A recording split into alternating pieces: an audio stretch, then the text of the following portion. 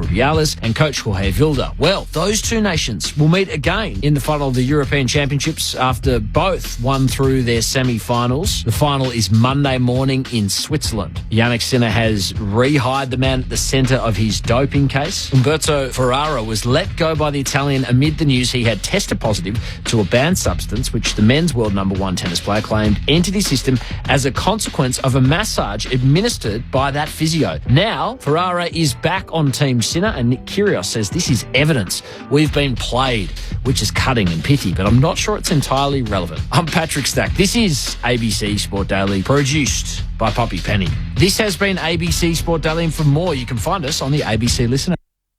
Where else will you find free fun and games? Teens being boss, hard quiz, spoiled by kids, and of course... Do not watch this show! Find them all where it's always free, always fun for the family. ABC iView. ABC Sport. We begin this broadcast by acknowledging the traditional custodians of the land on which this match will be played today and pay our respects to their elders past, present and emerging. We extend that respect to Aboriginal and Torres Strait Islander peoples listening. It's all on the line. Here we go. And the moment of truth has arrived. What a matchup this is. What a game. The umpire holds the footy up. I wouldn't want to be anywhere else on earth. On ABC Sport, this is the AFL. Oh, there's a bit to get excited about. The intensity and the pressure in the ball is unbelievable. Take your moment. This is that moment of the game of footy. This is just football at its best. And that'll be it. From walking on thin ice to dancing on the mountaintop, the Brisbane Lions never stopped believing. And they are the champions. Sit back, relax, witness the greatest. It don't get better than this. He pulled the through for a magnificent goal. Comes out, gathers, snaps, goal! An extra bit of class. He smashed that through, what a kick! Goes bang with everything he's got. They are leaving nothing out there. Listen to the roar. The drop punt. He's gone. And the building is jumping. We know he's a big shot taker. He's a big shot maker. Leans back on the kick. Game on. That camera action, baby. Countdown to contact. From the right forward pocket. Oh, he's a sharpshooter, all right. Step up in the big moment. Points to the man on the mark. Drop punt. He's there. Gathers. Snaps. He'll bring the house down. Sit back, relax, witness the greatest. It don't get better than this. He'll put it on the boot. Kick up towards the logo. You take a seat, cause it don't get better than He this. defies the laws of gravity. He runs onto it 50 from goal. He's in Dusty's pocket. He shoots. Oh, he's as bloody good as Dusty. Oh, yeah! Rose snaps goal. The drop punt. It's good. And you can hear that body roar.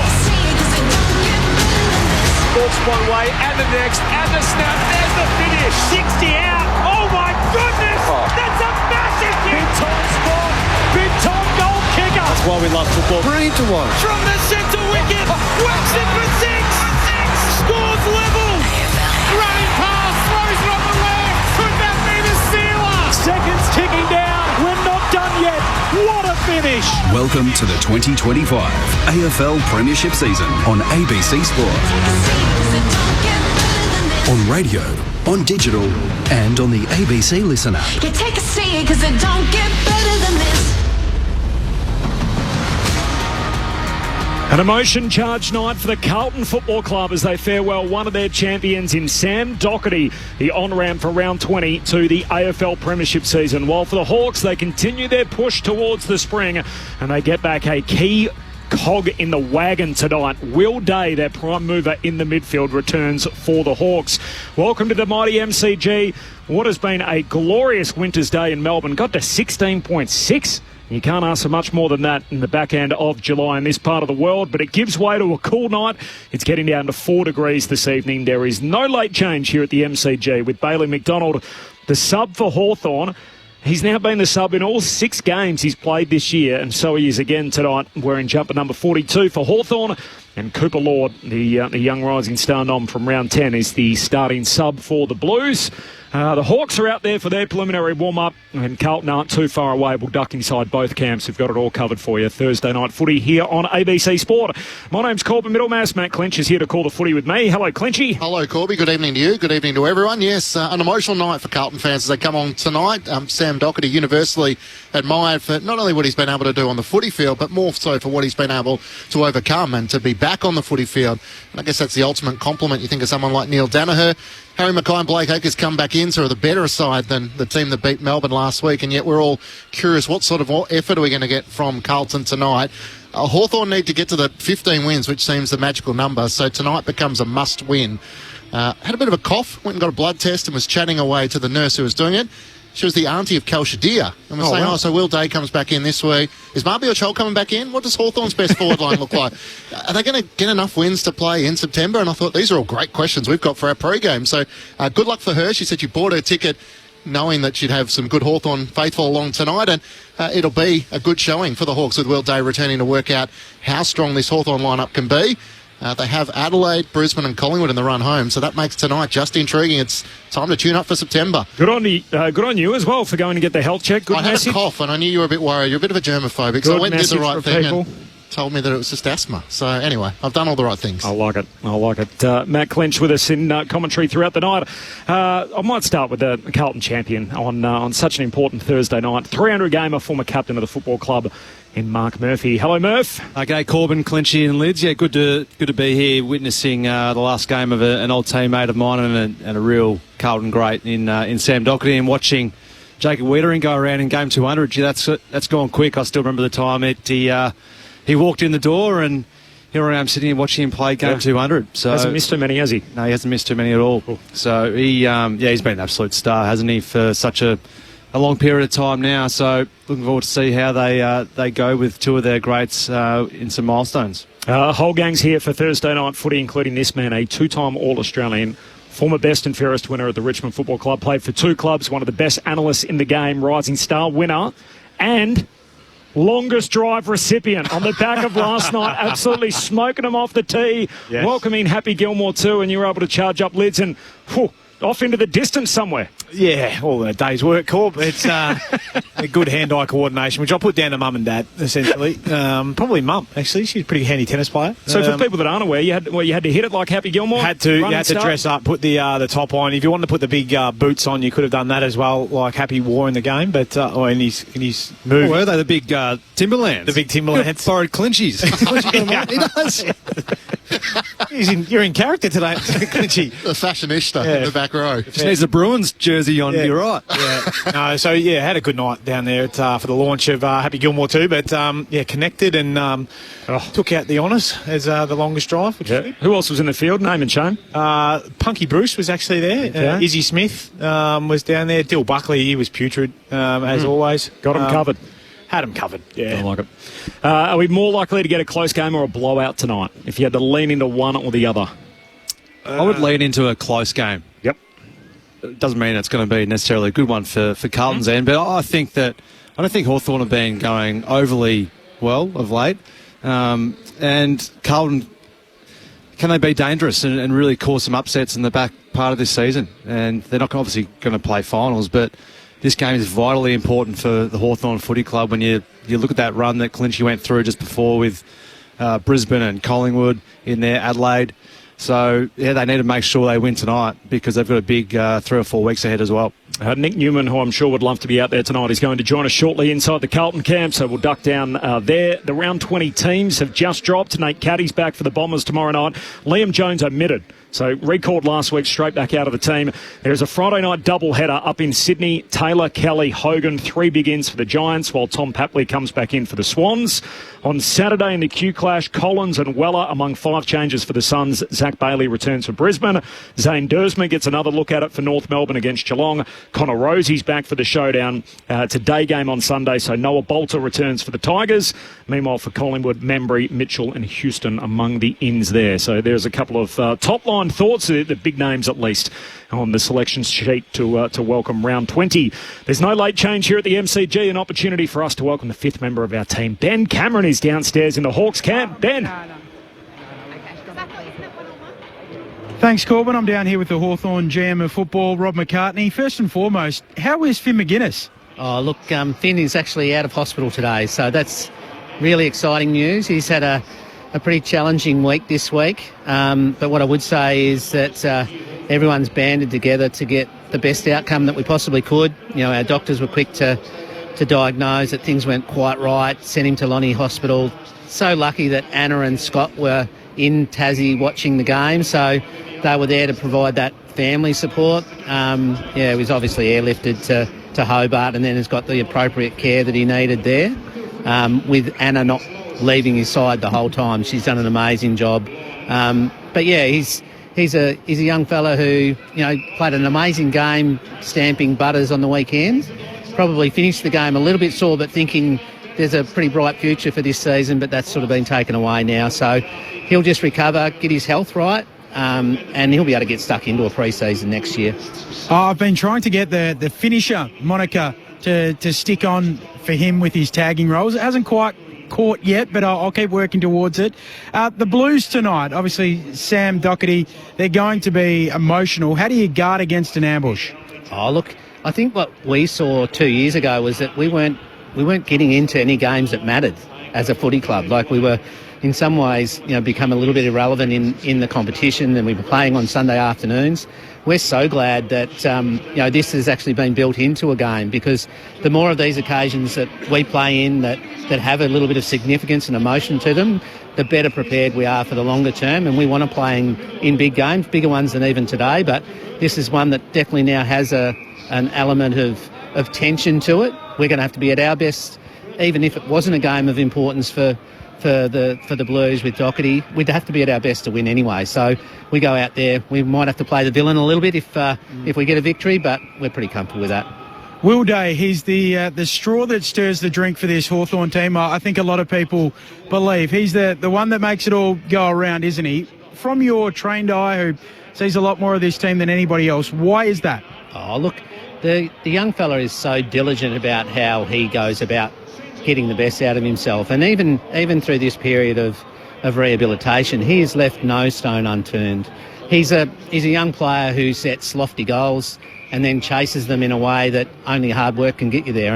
And he's been able to do that through the short time he's been in the game. Unfortunately, injuries have interrupted him a little bit, but you know what we have seen each time after an injury, he comes back and he finds a new level. Now, what we might see is glimpses of that today. We're not expecting, him to be back to his brilliant best, but we are expecting him to come here and perform. And knowing Will, he'll do everything that he can to do that. Now, Cal Toomey tells me that the Hawks are desperate to get Harley Reid to the club, are you? Well, Cal Toomey, is he on our list management team? Look, there's no doubt that Harley is a good player. What I would say about our club is that we need to make sure that we continue to explore how we can get better as a list and as a team. At the moment, we'd be looking at a number of players. Would we be one of many that have conversations about Harley? Of course we would be, but in terms of where we are down the track, I wouldn't say that there's anything to suggest that we're too far down the track with that one. I think when we look at the Hawks this year, we look at the four key forwards, or the four taller forwards that you have in your forward line. So Mubby or Chol, who we know is not there tonight, Mitch Lewis, Cal Shadir and Jack Gunston. I know that you might argue that maybe Jack and also Kalsha are more hybrids, but can you play all four of them in the same team? Well, that's not a question you can ask me, Ben, because I'm not the coach. So Sam would have to answer that. Look, we think that at the moment, what we want to do is make sure that all four players are fit and healthy and ready to play footy, and then we'll make that decision. So Marbs has just had last weekend off, and he'll rest again today. If it was the last game of the season, he probably could play today.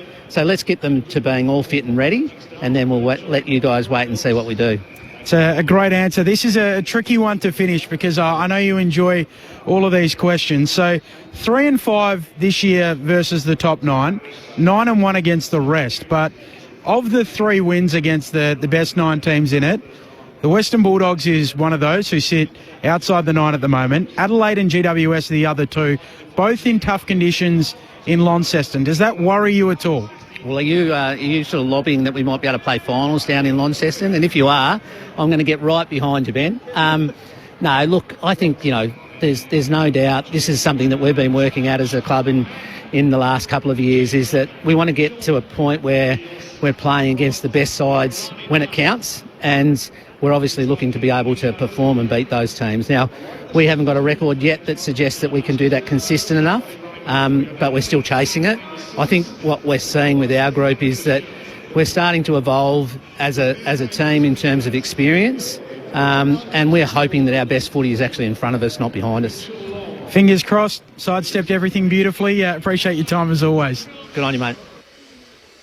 Still a bit in it. Thanks, Ben. Rob McCartney down there, the GM of footy at the Hawthorn Football Club, and as Sam Mitchell said last night, feels like we've been dealt the cards of the villain for today's matchup, knowing that it is all about Sam Docherty as he plays his 184th and final game of AFL footy. We'll chat to Mark Murphy about that next. We'll also chat to Nick Newman, who's about to join us, one of his current teammates inside the Blues camp. Matt Clench, myself, Corbin Middlemass, Brett Deledio, Ben Cameron, Mark Murphy, your call team for Thursday night footy. There's no late change here at the MCG inside the Blues camp. Next. Do you have a favourite ABC show? Perhaps a favourite ABC personality? Show them some love by voting for them in the 2025 Logie Awards at tvweeklogies.com.au. ABC Sport. On ABC Sport, this is the AFL. Room to steady and finish. It's close to the goal line and Marty got there. Another one. Sit back, relax, witness the greatest. It don't get better than this. Brandy from 55 and right all the way home. Huge stretch off and kicks the goal. The skipper off a step finishes. Take a seat, 'cause it don't get better than this. Right foot strike. He's got it. Oh, the home fans like that. Takes a bounce. Unguarded. Goal square. He's got it. Reed's going to go for goal. Oh, my goodness. That truly is remarkable. This is the 2025 AFL Premiership season on ABC Sport. On radio, on digital, and on the ABC Listener. You take a seat, 'cause it don't get better than this. The Hawks continue their charge towards September. They've won 5 of their last 6 games. They come up against another round 19 winner tonight in the Carlton Football Club, who for the first time in 5 weeks found themselves in the winners list after an 8-point victory over Melbourne last Saturday night. Short week for both clubs, for the Hawks coming back from Launceston, and of course for Carlton having played here at the home of football on Saturday night. Here we are to open round 20, and really this night is all about one man in Sam Docherty, the retiring Carlton great. If you were to say 184 games, best and fairest winner, All-Australian, former captain of the club, and yet it still doesn't even scratch the surface in talking about the Sam Docherty story as a cancer survivor, beat cancer twice, 3 times. He came back from a torn ACL, and he gets a chance to have a farewell game tonight to open round 20 of the season. Corbin Middlemass and Matt Clench, Ben Cameron's on the boundary. Our number 1 picks, Mark Murphy and Brett Deledio. I think we're ready to go. We are. Let's go straight into the Carlton camp. Nick Newman's down there with Ben Cameron. Ben. Yeah, thank you, Corbin. I am down here with Nick Newman. Sam Docherty, tonight's all about him. Universally loved around the footballing world. Who is he to you?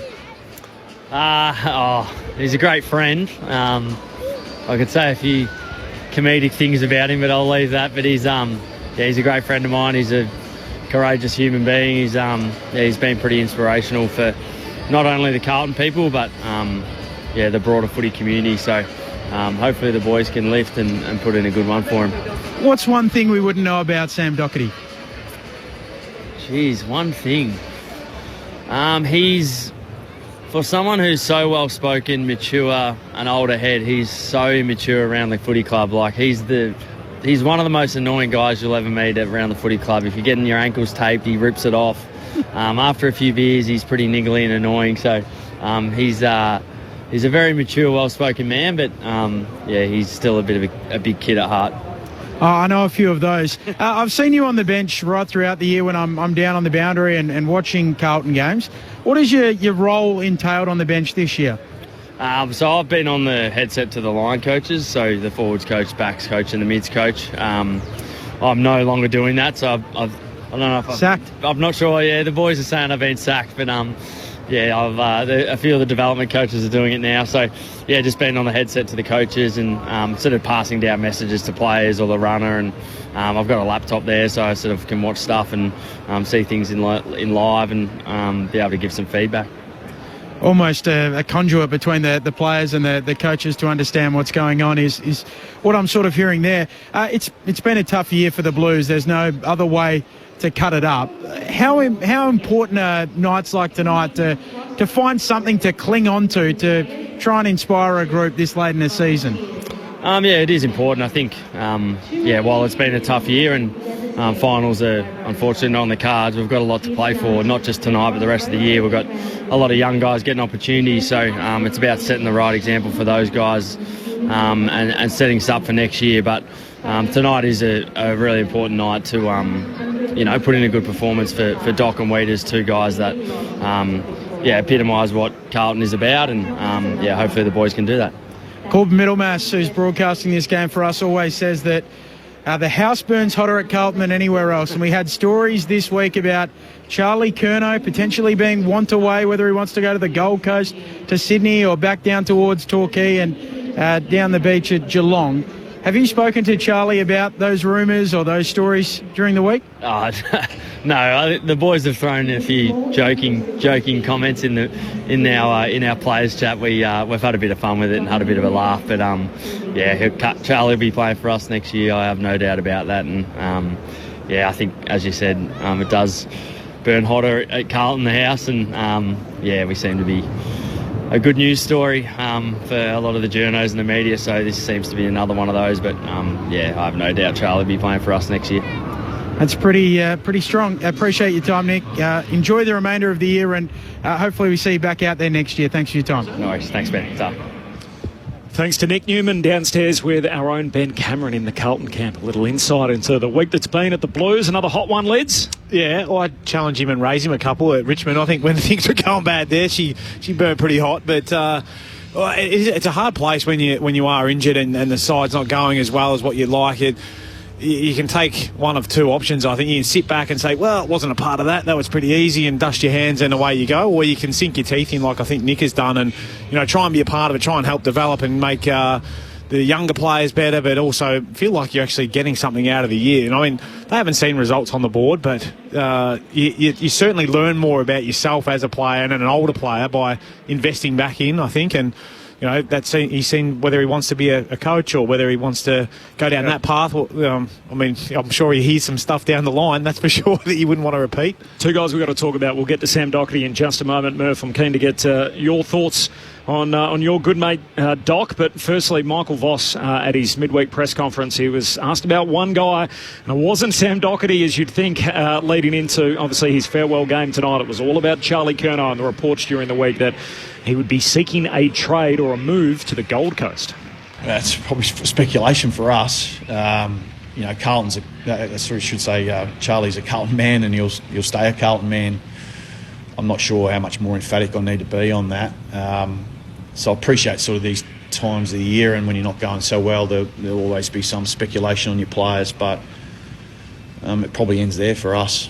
Have you had to have conversations with him? Have you been one of the people he's spoken with about that desire? No, because it's, again, speculation. So it's very hard to operate and have a conversation, even answer something on hearsay. Other than to say that, Charlie's a very important person to us, and he'll play out of his career here. He's a Carlton person and will stay one. Murph's our Carlton person on ABC Sport, there's no doubt about that. Will he be at the Blues next year, do you think, Charlie Curnow? We just heard what Michael Voss had to say. Yeah, I'd be flabbergasted if he's not. Flabbergasted? Yeah. Right, okay. He won't be going anywhere. Yeah.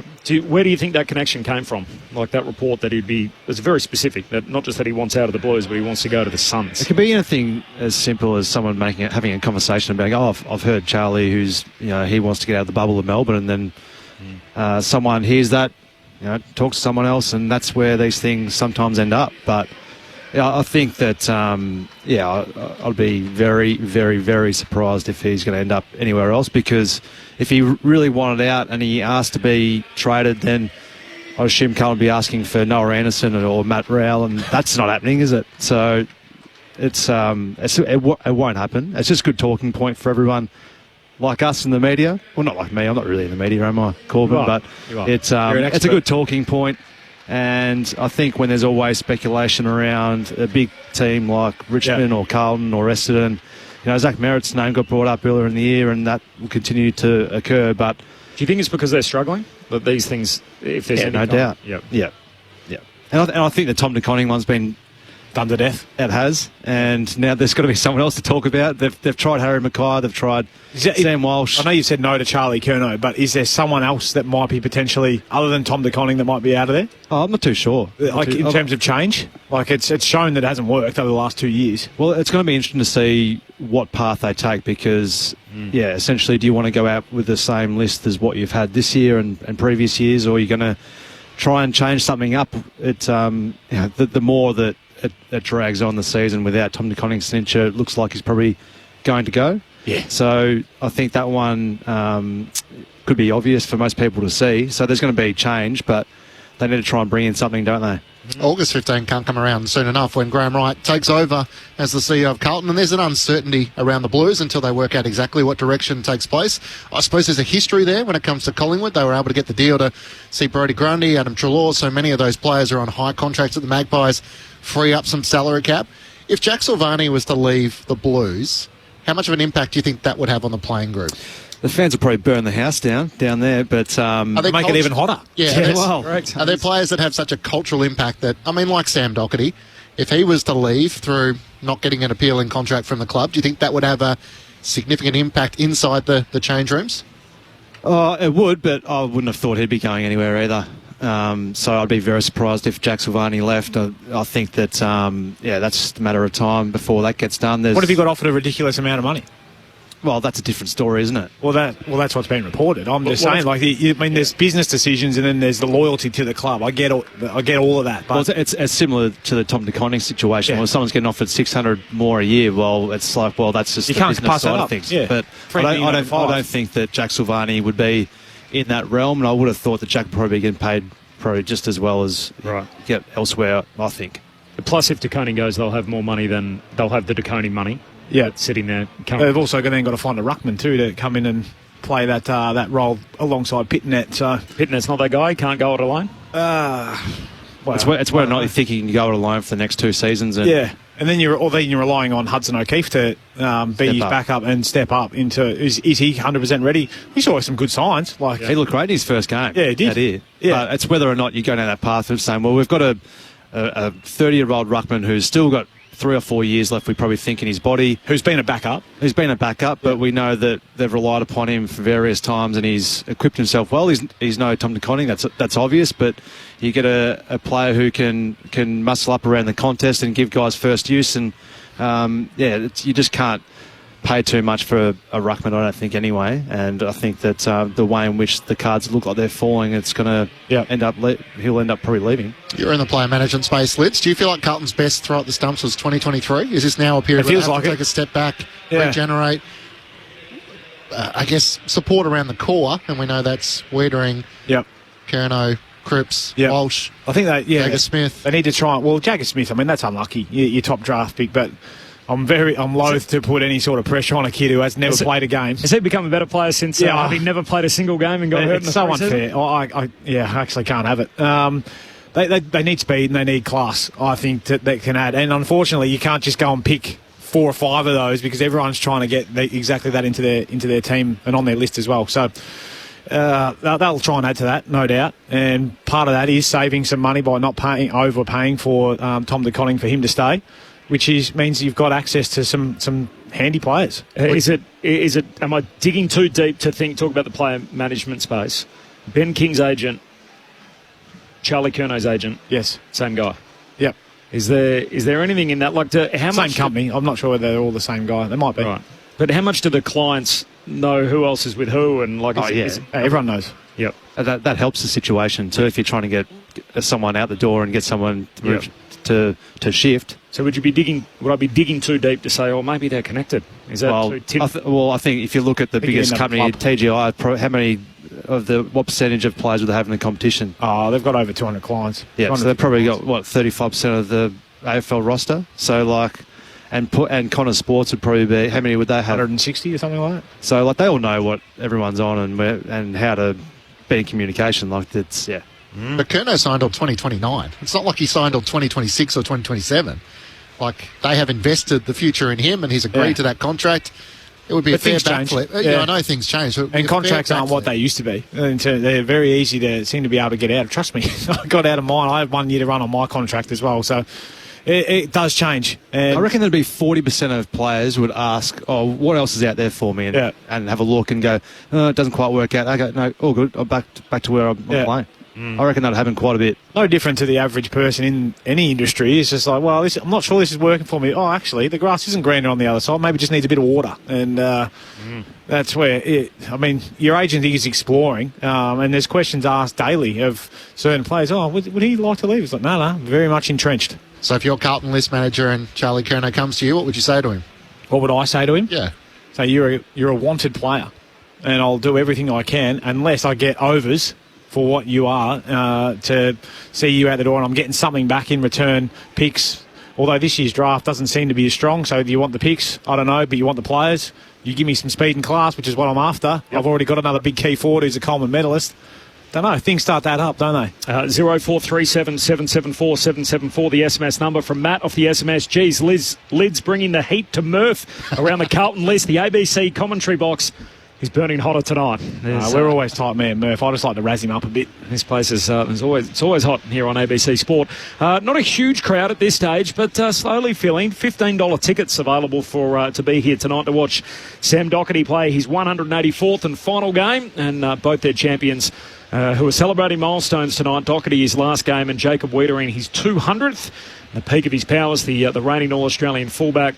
So both honoured on the banner as they get the Guard of Honour sorted, and the Hawthorn banner crew likewise doing their work. We've just had a little hat tip to the TAC and a tribute to the lives lost on our roads, of course pushing the road safety message that we are all on the same team on our road. So an important weekend, the Band Together message, which will be prevalent across footy in Victoria this weekend. Merv, Sam Docherty, obviously a teammate of both Nick Newman currently, and of course yourself for many years. He spoke about his great mate Patrick Cripps during the week in his farewell speech, and here's a little of that. Crip, sorry mate, we don't get to share that moment together. We've been at this for a long time, man, and from crisis meeting walks on a Sunday to beers, and we've been having this solid goal for a very, very long time, man, and I love you. I hope you get what you deserve in footy, and I hope you get what you're chasing, but I want to thank you for everything you've given me. That was hard to hear, as someone who's not a Carlton person, as someone that spent so much time with both of them. Murph, what did you hear when you saw that for the first time? Oh, it takes me back to when the players I play with over the journey, when they start talking about guys that played a lot of football with together, they get emotional. Very rarely do you see players get emotional. It's almost like talking at a eulogy for yourself when you're going to retire. But I spoke to Doc on Monday, and he was like, "Oh no, I'm not going to tear up when I start talking about a few blokes." And those guys have shared a lot of heartache over the journey, being named co-captains together, and they thought that they were on this trajectory of hopefully winning a flag together and enjoying the spoils of all their hard work those guys put in, because they're both extremely hard workers. And unfortunately for Doc, his time comes to an end without realising that that premiership cup that he's been after for so long. But yeah, he's got an enormous a heap to be so proud about. He's worked as hard as anyone and been as stoic as anyone, and someone that I loved playing with, and been lucky enough to experience that. We're in the navy blue with him for a number of years, and being able to watch him go about it. So yeah, his whole family is here tonight, obviously, and friends and past players who get to share in a part of his journey tonight. So hopefully that the boys out there can do him a bit of justice and make sure it's a good one to finish on. He's just about to make his way up the tunnel. I'll come back to that conversation with you in just a moment, and there's There's plenty of perspective in his story. There's no doubt about it. We're less than 15 minutes away from the bounce. 2 Carlton champions, 2 great mates. Thank you, Doc, and congratulations. Weeders is what the banner reads. And the Carlton Footy Club are going to come up the skinny race towards the more northern end of the ground. And Sam Docherty, the second one up behind Jacob Wiedering. He's off to pick up his kids. And what a special moment once more with feeling for Sam Docherty as he makes his way onto the MCG one last time. A special moment with the Carlton faithful, the snappers all in front of him. There'd have to be half a dozen photographers in which every step Docherty takes, they rush back quickly. And the Carlton and the rest of the playing unit already at the banner. And the other 22 stand and wait for Sam Docherty as he's going to run out onto the MCG for one final time in his 184th and final game. Recovering from 3 ACLs, twice beaten cancer, 184 games, best and fairest winner, All-Australian, and of course former club captain Sam Docherty. With his 2 kids, one under each arm. Now a few photos with the banner in the background and a game of footy for him to play now.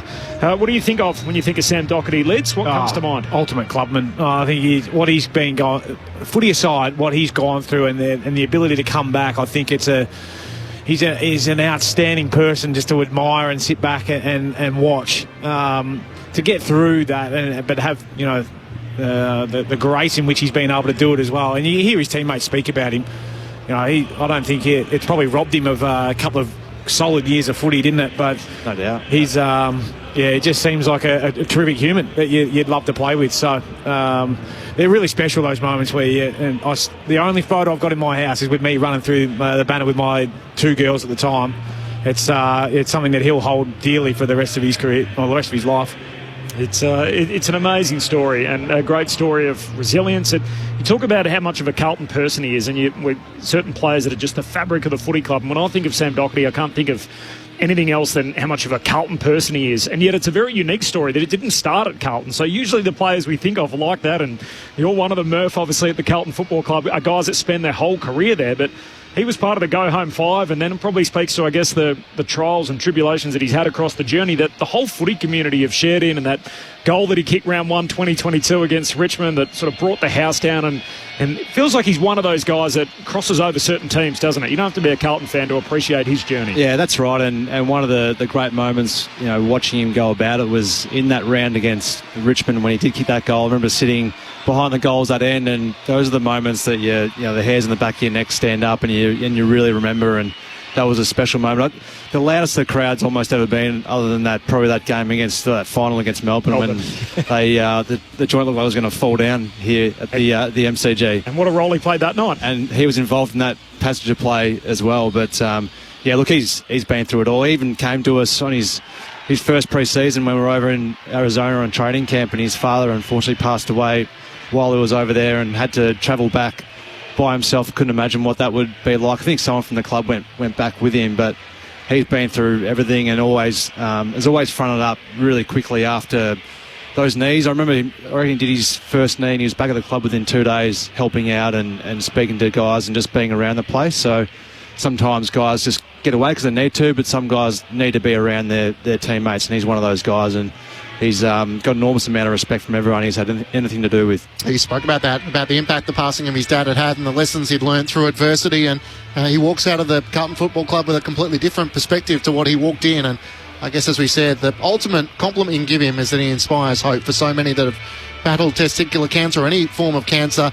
He is now a beacon of the fact that you can get back to not the same life you had, but a different version of life, and he gets so much correspondence through that. So he may not have had full control over his career, but he has made tonight the last occasion, and that feels rather fitting. But it is also a sign we're getting close to the end of the season. Once these retirements start to take place, we know that the end is near, and for some, this will be the end of their footy journey. I know we spent a lot of time together on Thursday nights across the year, and we've been getting deep with each other. We were talking about gratitude a few weeks ago, but it feels like the Sam Docherty story reminds you a little bit of it's a broader story of, this is a football journey, but really a broader journey when it comes to chasing dreams of any kind. I mean, you guys have both lived it, where I think we think the perfect fairy tale ending for the footballer is the Shane Crawford farewell. It's grab the premiership right off into the sunset. Thanks, everyone. It's done. And yet you can play for a long period of time, you can overcome all that, and it doesn't always amount to a premiership. And yet, you know, the old line, and I don't mean to be corny, but the journey is the destination. Like, that is the journey. Like, that's the moral of the story. And to hear him speak about Patrick Cripps and his other friends in that same way, and I'm sure you guys have lived that as well, that it's, you know, it's not necessarily the premiership medallion at the end, it's the pursuit of the dream and sharing the friendships along the way. Well, that's right. That's what it's all about, and the people that you meet along the way. And because he's gone through so many different things, you know, the 2 bouts of testicular cancer, the 3 knees.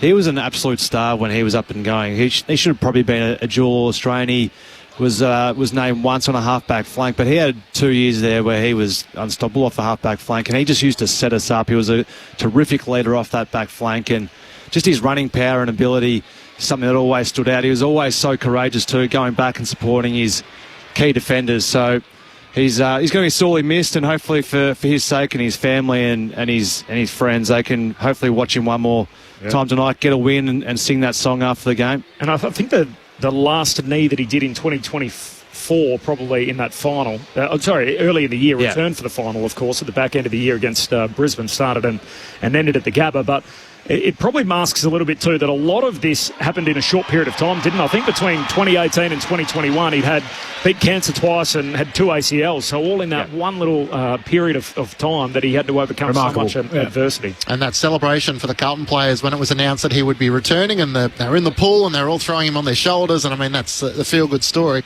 Can't help but feel, though, that it encapsulates a bit of Carlton. Like, you look at Dane Zorko, who's in his mid-30s, and Brisbane have found a role for him. We spoke with Jacob Wiedering post-game after the Melbourne win last week, and he spoke about the confidence of the group and about how each individual has been affected in their own way. And he's done some work with Gratitude to try and focus back on what his key strengths are. So winning his one-on-one battles, playing big, trying to bring that presence in the back line. And couldn't help but think today that I wonder if Sam Docherty, if he was in a different lineup at a different stage, would they found a way to maybe prolong his career. But it's one of those 50-50 questions you'll never know the answer to. Well, I think if your side's going well, they tend to hold on to their older players, don't they? If you're battling like Carlton are, you look a hell of a lot slower, and you don't not quite at your best, and they judge every single kick. I think that's where he's a victim of that, and that's no doubt. And his confidence as a result of that. He's not as sure with the ball as what he used to be. Yeah, well, because they're all under pressure. Every touch is under pressure because they're just not playing great footy. You know, whereas you look at Scott Pendlebury, they're in different classes, aren't they? They're not the same person, but you can afford to. I mean, Jeremy Howe's probably a little bit different. He's probably more like a Sam Docherty in that hasn't still got his same speed, but he can still play a role because they're playing good footy, and he doesn't have to be the absolute number one interceptor. He can just play his role and get by. But if they're at the bottom of the ladder, I reckon Jeremy Howe's getting a tap on the shoulder and they're saying, sorry, mate, you're no longer required. There's no late change here at the MCG tonight. Sam Docherty's farewell. Bailey McDonald is the sub for Hawthorn, and for Carlton it is Cooper Lord. Before we get a quick final word from each of you, Will Day returns tonight. Yes. He's obviously part of the management group, Max Sports, that you work for. Lids, a stress fracture in his navicular. It is a pretty serious injury and one that's been tough to shake for a lot of players. We haven't seen him since round 3. You would know. Is he ready to go? Absolutely. He's been ready for a couple of weeks, and they've held him back purposely to make sure that, one, he got the fitness in, but he's been itching to get back out there to be a part of what he thinks could be something pretty special for this group. And I didn't get a chance to say whether it's going to be a lopsided event tonight or a close game. I think this could be the start of something for Hawthorn tonight. Really put the foot down and get their mojo back. But I'm not saying it's all completely on Will Day, but it could also be, he does make them a better side. And mate, he's put the work in to make sure he's back. And I'm just rapt to see that he's healthy and he's able to play some footy. He's been cruel by injuries the last couple of years. He's their real A-grader, isn't he? Like he's the one that's going to probably almost be... I know the good teams don't rely upon individuals doing it, they rely upon system, and Hawthorn certainly rely upon system, but you still need your stars out there, and he's got the ability to get... Steps up in big moments. You're 25 and kick two or three. And there's not too many players in the comp that can go do that. He was a top 15 rated player last year, so like we saw the return of Hayden Young last week for the Dockers, it's sort of curious... Hawthorn have done this block of work with him. How will they use him tonight? How will they utilise him? What's the way to have maximum impact, given the fact that he probably won't be able to play? I think he'll play 60, 70%. And if there's an opportunity to sub him out later in the game, I reckon you probably do that and you bank it and you say, well done, the game's in the balance. I'm not sure. You never know, do you, what the game's going to throw at you. But I remember last time we were here watching both these two sides play, he would have had 40 touches. He only got about 20 disposals because George Hill was just over him. He got tackled about 10 times in the first 15 minutes. You still gave him a vote in the ABC Football of the Year, 2 for Josh Bell. Always looks after his boys. How about that, Lids? 3 for John Newcombe, who's coming off a season low, by the way. Only had 11 disposals down in Launceston, but he was pretty big the last time these two teams met. Round 20 was long the date, wasn't it, with Will Day? So Hawthorn very strategically said, look, this is the time. We'll get the work into him. We won't rush him back. And as you gave us a great insight on Lids, he's been ready for a couple of weeks, and yet they roll him out tonight. Will Day here at the MCG. The Carlton Football Club, just close your ears for a moment, Murph. This time last year, post round 19, heading into round 20, the Blues were second on the premiership table. Second. They ended up finishing 8th. They've won 9 of their last 27 games, so they lose 2 in every 3 weeks. Meanwhile, the Hawthorn Football Club, I guess depends how you want to look at this, whether you're glass half full or glass half empty. So against top 9 teams this year, they're 3-5. They've only beaten 3 top 9 teams. One's the Bulldogs, so they're not in the 8. So really the only 2 top 8 wins that they've had were against GWS and Adelaide, both in Launceston, both in extreme conditions. So you could argue, well, they know that ground and those conditions better than any other team in the competition. There's very few finals that are played there. So in terms of sort of prove it moments, they haven't absolutely capitalised on those so far in season. And against the bottom 9 teams, they're 9-1. Yeah, so they're not humming.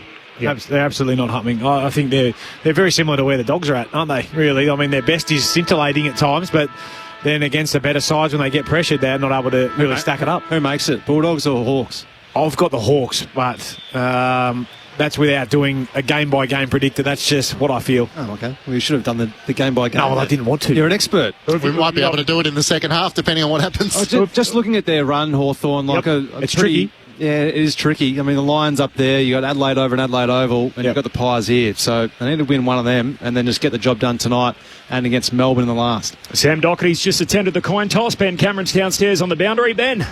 Yeah, thank you, Corbin. He lost the coin toss, so James Sicily has won that for Hawthorn, pointed to the city end of the ground.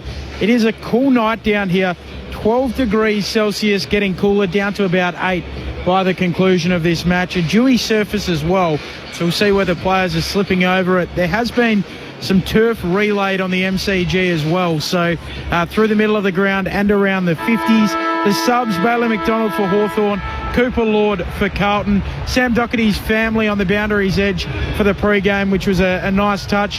What is a bit of a shame, though, it must be said, the fact that this is a Hawthorn home game, so the majority of the crowd are Hawthorn fans as we try and farewell Sam Doherty. Also, you guys were asking about or chatting about Will Day and how he'll be utilised tonight. There will be a minute's restriction on him, so we'll wait to see just how much game percentage he does spend on the ground. Thanks, Ben. We'll see what we get from Will Day tonight. He's going to start at the coalface, so he's at the centre bounce, and Sam Doherty walks straight to the wing. In his 184th and final game, he shakes hands with Harry Morrison. Carlton away game, as Ben said. They got the white shorts on, the navy blue jumper and the white monogram. And the Hawks home game, so in the brown and gold stripes with the brown shorts. So for Sam Doherty, one of the competition's champions, it's once more with feeling. The on-ramp to round 20, the Hawks and the Blues on ABC Sport. You're with Matt Clinch. The Hawks look to secure their spot in September. Carlton looking to farewell a club legend in style. It's Meek who wins down the tap and follows up with a clearance, but it's pinched by Zach Williams. He kicks the Blues up to half forward, and that's where Jarman Impey takes the intercepting mark. Kicked 3 goals last week for the Hawks. As he turns and comes inboard, finds Ward and back to Impey, sidesteps Williams, almost ran himself into a dead end, had to get it back to Ward, who blazes up towards half forward. Newcombe comes flying in front of Cripps, takes the mark inside the centre square, stepped off his line, no one's awake to it yet, long towards the goal square, Kelcher near the target, can't take the mark, and Wiedering off balance as he got his kick away. This is coming back, out of bounds on the full, and hello, Jack Ginnivan floating around the shot on goal. Crafty little small forward. Yeah, they sniff those out quicker than anyone, don't they, in terms of an out of bounds and a full. You go and get yourself a shot near the boundary. High sprint distance there for Guinea. Check the GPS. He's just topped it. They finished with absolute style down in Tassie last week with 8 of the last 9 goals of the match. Jack Ginnivan with his aeroplane celebration against Ken Hinkley. He's going the banana here. Ginnivan from the right forward pocket, 35 metres out. Stark as you intend to finish. As he goes through his own goal celebration, Jack Ginnivan to get this show on the road. Hawthorn by 6 points. Ben Cameron, do you know what that goal celebration's for? I wasn't looking at the goal celebration. Sorry, Clinchy. I was just about to say that Ward has come to the bench with a blood rule. Missed the celebration entirely. All right, Lids and Murph, help me out. It looked like a bit like Conor McGregor. Oh, that's what I was thinking slow of. motion, but not Conor as McGregor walk. much into it. Yeah. It's Shoulders back. nonetheless, it was a pretty handy kick from about 35 out. It reminded me of a highlight I saw during the week of a bloke who didn't have a left foot. Yeah, you don't need them when you got a good right. Mark Murphy cooking little bananas. That's right. But just the start that Carlton didn't want, but Guinea picks up where he left off from last week, and nice little slow Conor McGregor celebration. I think that's it. Pretty good. I'm back on his sallies. Other than that, showing the ball, I'm on it. I liked the playing last week. Brian Lake enjoyed it in the background. Welcome back. There's room on the Guinea bandwagon. There's no doubt about that. As Meek grabs it out of the ruck, squeezes a kick forward for the Hawks. Up to meet it, Sard. Jams it on the boot.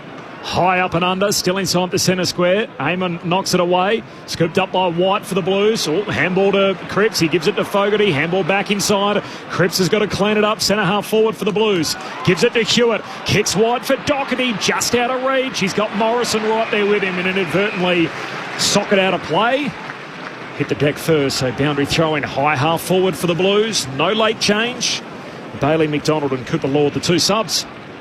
Josh Battle's got the job again on Charlie Curnow. I think kept him to goalless, I think, in that earlier game of the season. So interesting to see how that one goes tonight. Mark Murphy with you on ABC Sport. Meek knocks it down. Newcomb tackled by Zach Williams, and the umpire will ball it up. So Haynes alongside Gunston. O'Farrell has Kelchadir. Wiedering alongside Lewis. And Sard has the company of Nick Watson inside the forward 50. Zach Williams wins the footy for the Blues. Gets a hand pass back. Cottrell kicks looking for Curnow on the lead. Can't take the mark with Battle right there with him. And Ashton Moyer takes out a play. A throw in the left forward pocket. 4 goals for Ashton Moyer last week. Yep. Back it up this week. Well, hopefully for Carlton's sake. Rising star nom as well, I think, for the lad. Yeah. Got away with one there, Zachy Williams. I reckon that might have been a little throw early. They're 2 this year. Cooper Lord, the sub, the other from Carlton to receive a rising star nom. We'll have the ball up here. Boundary throw in straight down to Morrison, who's tackled. Thursday night footy on ABC Sport. Opening goal to Jack Ginnivan and the Hawks from the stoppage. Motlop hits it at pace. Pass looking for Moyer, missed him out of bounds. They're going to be pretty tall up forward for majority of the night, Carlton, with you've got Tom De Koning playing down there, Charlie Curnow, Mark Pitnet now going down there with Tom De Koning going the ruck, but Ashton Moyer as well, and then Harry Mackay. So to make sure they don't get caught too tall. So Ginnivan up to the stoppage. Carroll is staying back for the Blues. Thrown back in inside the attacking 50 for Hawthorn. Taccone from behind. Taps it down. Sicily can't gather. Hemmed in the left forward pocket. Will Day picks it up for the Hawks. Hand pass to Moore. He's tackled by Hollands. Taken over the boundary line. What a game it was from Dylan Moore last week. 32 disposals, his season high. 2 goals, 6 clearances, 8 inside 50s and 9 tackles. Yeah, it's a pretty round game, isn't it? Looks like George Hewitt going back to Will Day. So first game back in, straight to tag. Yeah. Throwing back in, Meek into Koning once more. Spills down to the front. Hand pass for Battle. Chopped off by Zach Williams of the Blues. Centering ball inside 50. Hardwick got rid of his opponent. Back with the flight was Hardwick in the end. Can't take the mark. And Akers' kick is out to the right. And goes out of bounds on the full. Free kick going the way of the Hawks in the back pocket. Hawthorn leading by 6 points. 5 minutes gone. Thursday night footy on ABC Sport. Not really a tagger, though, George Hewitt. Is he more accountable at stoppage and then goes and hunts it? Dozen degrees, got up to 16.6 today. Glorious winter's day in Melbourne, but getting cold tonight, down to 4. As the Blues try and win it back, O'Farrell's hand pass back into dispute. Attracts the crowd. Warple extracts it. Got it out to Watson. There's a free in all of that. He must have paid a throw. And free kick for Will White between wing and half forward. Second game back for him. The lefty. With a high bomb to the top of the goal square. Hands on it from Pitternet. No mark. Pack forms at his feet. And the ump says, I'll have it. Ben Cameron on the boundary. Interesting one with Harry Mackay starting on the bench. I'd be intrigued to hear Murph and Lid's thoughts on him starting on the pine. Up it goes to Koning. Palms it down and then follows up. Shoots a handball out. Motlop ends up with it. Impey tackles him. Another stoppage inside the forward 50 for the Blues. Well, there'll be one of probably him, De Koning, Pitternet, Curnow, Moyer. Yeah, too big. Bench. all night. Someone's got it. It is surprising, though, in his first game since round 11 against GWS, Harry Mackay starting on the bench. Deep inside the forward 50 of the Blues. White's kick is smothered, spills out to Aker. Dylan Moore got him, holding the ball. Blake Akers just couldn't get boot to ball, and Dylan Moore back to his feet. Looks to switch play immediately. Out to the right forward pocket in front of the Olympic stand where Massimo D'Ambrosio marks. Takes a bounce. Gestures for Jarman Impey. He doesn't oblige, so he half-passes it in the end. Inboard to him. Chips it up the members' wing in the direction of Carl Amon. He takes the mark centre wing in front of the Hawthorn bench. D'Ambrosio kept running. He wants it back. He'll chip it further to him. Thought about the hand pass over the top to Moore, but Zach Williams pushes him back behind his mark. So on that left boot, looks to kick into the middle of the ground. An adventurous ball that finds Lloyd Meek, who switches it now to Battle, trying to open up play against the Blues. Battle down low for the lead of Gunston. You heard the response. It was a perfect kick. It was. And Jack Gunston streaming out. Marks on his chest. Look, well, the kick inside was just as good too from, was that Amon who went inside to Meek. And when you're Ruckman, who can just turn around and jab a little 25, 30-metre kick without that stuffing it up, because a lot of them do, to Battle, and he just lowered his eyes and the seas just parted. There was really good composure from your key back. Goals in 14 of his 15 games. Jack Gunston, the evergreen hawk, he comes in from 40 metres out, got close to Hollands on the mark and drags it out to the left. Hawthorn 1-1-7, Carlton yet to score. 7 minutes gone. Thursday night footy on ABC Sport. Thought the same thing, Clinch. He got close, didn't he? Yeah. Man on the mark. Worried about the distance, I think. 1-1 to yet to score. No late change. Bailey, McDonald, Cooper Lord, the two subs. Thursday night footy on ABC Sport as Saad plays on and dabs it short of the pocket. From Nick Haynes, the oldest Blue out there. Long kick down the wing. Barris comes up, takes the intercept mark for Hawthorn. 8 minutes in, we've had a series of stoppages inside the Blues forward 50, but no score. As Barris now long back inside 50 and too strong. A big mark for Mitch Lewis. Got his mitts around it and rips down the contested grab, right forward pocket, 15 out. That's two contested marks in a row, and that's, we've been talking about the height that Carlton have out there, and you get that long down the line from Haynes earlier, and then you get out marked, and Pitnet not really even in the contest. Yeah. So that's just one breakdown. Then the re-entry again, just too big and too good in the air. Mitch Lewis, second game back, went goalless last week. Not tonight. And a huge pump of the fist to follow. His first goal since the back end of 2024. The long comeback trail from injury, and Mitch Lewis hits the scoreboard. Every Hawk on the ground rushes to him. Hawthorn with the first two. 2-1, the Blues yet to score. 13-point buffer for Hawthorn. Thursday night footy on ABC Sport with another one picks, Brett Delidio and Mark Murphy. I was just watching Matty Bode, the Carlton runner, run out, and who do you reckon he ran straight towards to give a bit of a message about maybe that long down the line play, Lids? It would have been one of the bigs. Well, Harry Mackay, I think, was in the gun then about trying to come up and straight off the bench and straight from the run. Well, that's when you've got three talls ahead of the contest. You've got to have at least representation down the line, and Pitnet was down there, but he was too far away. Needed another tall to be down there as well. Can't have Durden competing against Barras. Oh, absolutely not. Opening two goals, as Corby said, the way of the Hawks is back in the middle of the ground. Pitnet wins down the tap. Cripps tries to slide over the footy. Wapple over him. Footy is stuck underneath. Meek tries to wrestle it clear. Umpire circles and will ball it up. So Tom Barras has the job on Harry Mackay. Battle alongside Curnow. As the umpire throws it up, Meek tries to slap it forward for the Hawks into the path of Ginnivan. Spills out for Morrison. Kicks for Gunston. Haynes in front. Gunston works his way to the back on the right. Screws it towards goal. Kalshadir caught behind. Brought down by O'Farrell. Chera ran into traffic. He's at the top of the defensive goal square. In relief when the umpire blew his whistle to ball it up. Millimetres out from the Hawks' goal.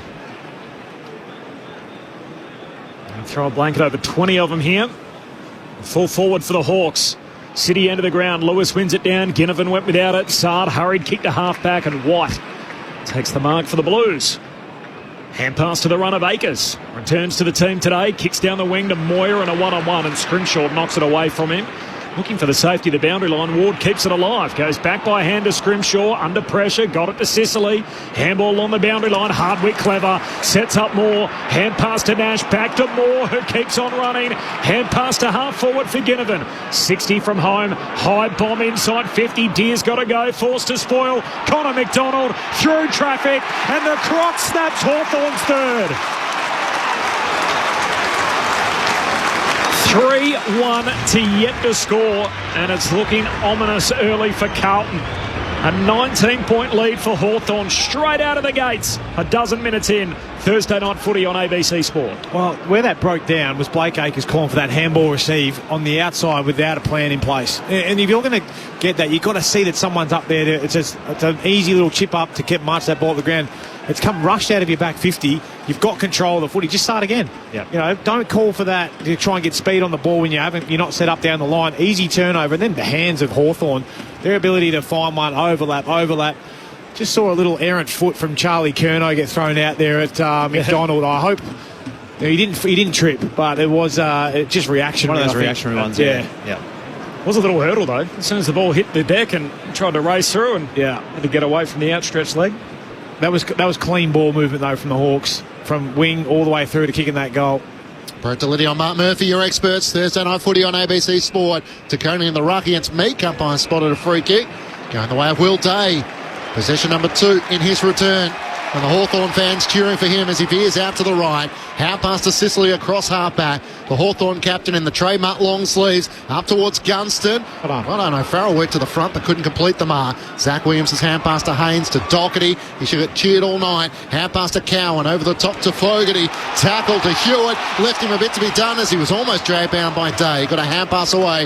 Hawthorn take it back. Morrison to Amon. Hand pass down the line for Ginnivan. Had to release it quickly as Williams laid the tackle. Ricochets off Day. And then off Haynes and across the boundary line. Umpire says it was on the full and a Hawthorn free kick. And Jack Ginnivan once more keen to take it. He swooped on that again. Another 4 or 5 metres of sprint distance. The basketball shorts on again tonight, Guinea. Goes back with the kick and marked by Scrimshaw. He retreats back to Sicily. Switches on. I'll try out the southern side from one side of the centre square to the other. Long kick to Barris. Poke it up to the logo. Underneath the Shane Warne stand as Hardwick marks and just Blues well set up. Drops back into a slow play. Short kick along the boundary line to Amon. Continues to shift it forward. D'Ambrosio. 70 metres out. Left half forward for the Hawks. They've kicked the first 3. 14 minutes in. Thursday night footy on ABC Sport. Carlton yet to score. D'Ambrosio long into the pocket. Wiedering in his 200th. Characteristic fashion. Thumps it away to Curnow. Long kick into space. There's no one there on the broadcast wing. Sicily get there on the bounce. The Hawthorn captain. Hand pass inboard to Hardwick. Corralled in the end by Hewitt. Cuts back on his right and kicks a worm burner. It won't get to Scrimshaw. Moyer picks it up. Hand passes it. No, turned back on his left in the end. Kicks up the line. And Hewitt takes the mark. He can chip it over the top to Fogarty. Crashing in with Sicily. Made contact and brought the ball down. Battle gathers for the Hawks. Back up the wind to Ginnivan. Cowan spoiled. Chopped the arms in the eyes of the umpire. Well, that's a chop of the arm. So was the other one. And Sicily. 50 because he just threw the ball away. And Jack Ginnivan is going to be taken from the wing to probably close to the 50. That kills you. So if that was a chop of the arms against Ginnivan, so was the Sicily one down here just in front of us. So he clearly thought that ball was out of bounds, so he left it for the boundary umpire. Not realising. Penalised 50. He has hit him pretty hard across the head. Ginnivan's kick looking for Connor McDonald. Can't take the mark. Fogarty to Motlop. Try and deal with that. Ward lays the tackle, holding the ball. Sold him up a one-way street there. And Jesse Motlop is penalised and deemed holding the ball, and Hawthorn will get another shot on goal.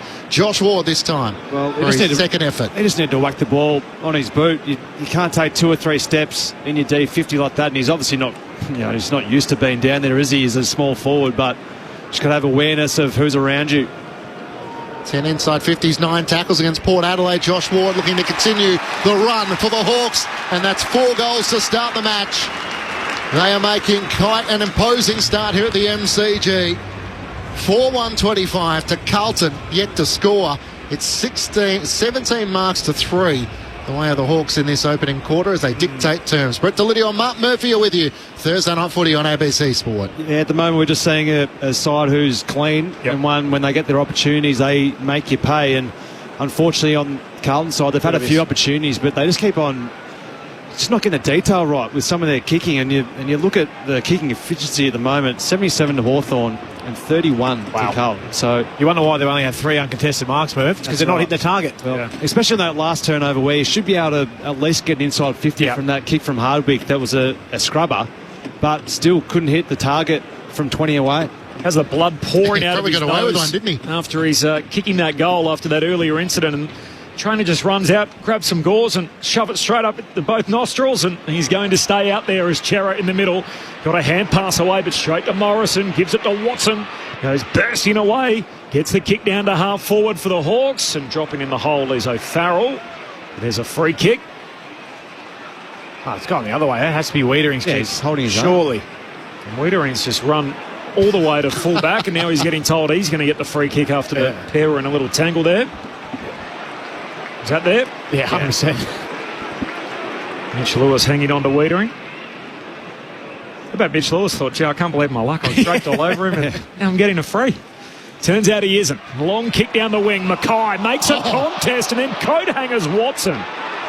Got hands to the footy. Ripped Watson down on his way down to earth, and the umpire said no, the free kick's before that and it'll be paid. So Curnow shares it with Doherty. Long kick forward, pack develops, ball hits the deck, full back for the Hawks. Scrimshaw's got it, locked up, ball up, full forward for the Blues. Another forward 50 stoppage, 4-1 to yet to score. Hawthorn by 25 halfway through the opening term. I think the runner's message got to Harry Mackay, Murph. So. The Koenig wins down the tap, Chera on the move, can't break clear.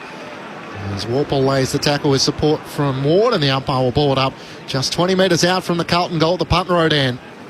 Hawthorn 4-1-25. Carlton yet to score. They need something here. Nash doing the ruck work here against De Koning. Gets it down to Morrison. Clearing kick for the Hawks. Up towards half back. Wietering races back after it against Mitch Lewis. Hand pass back to the wing where Haynes reloads on the right boot. Sends a high ball inside 50. Mackay comes from away back. Makes the pack crash. It's Morrison who gathers to the Hawks. Hand pass to Hardwick. Away to Jarman MPU. Switches into the middle of the ground. Connor McDonald spoiled away from him. O'Farrell came charging through. Big fist. And Chera's kick inside 50 is a poor one.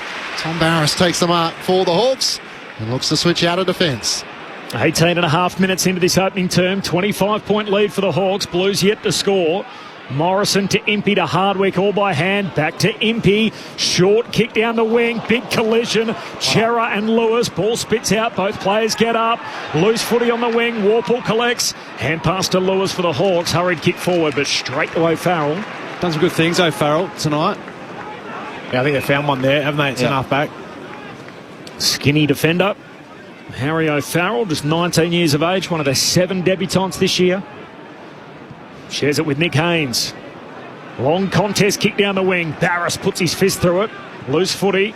Lewis hitting up, knocks it away towards Morrison. Hand pass to Day, lifts the handball to Warple. Runs into a dead end. Tackled by Haynes. Taken to ground, holding the ball. Hot whistle. Oh, he put the arm out. As soon as you put that arm out to fend, it's the same as prior. Happy with that then? Yep. Free kick for Haynes, half back. 25 points to zip. Hawthorn on top as we tick into time on in this opening term. Haynes back inside the defensive 50 to Wietering, all the way back to O'Farrell. Ben Cameron on the boundary. Yeah, Mitch Lewis might have just hit his head here. He's just had a chat to the doc and they're having a look at the vision. So just checking up on Mitch Lewis. Thanks, Ben. The switch out to the Shane Warne stand side. Blake Akers takes a good mark up with one arm and was able to reel it in from the kick of Cowan, who he returns the ball to. So Hawthorn off to a promising start here. Carlton have won 12 opening quarters. Only 2 clubs have had a better start this season. Adelaide with 14 and Brisbane with 13. So that's a concern for Carlton fans. This kick up towards half forward. And Sicily takes an intercepting mark for the Hawks, who lead by 25. Just sits it up on the wing for Will Day to casually stroll in, take an easy mark, uncontested. Kicks down to half forward, missed Meek. In the other direction, O'Farrell hits up, knocks it away towards Akers. Or gave it to his teammate Chera. He's tackled, held up. Says ball up. Half forward for the Hawks. 4-1 to yet to score. Hawthorn by 25 points. Time on now, opening term. Thursday night footy on ABC Sport. Another secondary baller. Still at half forward for Hawthorn. Just can't get any flow at the moment, can they, Carlton? They're going for those long down the line plays. Evan can't get the drop of the ball method quite right either. So just struggling in all areas trying to move the ball. Doc continues his conversation with Lewis on the bench from the stoppage. Curnow, hurried kick forward, turns out all right. Durden bursts away, short kick, finds Williams. Just forward of the wing. He says pump the brakes, slow it up, and the players streaming forward say, nope, move it on. As Hewitt calls for it and takes the mark 70 out. Right half forward. Looks inside the attacking 50. Mackay the target, sat on his head. Sicily able to spoil it away to D'Ambrosio, and a long kick for the Hawks down the wing. And Meek able to take the mark, southern wing. Looks to try and get it up to Cal Shadir. O'Farrell in front, tried to slip it over the back to Gunston, but Wiedering was away to that. His hand pass around the boundary line. Umpire says insufficient intent. Smart Tom DeConing being in the vicinity didn't disguise it all that well, and the Hawks will take the free kick through James Worpel. I think you just love how Hawthorn back in the 1v1 and just go. They don't wait for there to be an outnumber. So see Cal Shadir beats direct opponent. Give him a chance. Yeah, they don't think, do they? They just do it. Worpel into the pocket. Doesn't get to Cal Shadir in front. Dylan Moore gave away the free kick against Cowan. And will go the Blues way across half back. Hawthorn 4-1-25 to the Blues yet to score. It was round 16 against Port Adelaide. They managed just 3 behinds the Blues in that clash, but haven't been held scoreless. We'll have to look at the record books. Cowan, long kick down the wing. Scrimshaw floats through, takes the intercept mark. Tell you what, it makes you popular with footy fans, doesn't it, Lids? People love good old-fashioned one-on-ones ahead of the footy. Scrimshaw pulls the kick into the corridor, missed his target. White intercepts for the Blues. Hand pass away to Durden. Short kick, Moyer, juggled effort, takes it. Front edge of the centre square. The lefty dabs it back inside 50 to Durden. So they did their best to muck that one up. Yeah, they got a gift, didn't they, with that errant kick inside, which just missed his opponent by about 20 metres and straight into the lap of the 2 Carlton players, and they almost stuffed it up, but Durden actually lowered his eyes quite well and then kept on running to receive this one. So good play by the small forward. 23-year-old South Australian, the Golden Grove, Central District's product. Corey Durden. Drop punt is pure. Straight through it goes. Chosen the Dukes after popping it through, and Carlton are on the board. The Blues 1 straight, Hawthorn 4-1. It's a 19-point buffer for the Hawks. 24 minutes into the opening term, Thursday night footy on ABC Sport. Well, it was a good decision by Durden to lower the eyes to Moyer. If he blazed away, Hawthorn had the numbers there, but he nearly overcooked that kick. It was, other than the Scrimshaw stuff up, you couldn't actually say it was Carlton's good play to get on the end there. It was an errant kick, but well done. Good composure from Ashton Moyer to not blaze away and just allow Durden to get to work. Had another number down there in Zachy Williams as well, leading up, but great finish as a goal they very much needed. Brett Delidio with you on ABC Sport. Hawthorn with the first 4 goals of the match. Ginnivan, Lewis, Connor McDonald and Ward. And the Blues with something to build on here now. And at the 24-minute mark of the opening term, bounce sprays out to the left. Lloyd Meek wins it down against Pitnet. Motlop's first onto it. Hand pass to Cripps to Hewitt to the run of Cowan off half back. It's a good option up towards half forward. Clears Curnow. Onto it is Harry Mackay. Turns towards goal on his left. Scrimshaw on the goal line. Punches it through. Tom DeConing led up to the footy. Scrimshaw stayed back. He made the right call. Hawthorn leading by 18 points. Well, they lowered the eyes even though it didn't quite hit the kick, but that's what they've got to go to. Just because you've got 3 key targets ahead of the ball doesn't mean you just bang it in there. So still got to lower the eyes and reward your forwards. Scrimshaw to half-back, missed his intended target. There's a free kick in all of that. Yeah, Cribbler went about 4 years too early there. So it's going Newcomb's way. Just goes with the short kick to Day. Getting their prime mover involved, and look at that. Hangs the footy out and then runs past 2. Hand pass missed intended target. Picked up by Worpel. Hand pass to Ward. He's kicked a goal already tonight, and handball out wide for Hardwick. Still with the Hawks. Heads inside 50. Watson coming late and intercepted by Carroll. Another one of their left-footed brigade. They've got 5 in the team tonight. 9 on their list, the Blues. He's with the short kick there to Akers, and then on to Hollands. Turns and kicks it long to Coney to the one-on-one. Scrimshaw a little body. Ball spills out the back. Sicily shares it with Scrimshaw and gets it back. Sicily short down the wing. Great kick. Finds Moore. Marks for Hawthorn. Johnson comes inboard on the 15, or 45 degrees. That was barely 15 to Connor McDonald. Takes the mark on the AFL logo on the members' side. Up to Jack Ginnivan. He kicked the opening goal of the match of the Hawks. He looks inside 50. Lloyd makes the target and he'll take the mark. He was a little slow to realise it was intended for him. O'Farrell couldn't get there. Meek gives off the hand pass to Carl Lame on 50 out. Sidesteps Motlop. His kick is off balance. It trickles into the pocket. Watson's onto it. Clean pickup. Hand pass to Connor McDonald. Hand passes it off to Gunston, who on his left finishes the job. A team goal for the Hawks as they share it around inside their forward 50. And Jack Gunston happy to be on the end of that. Goal number 43 for him in his season to date. Hawthorn by 24 points. They are raised the Carlton goal at the other end.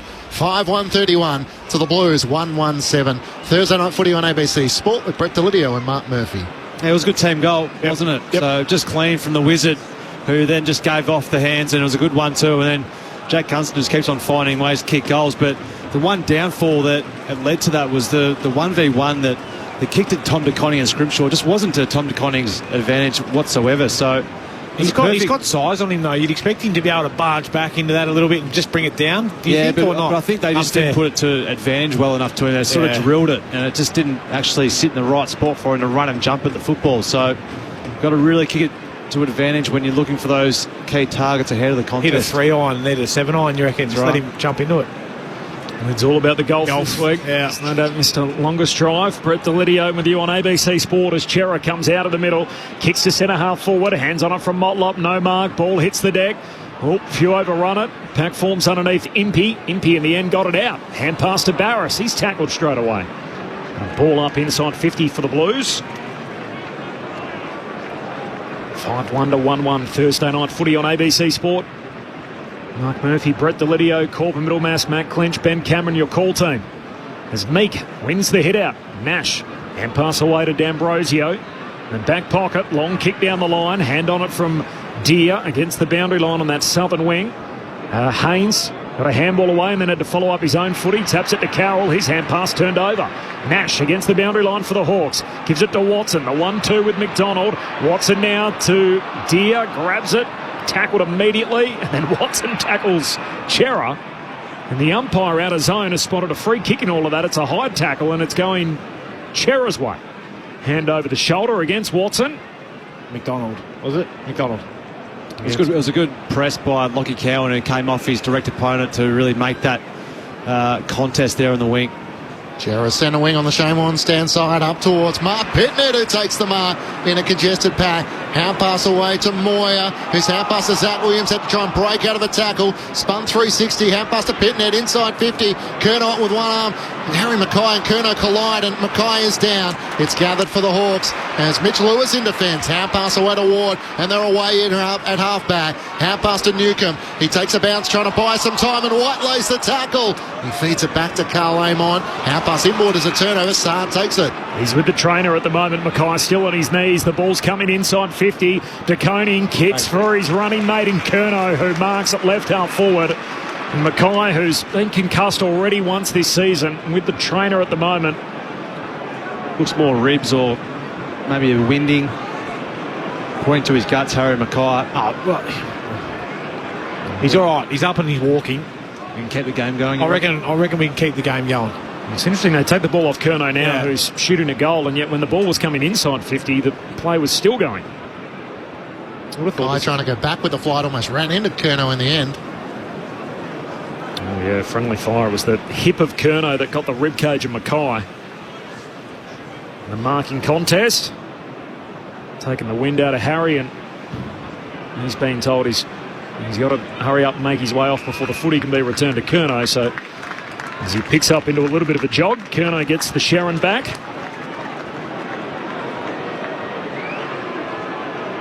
Get a feel from Ben in just a moment. It's right in front of him on the boundary for us.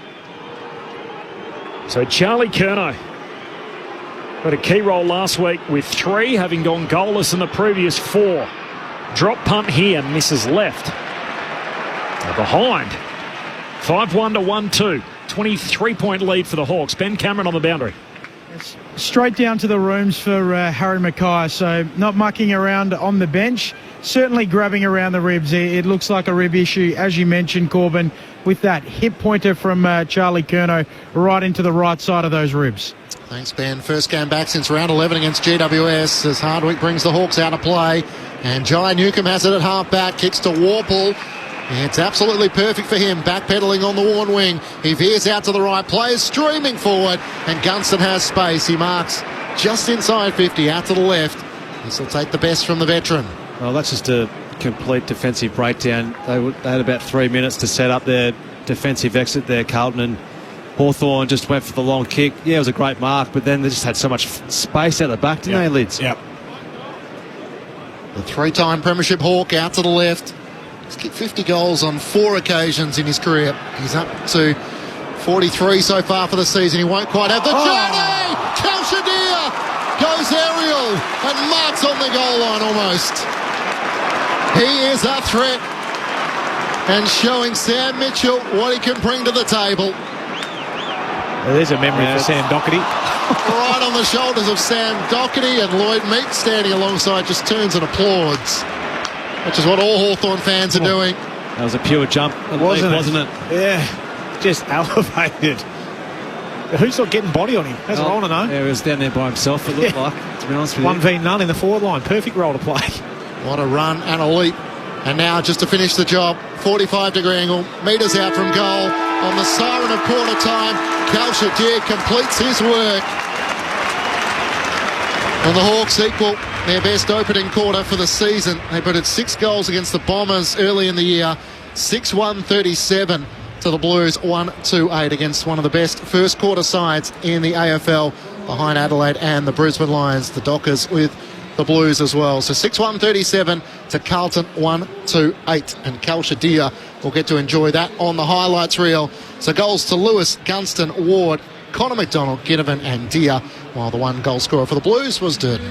I know there's a mythical creature called the Griffin, which is basically a lion with wings. Yes. Flying lion. We might have to come up with a name for a flying deer. As Kalshadir, what a leap. Is that mark of the year? Well, it's a contender. Whew. I'm trying to think of any of the others. I'm struggling to think. I don't think it's been a huge year for marks. So, no. And to see him sort of leap up like that, and that was... Text in. An eye-popping way to end that quarter of footy. Yeah, let us know. 0437 774 774. That best marks of season 2025 so far. Hawthorn 6-1-37, Carlton 1-2-8. That's a 29-point split at quarter time in Sam Doherty's farewell game. And as you touched on, Lids, unfortunately, he'll be part of that. He'll be part of that poster for Kalshadir. Yep. More on all of that in just a moment. The thoughts of Lids and Murph. This is Thursday Night Footy on ABC Sport. Everyone's an expert at something. It's what makes us all special. If only that were true. Join Tom Gleeson for brand new Hard Quiz. No expert subject turned away. Wednesday nights on ABC TV and ABC iView. This is the 2025 AFL Premiership season on ABC Sport. Barris now long back inside 50 and too strong. A big mark for Mitch Lewis. Second game back, went goalless last week. Not tonight. And a huge pump of the fist to follow.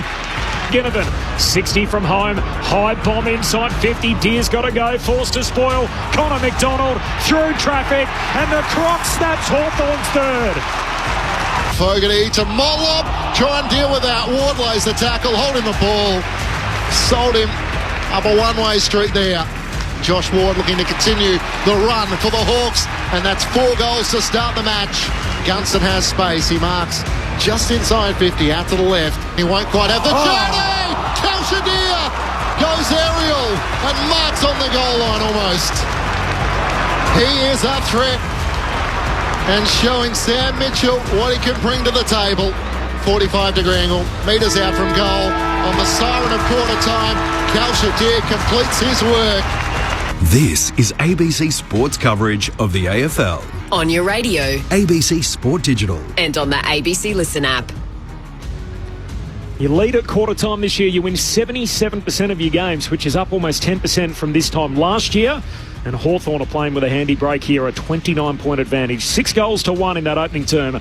Hawthorn by 29. And Kalshadir Yeah, nice little nomination for Mark of the Year. Have you seen a better one? Let us know. 0437 774 774. The thoughts about number one picks, Mark Murphy, Brett Delidio. Just going through the numbers here, Murph. They've just got to get their hands on the footy. A bit more Carlton, don't they? They've been bullied a little bit around the footy. They're already down nearly 30 disposals, and their inability to get it, but then the tackle as well. When I see the tackles, we're at 18 to 10 already. Clearances, where are we there? 8 to 6. So they're in front in that sense, but they're not able to share it away from that. So they're getting it and then banging it forward versus being able to share, link up. And that probably comes back to what we've spoken about all year and their lack of leg speed to actually break a line to then get clear to hit your forward target. So, it's the same old story, isn't it, really? I mean, you look at the clearances, 8 to 6, as you said, 22 to 15, they're up Carlton in ground ball gets. Yep. So those are the two areas of the game where you look, well, they're fighting in around the contest, but then outside the contest, that's where they're getting done. And that's where the polish of the Hawks is really coming to the fore. And there, as you said, 30 more disposals. They've only had they've had one more inside 50, Carlton. So the way in which they're going in, they're bombing, hoping for the best. Where you look at Hawthorn, the way in which they're moving the ball, there's so much more ease out there to spot your next target and to hit it, and then just to lower the eyes and go inside. So concerning times at the moment for Carlton by the way in which the game's panning out, which we thought was going to be the case by the Hawks on the outside. Yep. They're dominating the uncontested marks, already +9 in that sense. But that, as a result, is Carlton, they can't hit targets. And we talk about their speed and their lack of polish to get on the outside, but when you are free and you can't hit those easy uncontested marks, or you're trying to get speed on it like the Blake Acres one we spoke about, where you're calling for a handball receive, playing on blind without anything free up front, that's what causes you to turn the footy over. And that's ultimately playing into Hawthorn's hands, because they're setting up beautifully across the centre of the ground. They're allowing their drop off. They're rotating between Scrimshaw, Sicily, Hardwick at times, Barras. Yep.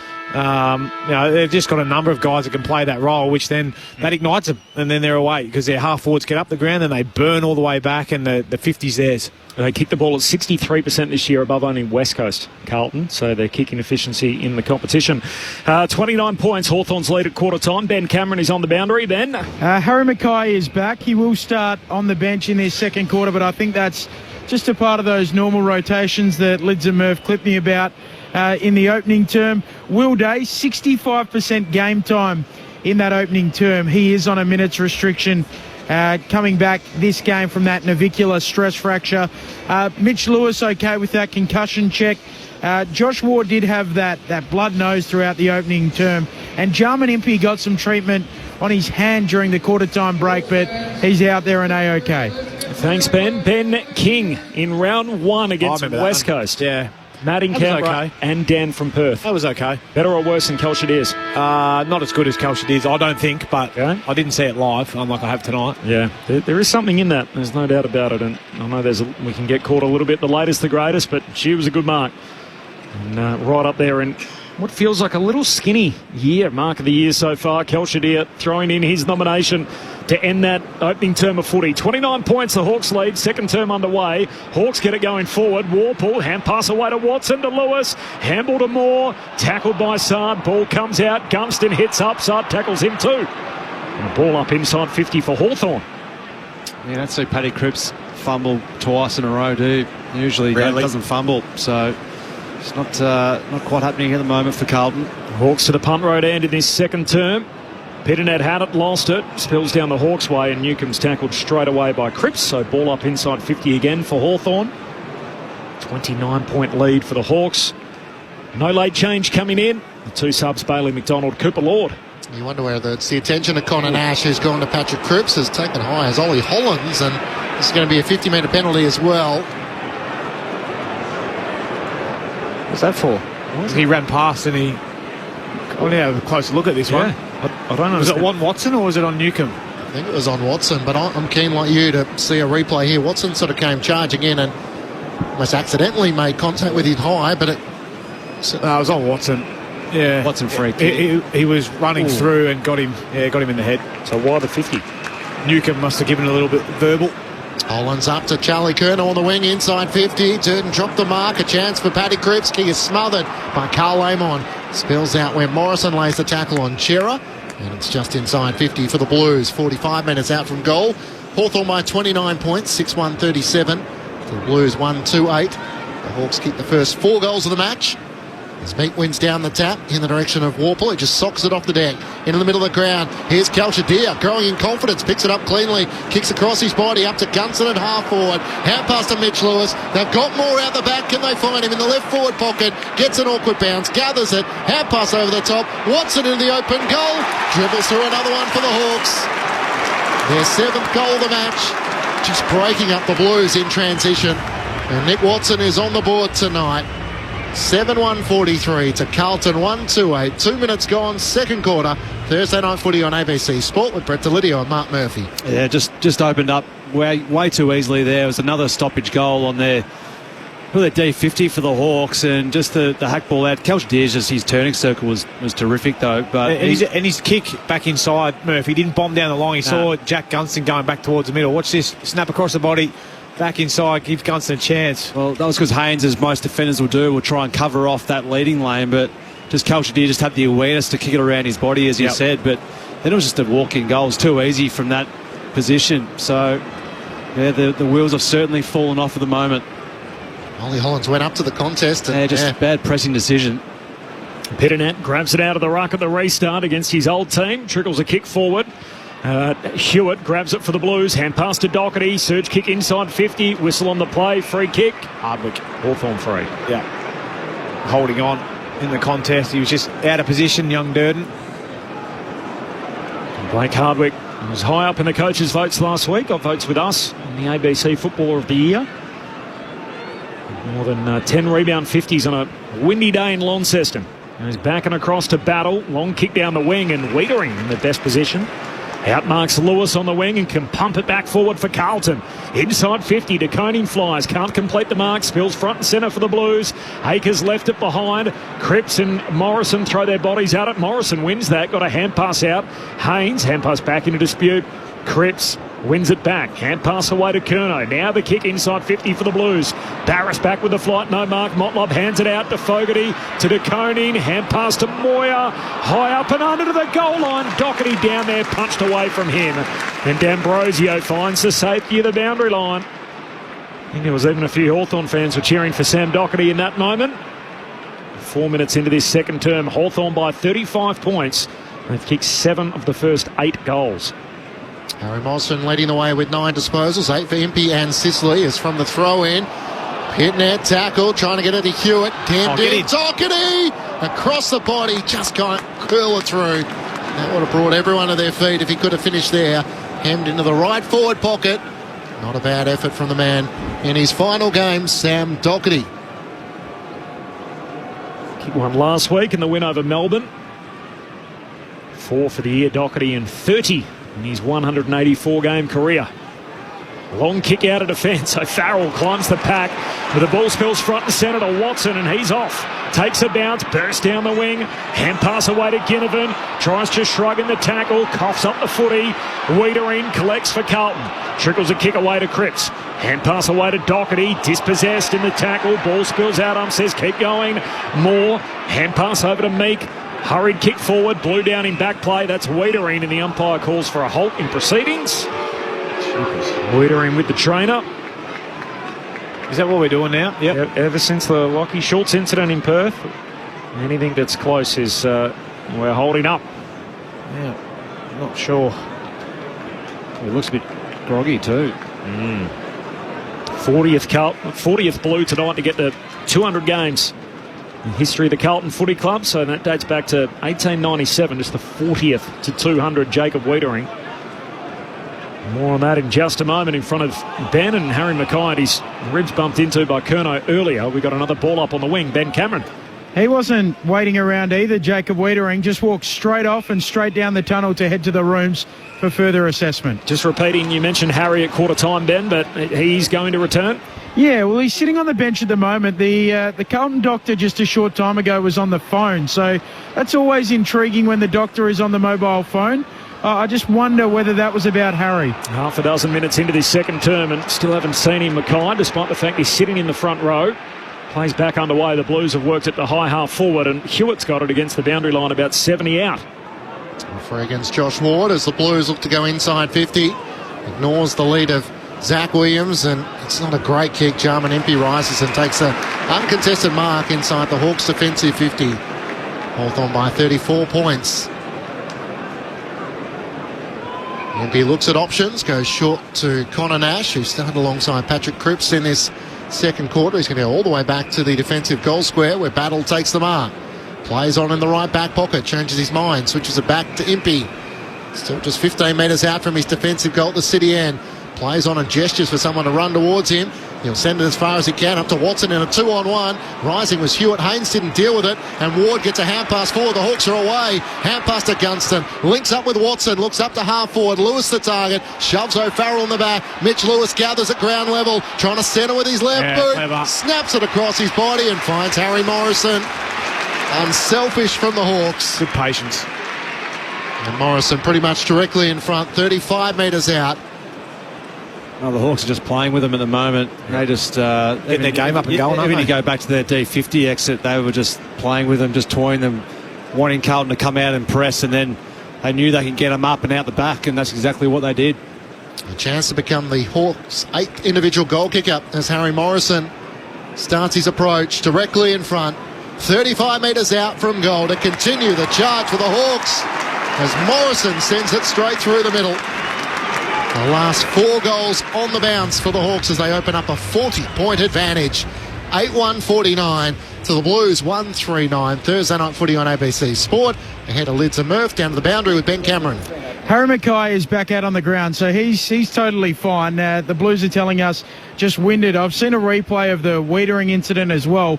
He was tackled and his head was clipped by an elbow inadvertently from Adam Sard, so he's getting assessed in the rooms at the moment.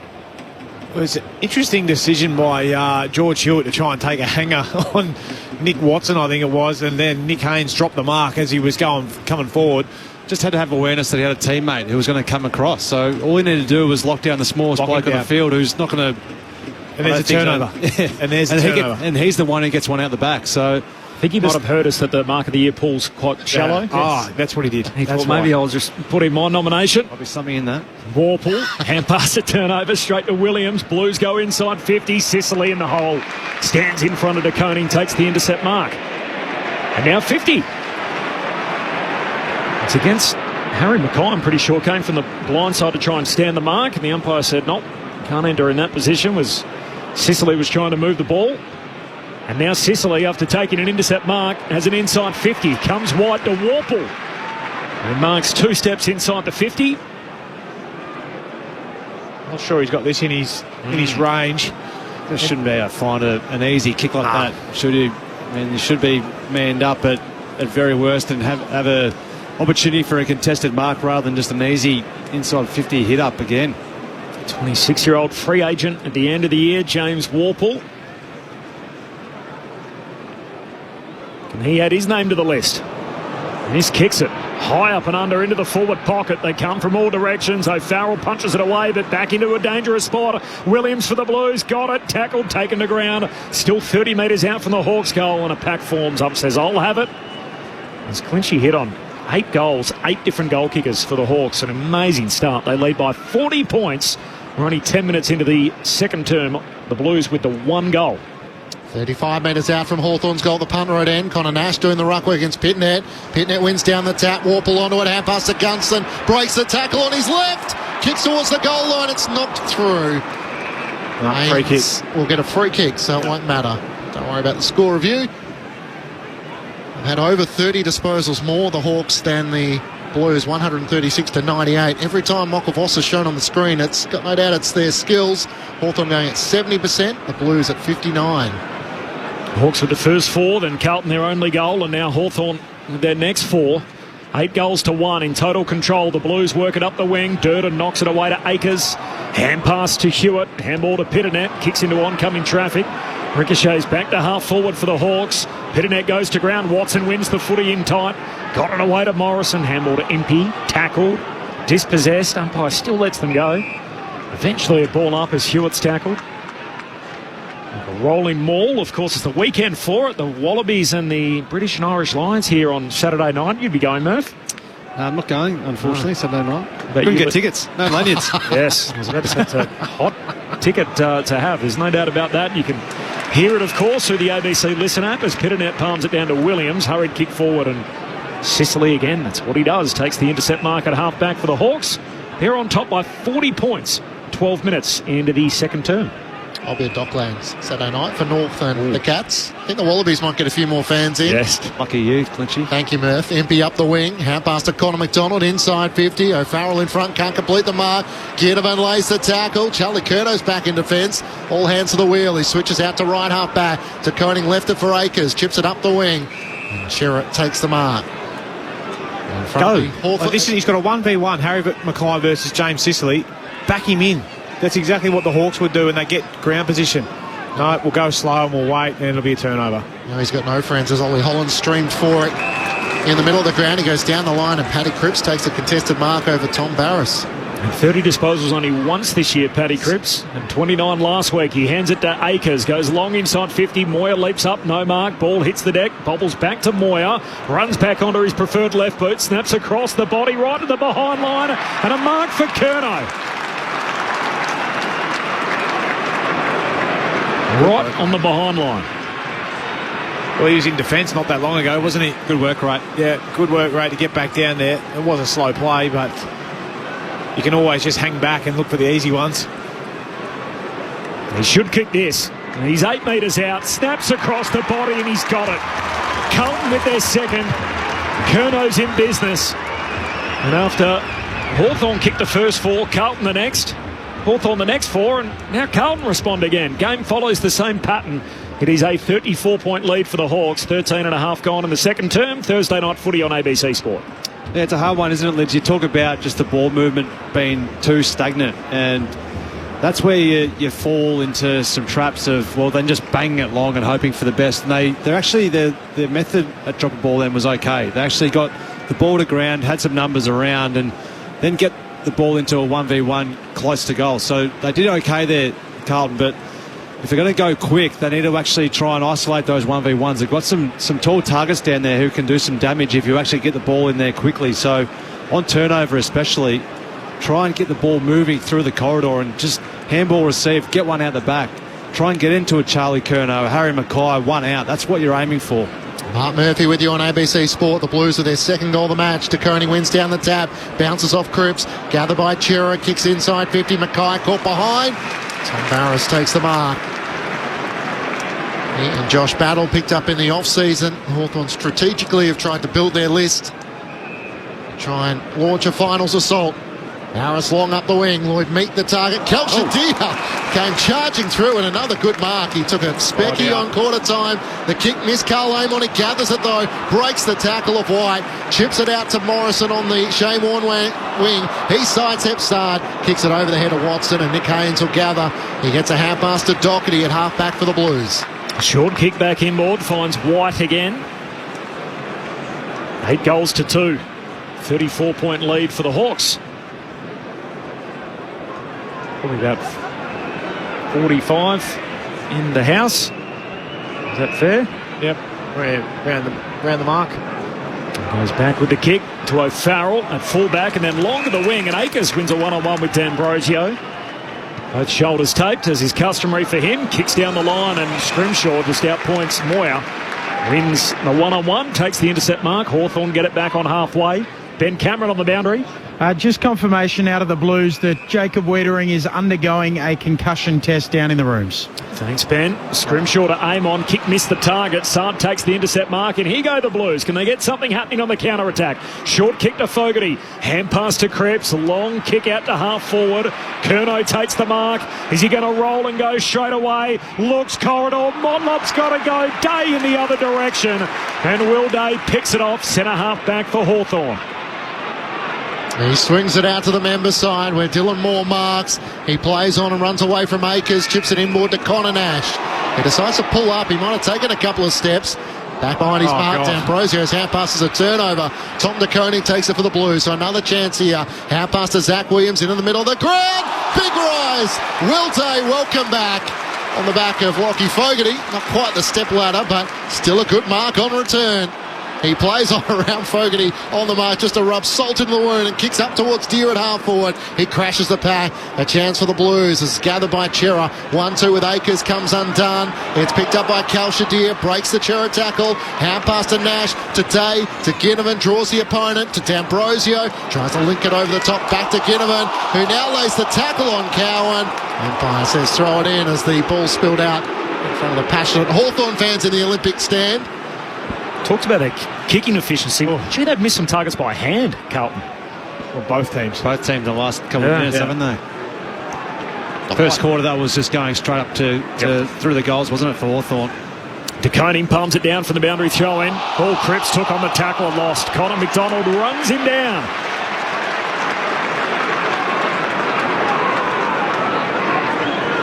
He's got caught in two minds then. Patrick Cripps, is whether or not to try and handball straight away, but decided to take them on. McDonald trying to go short, picked off. Durden got himself in the passing lane, turns and kicks it down the wing. Taken by Battle for the Hawks. Sweeps a hand pass to D'Ambrosio. Thinks about coming back inboard, and in the end he retreats. Goes all the way back to Battle. 34-point margin in his Hawthorn all over the Blues. 8 goals to 2. 17.5 played in the second term, and it's been pretty footy the last 10 minutes as Impey goes back. And all the way out to Hardwick. Marks on the wing. Short kick to Nash. Between wing and half forward, southern side. Crowded forward 50. So long high ball inside the forward arc, and there's O'Farrell. Young Harry takes the intercept mark for Carlton in the back pocket. In just his 5th game of footy, he's looking like he's well assured as he goes back to Akers and then short to Chera. The Will Day mark, not bad for your confidence in your return, just have a nice little fly. Yeah, Zachy Williams set him up beautifully for that one, didn't he?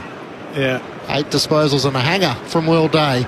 Chera out of defence for the Blues. Durden's in the pack, but Scrimshaw takes the mark. And good support from Battle for the Hawks. Where are the tall targets? Charlie Curnow and Moyle were both there, neither a threat in the air. Scrimshaw veers out to the boundary side, sends Hawthorn inside 50. Calshadir sets himself and juggles the one-handed mark. He is starting to grow in confidence as he just controlled it with the right arm. He just completed the mark with his left. Didn't he just hover? Levitates. He just, That was nice. He just hung in the air. That was so nice. Almost like that better than the hanger. What's concerning, though, is a long kick down the line. And who's your representation? Corey Durden. Again. Oh, please. How many tools do you need in your forward line before you can get one to be down there and give you a contest? Slow kick inside. But, geez, this kid can take a grab. Calshadir in the left forward pocket, shooting for his second. He misses to the left-hand side. I might have to go back to his auntie at the Bentley Medical Centre and say, don't worry, he'll be in their best 22. Yeah. It's Marbiel Chol who's kicked 32 goals of the season. He might be the one who misses out. He'd be stressing out watching tonight unfold, wouldn't he, Marbiel Chol? Yeah, he doesn't strike me as a bloke who gets too stressed. Chol's Rolls Royce. Big Marbs. Doherty with the kick-out duties goes wide to O'Farrell. I think we had this, was it last week, Murph? We did this on the pod. Which one ultimately misses out in the Hawthorn forward line. As O'Farrell goes long down the wing, ball spills out towards Ward of the Hawks. Hand pass to Sicily, right on halfway members' side. Gives it to Impey by hand, back to Sicily, back to Impey. Now they're at half back, the Hawks. 35-point lead for Hawthorn. Hand pass to Amon and the switch is on, out to Hardwick. And goes short to Impey. A groin injury, Marbiel Chol, so missed the last 2 games. Mitch Lewis gets a look in. I feel as if it's almost, Gunston and Deary, you offer something different, and it's almost Chol or Lewis that it's one of. Is that fair? Probably. When it comes down to it as to what the Hawks will end up doing, they've obviously got 5 weeks to make that decision. They've got the footy here, but they're not really going forward. Ward hands it to Sicily, long kick to centre-half back, and Impey's got it. Goes short and wide out to half-back, and Ginnivan's all the way back there, defensive side of the wing. Ginnivan kicked the opening goal of the match, swings it out to Hardwick, who takes the mark centre wing on the Warren side. So Hawthorn just in a kick mark phase for the moment, and inboard to Connor McDonald. You can tell they've gone to do some homework on Carlton. Let's try and stretch them, play as wide as we can, and something will eventually open up. Hawthorn by 35 points, up towards Lloyd, make it half forward. Pitnet brought it down. Hawks still have it though. Ginnivan's hand pass forward to Gunston, back to Guinea, tries to dribble along the boundary line to Morrison, hand pass to Gunston, tackled by Cripps, gets a kick forward. O'Farrell takes the intercepting mark for the Blues. Ben Cameron on the boundary. Wiedering's back on the bench. No word officially from Carlton yet as to whether he's past that concussion test, but you would think that's a good sign. Thanks, Ben. Harry O'Farrell out of defence, up towards Nick Haynes. Spoiled by Jack Gunston out of play and a boundary throw-in on the Shane stand side. Hawthorn 8-2-50 to Carlton 2-3-15. The margin 35 points after Hawthorn booted 6-1 in the opening quarter. 2-1 the way of the Hawks since then. Got one for you, Murph, off the SMS. Grant in Hobart. Enjoying the call. Murph, Carlton continue the old-fashioned long bomb, kicks into the forward line. Doesn't work. Is it a coaching directive? Yeah, well, Murph. Well, I don't know. I don't coach them, but by the looks of things, the way in which they're kicking the ball, it is. The boundary throw in, then a ball up.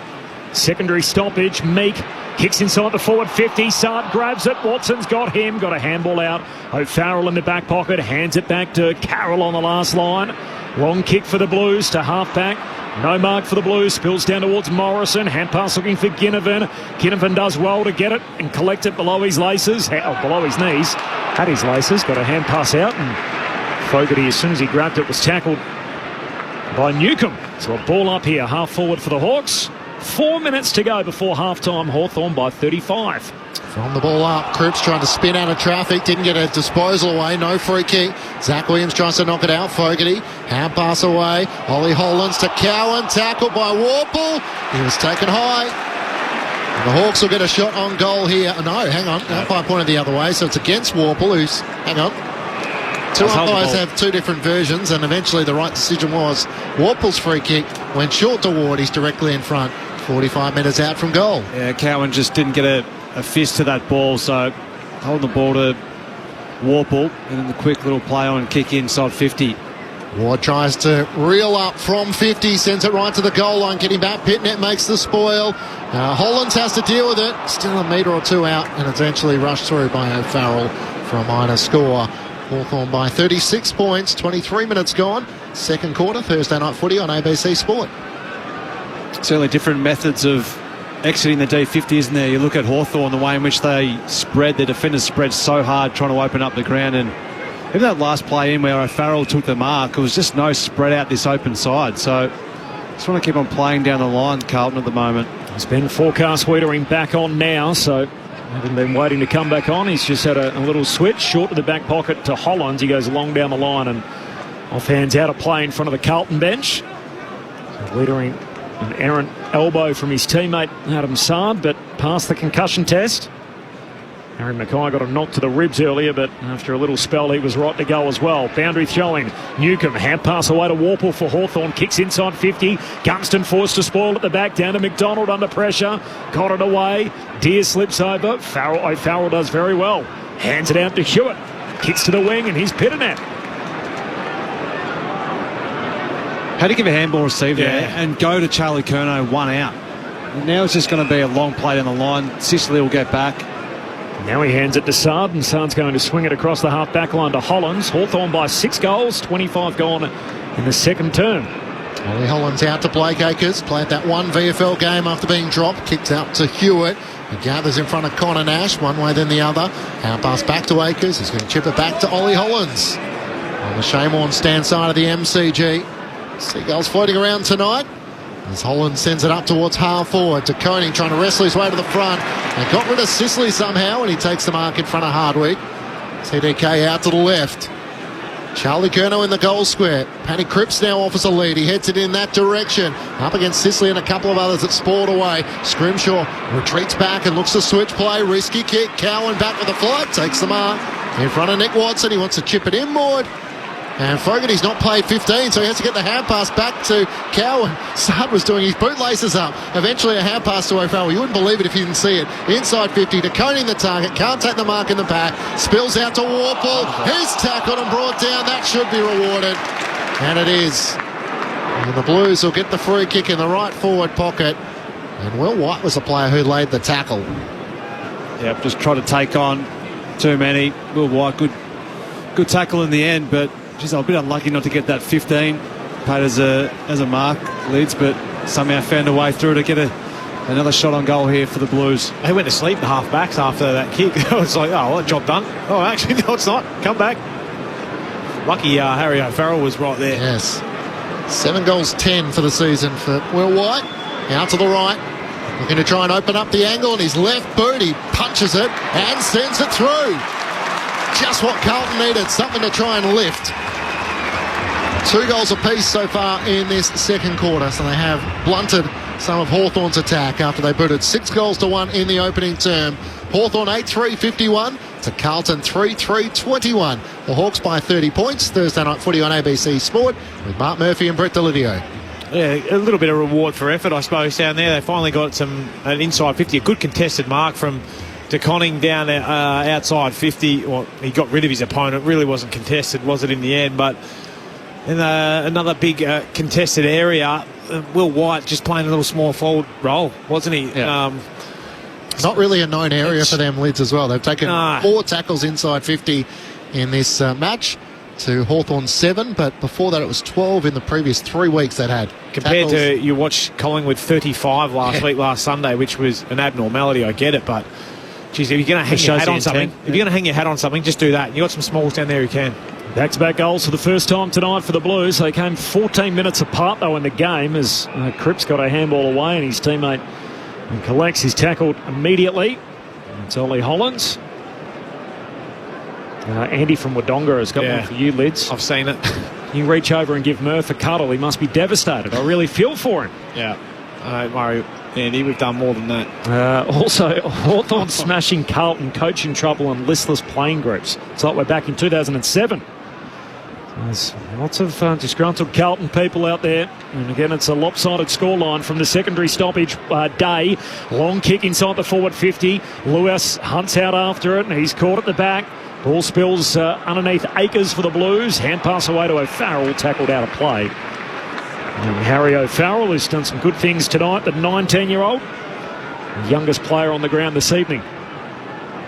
Boundary throwing.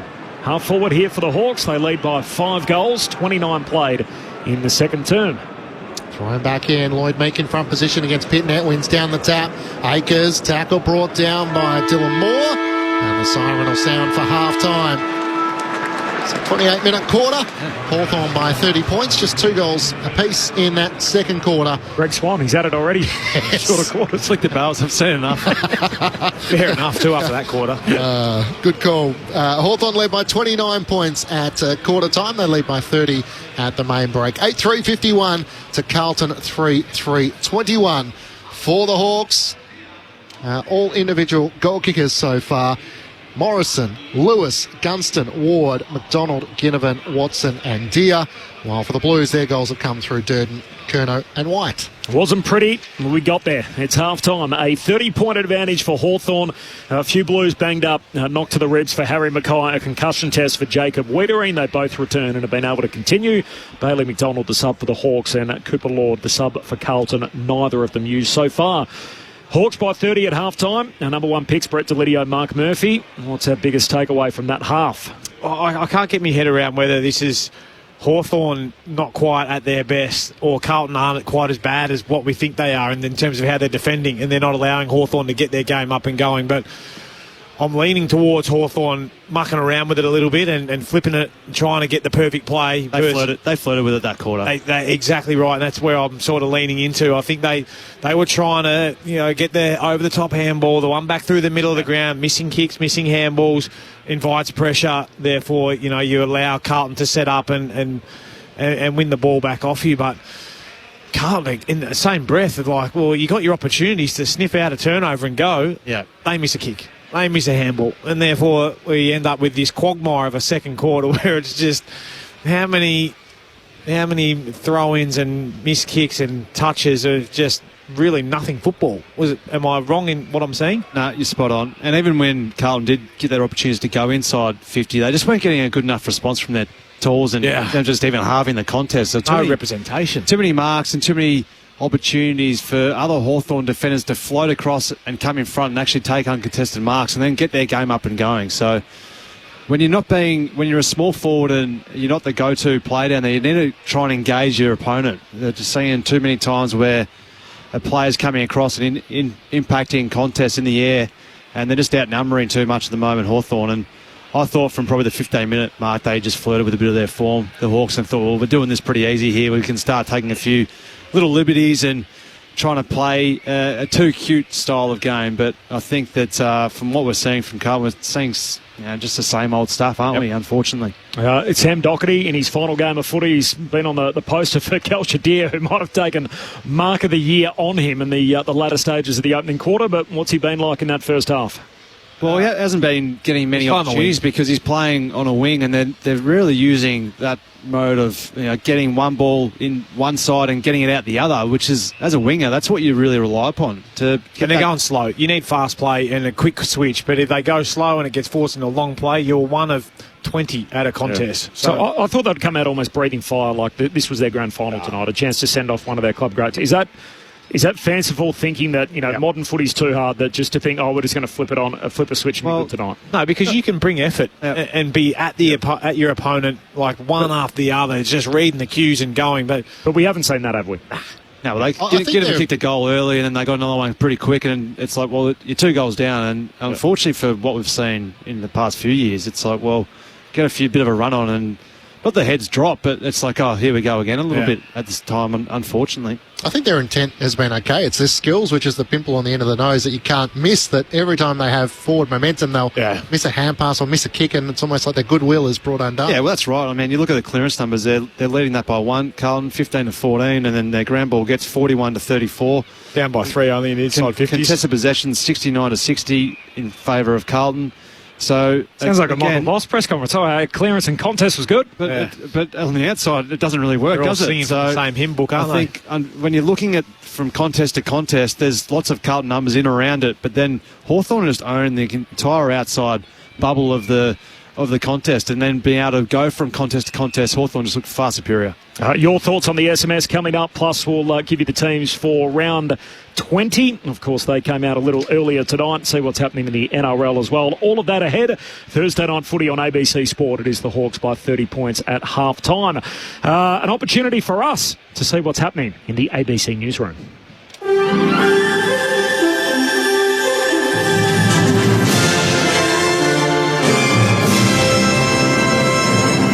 ABC News with David Rowlands. The federal opposition has used question time to press the Prime Minister on why he still hasn't had an in-person meeting with US President Donald Trump. Political reporter Evelyn Manfield has more. After not getting to meet President Trump on the sidelines of the G7 in Canada last month, opposition leader Susan Lee twice asked Prime Minister Anthony Albanese why he hasn't been able to secure a meeting, despite many other world leaders being able to. Why has the Australian Prime Minister failed to meet with the US President? During question time, the government has also defended its move to allow beef sourced from cattle born in Canada or Mexico but slaughtered in the US to be imported into Australia, saying it won't affect biosecurity. Labor frontbencher Anne Ali says Australia is not averse to taking further action against Israel over the humanitarian crisis in Gaza. This week, Australia joined more than 20 other countries calling for an immediate ceasefire, with a warning they're prepared to take further action to support that. Minister Ali says sanctions are among the actions that Australia can take. We are not averse to sanctioning Israel. And I know there's a lot of talk about sanction Israel, you need to do that. We are not averse to sanctioning Israel, and that is demonstrated by the fact that we have utilised Magnitsky-style sanctions in sanctioning two members of the Israeli government. The Minister for Indigenous Australians says everything is on the table to encourage the Northern Territory government to take seriously the recommendations of a wide-ranging coronial inquest. The NT government has made no commitments to adopt the recommendations of the coronial inquest into the police shooting death of Kumanjai Walker, which probed systemic racism within the Northern Territory Police Force. On afternoon briefing, NT Senator Malarndirri McCarthy was pressed on whether the federal government would intervene. Every state and territory has a Commonwealth relationship, and of course I will look at every avenue. So it is on the table to look at the funding arrangements? Our relationships matter, and that's why being able to speak to each other in a responsible and courteous manner to try and get direct outcomes that are for the betterment of all people matters. The Thai embassy in Cambodia is asking its citizens to leave as soon as they can as tensions escalate over a disputed border. Correspondent Kathleen Calderwood reports. The Thai army says it's launched airstrikes on Cambodian military targets. Posting on Facebook, Thailand's second regional military command says Cambodia's armed forces have hit a petrol station and a hospital. Local media is reporting the hospital had already been evacuated. Clashes broke out this morning in the disputed region on Thailand's eastern border with Cambodia after a second Thai soldier lost a limb due to a landmine and Thailand recalled its ambassador. Meanwhile, the Cambodian Prime Minister Hun Manet has written to the UN Security Council calling attacks by the Thai armed forces unprovoked, premeditated and deliberate. The jury in the sexual assault trial of New South Wales MP Gareth Ward will continue deliberating tomorrow after posing a legal question to the judge this afternoon. Kelly Fuller reports. The jurors asked if they must reach verdicts on all charges at once or could return decisions on some and remain hung on others. Judge Rashid told them that they may deliver verdicts on individual counts if agreement has been reached and to notify her if deadlocked on any. It followed an earlier note on Wednesday afternoon indicating a stalemate after the jury began deliberating at 10:30 that morning. No verdicts were returned before the jury was adjourned for the day. Mr Ward has pleaded not guilty to 5 charges involving 2 men. An inquiry into the Queensland branch of the CFMEU will be expanded to investigate alleged crime and corruption within the broader construction industry. It'll also probe fresh allegations of underworld criminal links to the union. Deputy Premier Jared Blay says widening the scope is a no-brainer. I spoke to the Premier this morning and he's agreed that in the drafting of the terms of reference, we now will expand it to investigate the revelations today of criminal gangs infiltrating the building industry in Queensland and the CFMEU. Bendigo Bank has announced it will shut down its agency models across large parts of the country. 28 locations, which previously allowed customers to access banking services via third parties, such as news agencies, will be closed in October across New South Wales, Victoria, Queensland, South Australia and Western Australia. Bendigo Bank says the closures are due to changing customer preferences, which have led to reduced business activity. And police are investigating a fatal collision in Victoria's West. Emergency services were called to Portland Nelson Road in Mount Richmond just before 5 o'clock this afternoon. Your book is sensational. It's not okay to have a crush on your agent, is it? Michael Theo returns in the heartwarming new season of Austen. I'm not going to let fame change me. Sunday nights on ABC TV and ABC iView. This is the 2025 AFL Premiership season on ABC Sport. Hand pass to Mitch Lewis. They've got more out the back. Can they find him in the left forward pocket? Gets an awkward bounce, gathers it. Hand pass over the top. Watson in the open goal. Dribbles through another one for the Hawks. Watson looks up to half forward. Lewis the target. Shoves O'Farrell in the back. Mitch Lewis gathers at ground level. Trying to centre with his left foot. Snaps it across his body and finds Harry Morrison. 35 metres out from goal to continue the charge for the Hawks as Morrison sends it straight through the middle. Moyer runs back onto his preferred left boot, snaps across the body right to the behind line, and a mark for Curnow. He should kick this. And he's 8 metres out, snaps across the body, and he's got it. Carlton with their second. Curnow's in business. Inside 50 to Coney the target, can't take the mark in the back, spills out to Warple, he's tackled and brought down, that should be rewarded, and it is. Will White, out to the right, looking to try and open up the angle, and his left boot, he punches it and sends it through. Just what Carlton needed, something to try and lift. This is ABC Sports coverage of the AFL.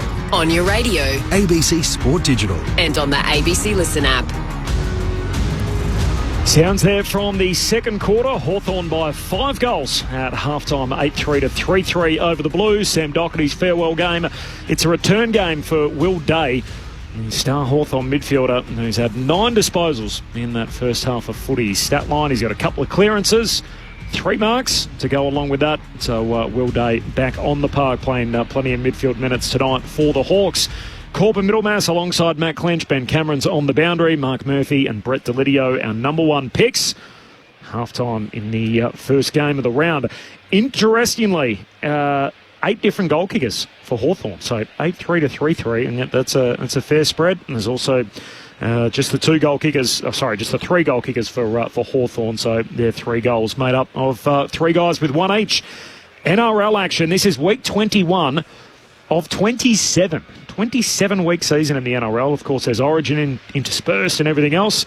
Half-time, Sydney Roosters 18 lead the Storm 16. So a little bit of a turn-up there. The Roosters, who were disappointing last week, lead by 2 at the half. There's always a call available of that through the ABC Listen app. Just look out for that big green ABC Sport button. You can also find coverage of the British and Irish Lions test up against the Wallabies, so that will be there tomorrow night. I keep saying tomorrow night. It feels like Friday night. Saturday night, of course, does have that feel about it. Is the test match between the Wallabies and the British and Irish Lions, and it's a must-win for the Wallabies to force a live decider in Sydney. Teams for round 20, they have dropped. Lids, Friday night doubleheader, do we like it? No. One game, standalone, is how it should be? 100%. It's weird we have the 4 rivalries, and yet they're not either standalone Thursday night or standalone Friday night. With all due respect to this game, this could be a Sunday clash. Yes. But the Sydney Derby, whatever you want to call it, is what that should be standalone, 100%. Showdown should be Thursday night. That would be a pulsating start to the week. Yeah. And you're probably more likely to get a full house over there for that on a Thursday night than you would be playing this game here. So a couple of issues this week with obviously ground unavailability. So need it Friday, Saturday to be able to prepare for the British and Irish Lions test. So that's somewhat of a let-off to the fixturing department.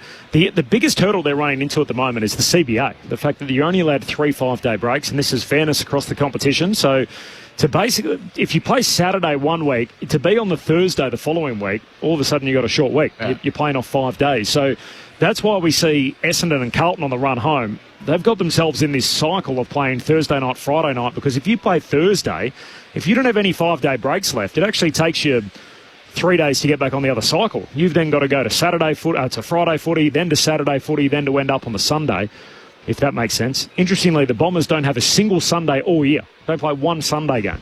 So all their games are either Saturday or Thursday or Friday night. Yeah. Well, that's just a trick there with Essendon on Thursday and Friday nights. It's silly that being involved in the CBA, in my opinion.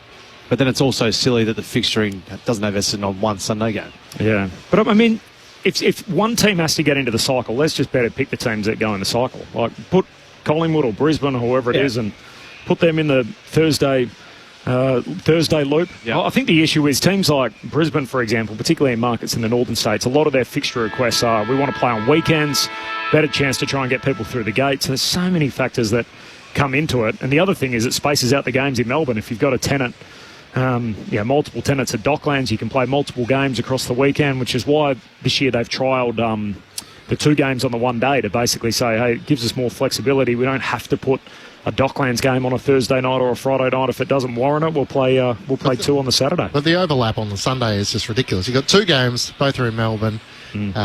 And then even I tried to have a bit of a play around tonight. It's a Hawthorn home game, but $15 for number 15 to buy a ticket. How easy to get in on the Ticket Tech website and buy one? Not that easy. I don't know. So it wasn't easy to get one. No, I couldn't find it. The cheapest ticket I could find was about $30. Okay. And then the behind the goals was still $75, which I think you've even got to make the concession that the Thursday nights are hard for people to get to, so let's make it financially more appealing. Maybe $20 tickets or something like that, a discount on food and drinks, but I like the incentive. I'm not sure it worked.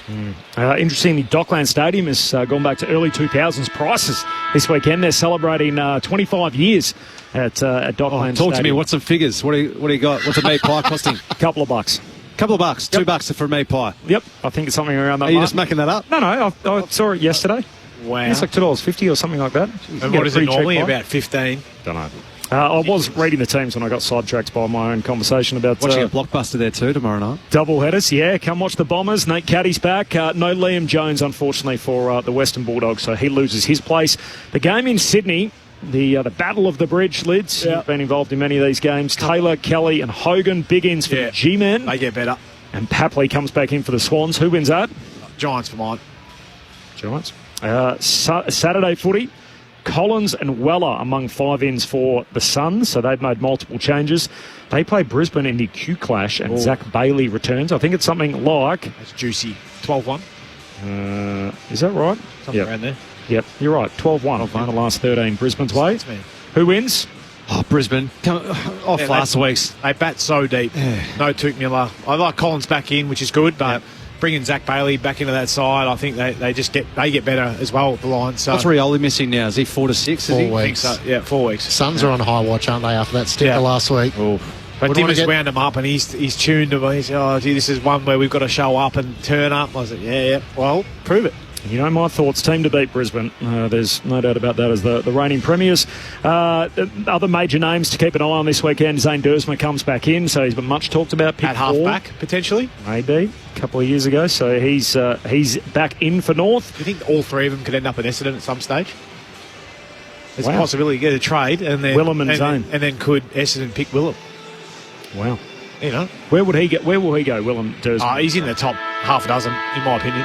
Adrian Dodoro will be blamed, even though he's no longer at the club if they do that. Why? You don't like the other two Duursma boys? I haven't seen the youngest one to be able to make comment. Jeez, throw that loaded.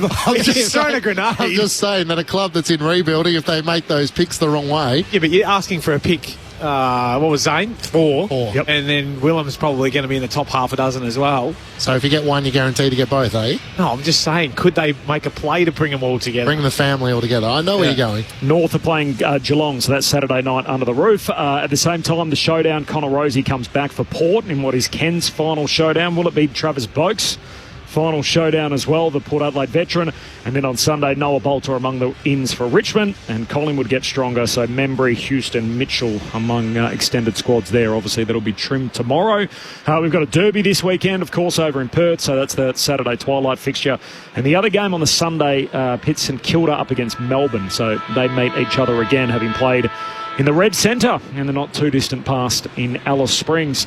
Half a footy still to come for Sam Docherty in his AFL career. Does it get better from here, this game? Is it going to give us any great heights other than Kel Shadir's marks? I don't know. There's going to have to be some spark from somewhere, isn't there? Where's that going to come from Carlton? A Docherty goal. A Docherty goal. Yeah, let's pray for that. I hope they come out breathing fire here, the Blues, in a way that I thought they would have at the start, and yet it hasn't quite transpired that way. It from to be a like point of view. A big hit, big mark, go back, kick a goal, something from Charlie Curnow or a Tom DeConnick. Docherty starting in the forward line to begin this second half as the players make their way into position. The Hawks, they kicked the first 4 goals, and really they've never looked back from that point on. They kicked 8 of the first 9, and Carlton with the last 2 just before half-time to keep themselves in the game. 30 points. Here's the margin as we start the second half. Thursday night footy on ABC Sport. Here's Matt Clinch. Jacob Wiedering is out there, so the good news for Blues fans, he must have passed that concussion test. Hitting it up against Lloyd Meek, and a free kick for a hole going the way of Jai Newcomb against Paddy Cripps. Gets the hand pass to Will Day on reduced minutes, drives the Hawks inside 50. Gunston trying to get a run at it. He was held by Nick Haynes, and the umpire spotted it. Just a tug of the jumper, tentatively concerned about Gunston's trying to protect his to the teammate. contest late. I think trying to protect his teammate, so you can understand why. He's got to be better at disguising it. Because you could see, who was that in front? Was it Carroll? Moore and Carroll. Yeah. Dylan Moore up against Carroll. Yeah. So just trying to probably protect that, not allow him. Oh, it's a soft start, isn't it? It is. 2 free kicks. 2 free kicks, not ideal. Not breathing fire yet, Corb. Jack Gunston, multiples on 12 occasions this year. He comes in looking for his second. Slightly right of centre, 35 metres out from goal. Gunston has a goal in the opening minute of the third quarter. The Hawks 9-3-57 to Carlton 3-3-21, and Jack Gunston becomes the first multiple goal scorer in the match, ahead of Lids and Murph. Ben Cameron on the boundary. Yeah, neither sub activated as of yet, so just repeating for Hawthorn, Bailey McDonald still at the back of the bench, and Cooper Lord for Carlton, waiting for their opportunities to get into this game. Yeah, so it was just an arm pull really from Haynes. It didn't really need to do it at all, and I know what Lids was saying about him trying to protect a teammate that was coming back with a flight of the football, but just a real soft free kick to give away directly in front of goal. Back-to-back free kicks doesn't help you start, does it, in the second half? Crowd flat too. Yep. Just a few still making their way back to their seats after that half-time break. And Carlton really haven't been close enough to think about it. 36 points, Hawthorn's lead. Ward out of the middle. Changed his mind last minute about kicking it forward and decides to go back to Hardwick. Long kick across the half-back line. Impey runs onto it. And trying to get Battle out of the way before he kicks downfield. Saad breaks it up in front of Ginnivan. D'Ambrosio cleans it up for the Hawks. To Guinea. Now to Impey. A 1-2 with Connor McDonald. Still got it half forward Impey. Hand pass away to Moore. Feeds it on to Gunston. Gunston, clever kick. Back into the corridor, and Kelshadir hugs it to his chest. He's got it 35 out straight in front. Well, Jarman Impey's run the length of the straight there and handballed one, handballed another, and not a one Carlton player laid a body across to stop his run. So talk about bumper bars when you're playing football, about checking an opponent running through. He's one you'd be checking, wouldn't you? I would have thought. High metres game player. Kelshadir for his second. He pops that through on a night in which he might have taken mark of the year. And the Hawks have a game-high 7-goal lead. 10-3 to 3-3. And we're just 3 minutes into the third term. We were looking for a tone setter to start the second half. We certainly got it. It's all brown and gold. Hawks by 7 goals. Well, we'll go back, Andy, from Wodonga. I'm still giving Murph that cuddle, mate, but I'm with you off your last text. It looks like Carlton are going to fold like the West Indies. They haven't fired a shot here early, have they? And you spoke about that ability to be physical. Jarman Impey just allowed a free rein off half-back to kick one, miss the target, but then follows up. Another handball receive, and then creates a goal, and a goal-scoring opportunity just through overlap run, but trade-ups, so errant times without actually getting the body on someone. Have not touched the footy, the Blues, in the first 3 minutes of this third quarter. 14 disposals for the Hawks for 2 goals. Back in the middle of the ground. Zach Williams soccers it off the ground, gets it up to half forward. Fogarty with a hand pass away to Doherty. High ball towards the top of the goal square to Koenig one way. Back with a flight, Mackay. Curno's the crummer, jags it over his shoulder, and Carlton have a goal. Curnow has his second. 2 disposals it took to take it straight through the middle. It wasn't clean, but it was effective. And Hawthorn's lead is cut back to 36 points.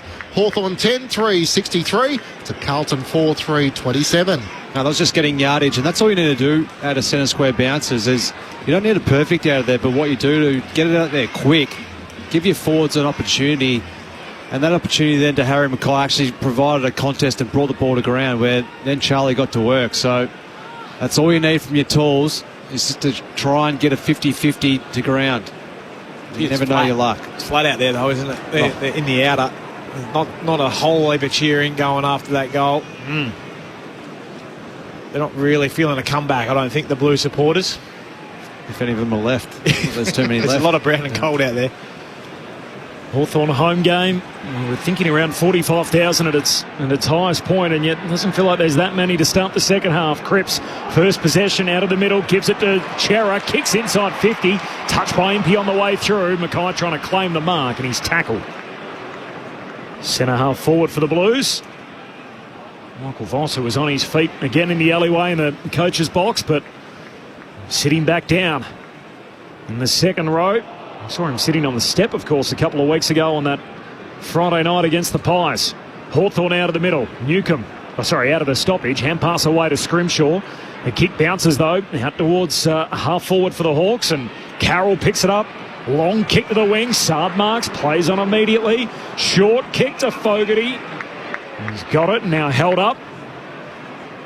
There's his patch of grass through the middle of the MCG that's been relayed during the week. Fogarty to full forward. Hands on it, Pettinet, no marks. Bills down to Cripps. Hand pass away to Hewitt. Bursts his way through, coughs it up. Watson for the Hawks gives it to Warple. Now to Moore through centre half back. Out of defence with a kick to Ginnivan. He marks it right half back and has Jarman Impey streaming through the middle of the ground. Chips the ball up in front of him. He takes the mark. Unable to be corralled by Fogarty. Hand pass to Moore. Kicks to Gunston at right half forward. It's like chalk and cheese as Hawthorn transition to half forward. Gunston waits for the leads to come. Mitch Lewis into the pocket. Clears the fingertips of Ollie Hollands. And sliding down low, takes the mark in Jacob Wiedering. Yeah, well called, Clinchy. Chalk and cheese is right. And their ability to get speed on the ball. It started way back here, about 30 metres out from goal and defensive 50. And their ability to link up. And Dylan Moore, little kick outside. Jarman Impey gets overlap run. Ginnivan playing his role as a high half forward up. And they force their way to get forward to the mark. And that was that handball from Jarman Impey over to Dylan Moore, who then finds Jack Gunston. And he just waited for Mitch Lewis to get into his work. It was a great kick. Wiedering had no play. 7 disposals and a behind last week before being subbed out. Has 1 goal tonight. Mitch Lewis comes in, leans back and drags it right. Just scrapes it in for a minor score. Spoke about trying to get confidence back in his body and also his rhythm of AFL footy. Hawthorn by 37 points at the 7-minute mark of the third term. Saad steps out of the goal square and the kick-out duties for the Blues. Some indecision and then decides to go short to the back pocket for Hollands. Ollie Hollands plays on. Comes back corridor, wants Haynes, just got it to him. The pressure from Moore. Quick hand pass back to Hollands. Here go the Blues through the middle. Gives it to Doherty. Short kick to his mate Cripps. Spills the mark on the wing. Hand pass to Cowan. Handball out further wide to Durden. Short kick to high half forward. Didn't quite get to Chera. Knocked away. Holland still with it for the Blues. Hand pass to Akers. Handball to Durden. 70 out half forward. Kicks into the pocket. Battle in the box seat. Spills the mark but follows up. Hand pass away to Sicily and the Hawks off half back now to Impey and on the dash. Hand pass away to Ward at half back and now to Warple, who tries to sum up the options. Gets the hand pass around the boundary line to Hardwick. That long raking kick into the middle of the ground. Blues have the numbers and Haynes back with the flight. Got support from Wiedering and gave away the free kick. Mitch Lewis will take it for the Hawks on the wing despite having the numerical advantage. Hand pass to Ward, almost run down by Akers. Shrugs off the tackle, kicks for Nash in the pocket, can't take the mark. Tries to sidestep Wiedering. Hand pass inward to Moore. He fires a hand pass into the pocket for Gunston. Blind turns away from Sard. Hand pass to Watson. Can the Wizard finish? You know he can. Nick Watson with his second. And Hawthorn with 3 goals to 1 so far in this third quarter as they look to open up a gap once more. 43 points is the margin. 11-4-70 to Carlton 4-3-27. Brett Delidio and Mark Murphy with you for Thursday Night Footy on ABC Sport. Yeah, there's a bit of lack of energy, isn't there, at the moment, and just nothing's going right for them. I thought that free kick given against Jacob Wiedering was, what else are you supposed to do in that position? Because he had Haynes probably 2 metres in front of him and he just stopped on the play because he was allowing his teammate to mark it. And I'm not sure who it was. Was it Mitchell who just ran into him? Mitch Lewis, yeah. Mitch Lewis who ran into him. But it's it doesn't look good at the moment for Carl. Just a real lack of energy. Missed tackles, getting stepped, easy handball targets to release to an outlet for Hawthorn at the moment. You look at the replay though, Murph. They had 3 or 4 of them that were free inside that forward 50. All at sea at the moment. Concerns. Of course, we know the struggles that the Blues have had in second halves this year. They get it out of the middle through Motlop. Tumbles a kick to centre half forward. Doherty trying to knock it on. Scrimshaw intercepts. Ball spills back underneath Curnow, where he's tackled, and the ump says, I'll have it. Should be holding footy. Yeah, I would have thought so. Just dropped it cold, Scrimshaw. Should have been a shot on goal. Turton last man up. Umpire tosses it up. Inside 50 for the Blues. Moyer got it out to Doherty. Squeezes a kick laterally and Will White, the boy from Warrnambool, marks it right half forward for Carlton. It's a nice touch there by Sam Doherty. He was probably looking to snap it around his body but realised he was probably going to get the ball smothered and just came off the kick and kicked a nice little drop punt. Didn't drop it like a drop punt, but it ended up spitting like it. But good vision, good awareness. Couldn't blame him either if he wanted to try and chuck it on the boot and absolutely knock one through. Will White's kicked one already today. That long raking left boot is right to the goal line. It's there.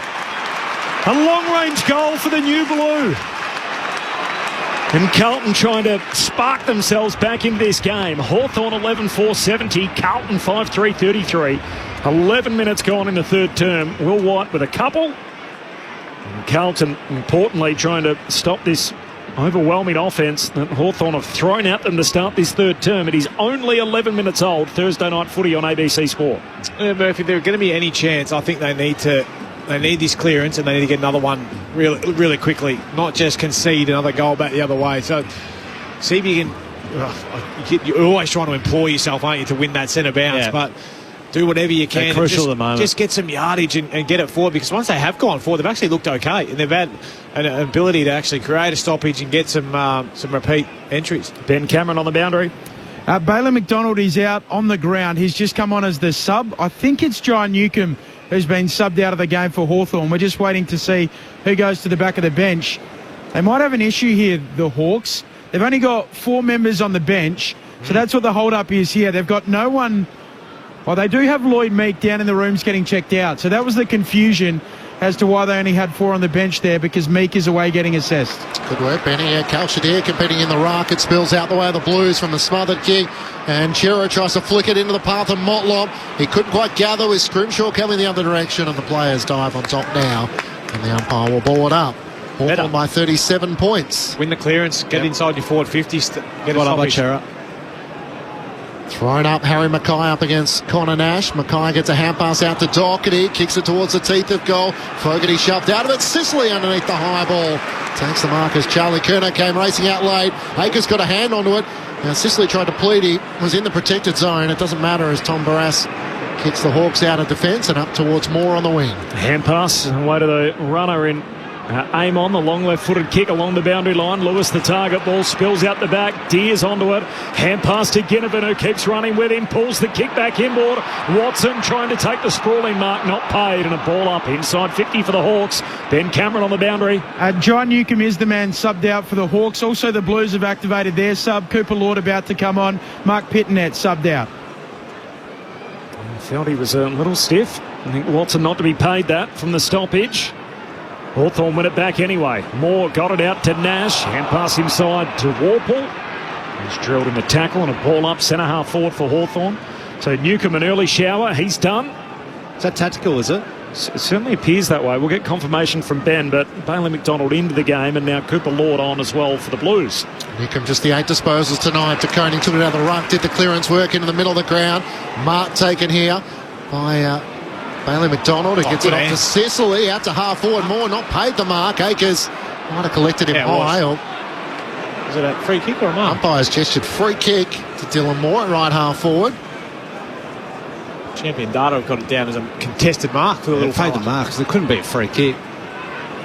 It's right on 50. Dylan Moore out to the right, so he's going to swing it back into the middle of the ground. Battles uncontested. He takes the mark as Charlie Kerner comes racing in.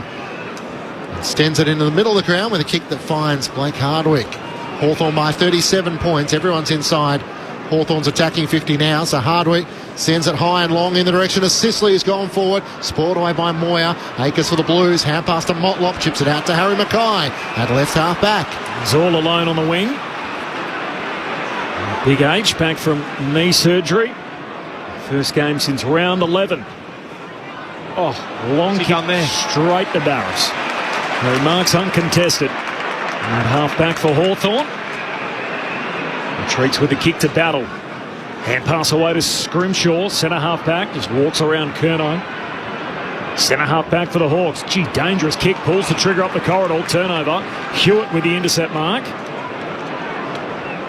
Does it for the Blues. His team down 37. Short kick to Cowan. We'll get confirmation of those subs in just a moment, and a repeat from Ben as Cowan goes long into the forward pocket and Barras picks it off. Neat intercept mark for the Hawks. Hawk played on, took a step over the mark. Umpire said you're off, and he has to give a handball to Scrimshaw. Handball away to Bailey McDonald. He's mowed down. Well done. White won the free kick. De Koning tries to take the advantage and bounces it out of bounds. Up against the right behind post. Just for half a moment I thought the umpire was going to call it back, but Carlton took the advantage and a throw in their right forward pocket. Hawthorn by 37 points. Can't take that advantage, surely. You just have to give him the benefit of the doubt. He didn't hear the whistle. Shallow throw in. Mackay knocks it to the front. Motlop's onto it, dribbles it end over end. A classy finish.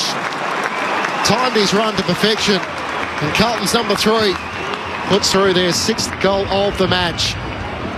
Hawthorn 11-4-70 to Carlton 6-3-39. The margin back to 31 points ahead of Leeds and Murph. Ben Cameron, just confirm those subs for us. Yeah, so Pittonet has been subbed out for the Blues, so Lord about to run on for the first time in this game.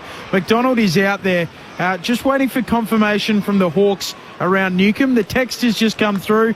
Being managed is the word from Hawthorn. And tactical as well for Pittonet, as best we can see. Yeah, tactical, that has been confirmed from the So Newcomb last week had a season low 11 disposals, then 8 tonight. So I think he must be a bit sore and just they've just obviously saying, well, the score in which the way in which it's going, well, let's put him to rest now, put him on ice and get him right for the next few weeks. There's a big couple of weeks for Hawthorn coming up.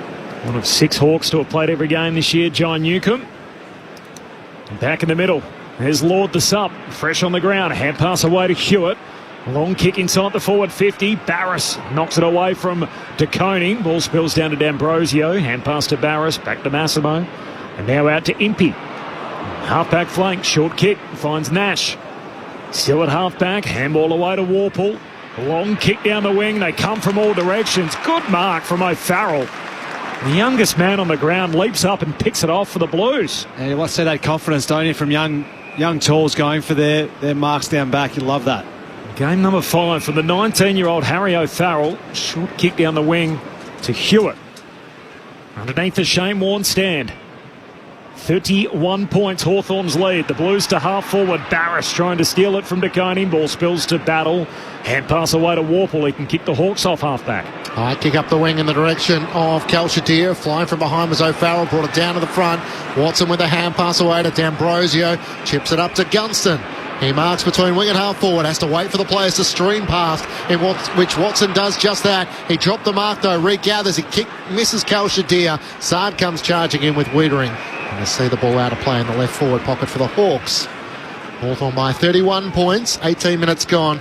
Third quarter. 3 goals apiece so far in this third term. The Blues got away with one there, didn't they? Watson was just off to the races and just dropped an easy chest mark. They weren't catching him from there. Boundary throw in. Mackay trying to grab it out of the ruck. Spills it on the way down. Nash off his knees trying to scoop a handball out. Cripps is there for the Blues. Ball bobbles around amongst a number of bodies. Hewitt grabs it. Taken high. Settle it down for Carlton at half-back. Observation off the SMS about obviously Newcombe being subbed out means 4 minutes for Will Day. Yeah, they can still manage. They'll still manage his minutes. It just means other people have to pick up the slack. Well, Hewitt decides to go to Mackay. Very short in a one-on-one, and in the end the ball forced down by Watson. And they've picked a free kick here, had his arms chopped, so Mackay will get it at half-back. Ben Cameron. Just on Will Day, his match time percentage to date in this game, 65%. Oh, it's a dangerous kick from Mackay. Got through to Hollands in the end. He's tackled straight away by Will Day. And he's out there for one of those 65% at the moment, and he's right into the grill of Hollands. We'll have a ball up here, half forward for the Hawks, sweating on the Blues, trying to work it out of their back 50. Cripps is going to have to do the ruck against Meek. It's tapped down, a little volley forward for the Blues. It works to Zach Williams, who kicks up towards Tom De Koning. Takes the mark on his chest, centering on the Warren wing. Inboard to Motlop, had to wait underneath it. Bailey McDonald came late. He holds on to it, the Blues, small forward. Hand pass back to Hollands, out wide for Charlie Curnow. Battle makes the spoil. And it clears to the back of the pack and bounces out of play in front of Josh Battle. 45 metres out from the Blues goal. Ben Cameron on the boundary. So just to contextualise that for people, Massimo D'Ambrosio and then the sub Bailey McDonald are the only Hawks that have spent less time on the ground. So he's right down the lower end or the bottom for the Hawks in terms of game time tonight. Thanks, Ben. Shallow throw in. Meek knocks it down to the front against Tom De Koning, and Warple is locked up. 45 metres out from Carlton's goal. Interesting insight, the way that Will Day's been used tonight. Good perspective for you at home and everyone following along, and how the Hawks are managing him from the stoppage. And the Blues work it at the top of the goal square. Curnow competes for it down there, trying to get it out. Hawthorn with the numbers. Barris to D'Ambrosio. Handball to Amon off the back flank. Back pocket. Kicks to the back flank, looking for Day. No mark. It's spilled out of bounds by Lewis. I think he's pretty happy to find the safety of the boundary line. We'll have a throw in. Half forward for the Blues. Doherty without a goal so far in his farewell game. Up to 10 disposals, having a breather at the moment. 3 inside 50s, 3 score involvements. So much of the focus, of course, leading in for Carlton tonight. One of their champions. With a quarter and a bit of footy to go. Gee, that is a hot whistle, Lids. A boundary throwing and trying to come away with the footy, Will Day, and then he's just learning now as the rest of the crowd finds out that that's holding the ball. Ridiculous holding the ball. I mean, you've got to reward the bloke actually putting his head over the ball and actually going in and winning it. It's been tackled by 2, hasn't not even taken a step. Will Day. I'd love to see Ray Chamberlain explain that one to us. Here's Cooper Lord, 50 out, kicks to the top of the goal square, no mark, spills down Hawthorn's way, and Moore able to get a hand pass out to Hardwick, runs, carries, bangs it down the wing for the Hawks. So Farrell's up, punches it out of bounds, and we'll have a throw in between wing and half forward for the Blues. He's been one of their better guys tonight, Harry O'Farrell, in his 5th game. Certainly has. Yep. he's halved contests. He's won his fair share in the air as well. So 4 marks off Oppo kicks. Yeah. 10 touches total. Looks a player. Now found one for the future alongside Jacob Wiedering from the throw-in. Dylan Moore's hand pass chopped off by Lord. Hand pass out in front of DeConey. Hand pass slapped away by D'Ambrosio. Great desperation for the Hawks. Hand pass to Moore, back to D'Ambrosio. Involved once more to Meek. He needs support. Tackled and run down. Chera got him. The ruck just had to do one step too many. He wanted to give the hand pass, and once, in fact, it was Hewitt who ran him down. And his arms around the big ruck, it was quite a good effort to drag him down. Well, pressure's certainly gone up. You just feel that Carlton is starting to lift in that area. Starting to own the ball inside their half of the ground as well. Hewitt switches across half back through the hands of Sard, and now O'Farrell, who we were just speaking about, to Jacob Wiedering at half back. He's going to return it to O'Farrell. In the middle of the MCG as he tries to look for the right avenue forward. That's not it. The kick looking for Will White had to spoil against James Warple. Spills to the back of the pack. Gathered by D'Ambrosio. Chips it up the wing for Watson. Takes the marker. Breaks away from Sard. Here they go downhill, the Hawks. Watson looks up for Lewis, who takes the mark. High half forward. Numbers streaming inside the Hawks forward 50. Lewis waits and waits and waits. And now the kick. Into the forward pocket, still a one-on-one for Gunston. Haynes lends a hand, ball spoiled down towards Watson. Look away, handball ends up out of play. A boundary throw in forward pocket for the Hawks. Fran says go the Pies. Benny's hot tonight, eyes on everything. Like a hawk, pardon the pun, enjoying the call, was hoping for a Hawks loss. Thanks, Fran, nice to hear from you. And one for you, Lids, from Matt, which I'll get to in a moment, as Lewis does the ruck work down towards Will Day. A little dance step there as he gives a hand pass back inboard. Scrapping for it. Gunston extracts it to Nash. Hand pass for the Hawks, looking for D'Ambrosio. They win at Hawthorn, but retreating. Meek gives it to Barris. Still 70 out. Puts it back inside. 50. Day into the pack courageously. No mark. Swatted away by Carroll. Straight to Nash. She's tackled. Ball up inside 50 for the Hawks. Matt says Lids has been great on special comments tonight. Tail up after his big Happy Gilmore win, perhaps. Maybe. Just trot about him.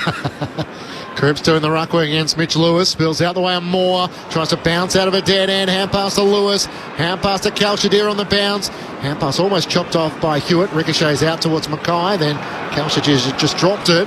Spills out once more. Here's the chance for Ollie Hollands to try and clear for Carlton. Up towards the wing. Kerner caught behind. Clears him and Tom Barras. And it's Josh Battle who reloads for the Hawks. High kick inside 50. Big right from O'Farrell.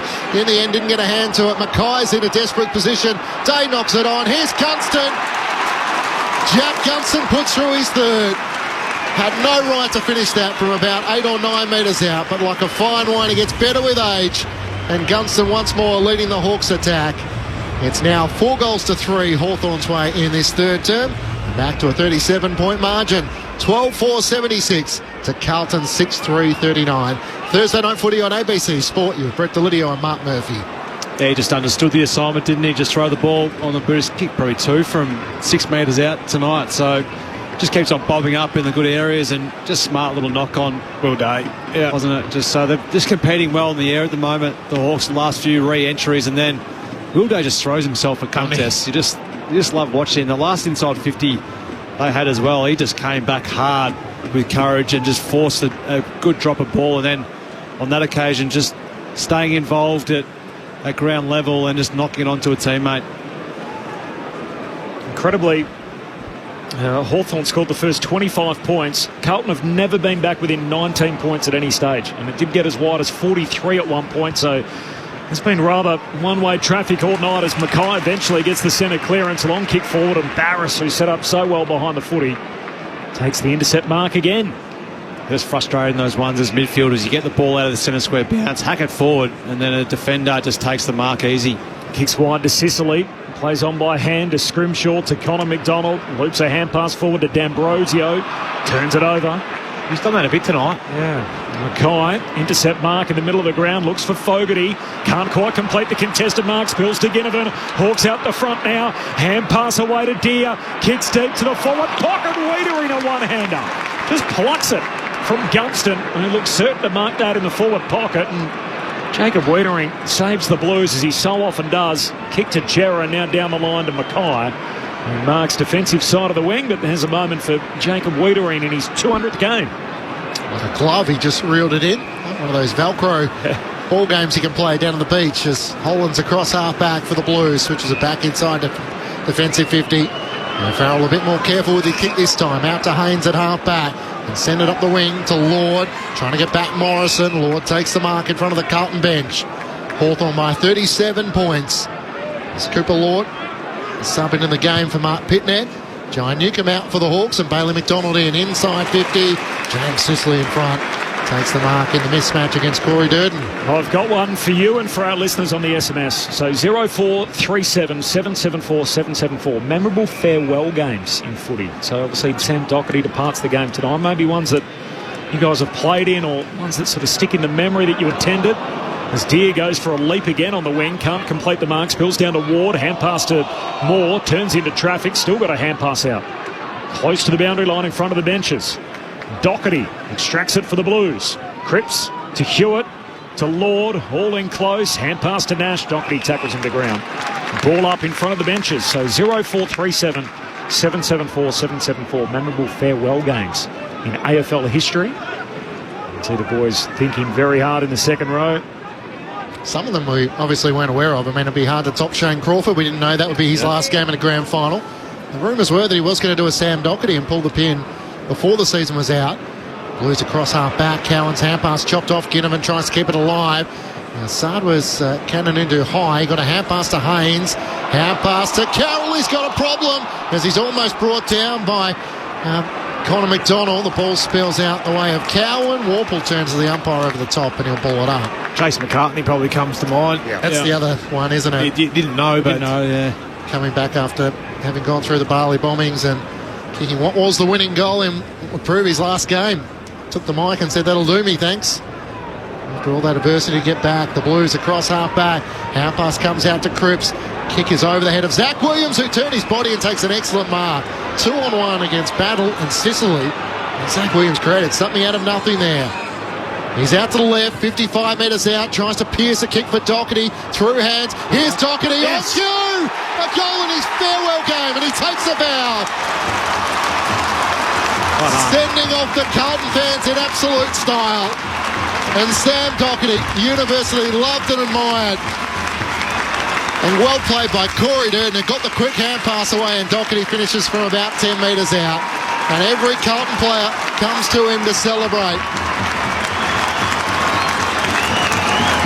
At the 29-minute mark of the third quarter, Sam Docherty in game 184 and his final match, one last time.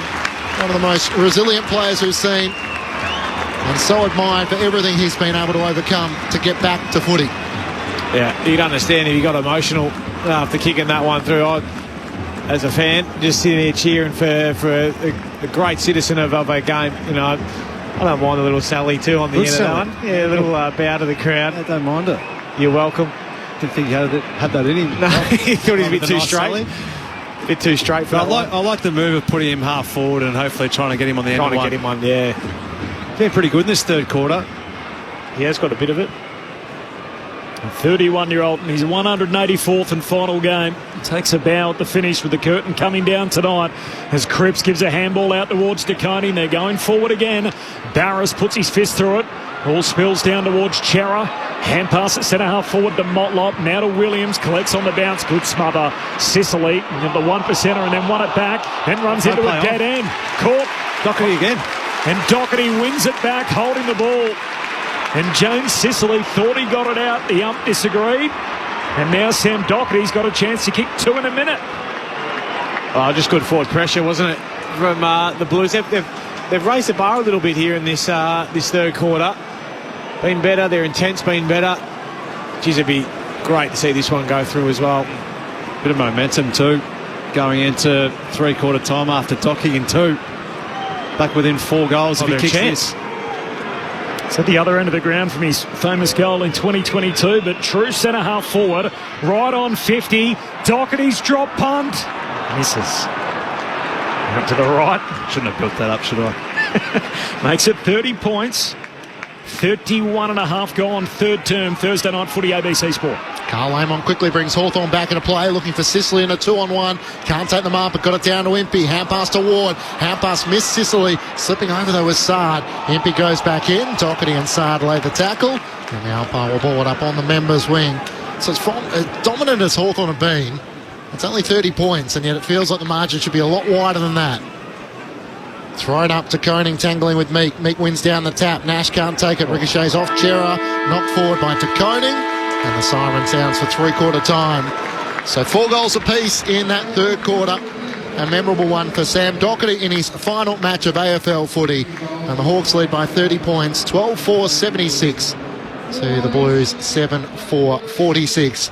After Hawthorn led by 29 points at quarter time, by 30 points at halftime. They kicked the first 4 goals in the match, 6 of the first 7, and have held that margin for most of the match. The goal kickers, 3 for Jack Gunston, 2 to Nick Watson, individuals to Morrison, Lewis, Ward, Connor McDonald and Ginnivan, while for the Blues, 2 to Charlie Curnow, 2 to Will White, individuals to Motlop, Doherty and Durden.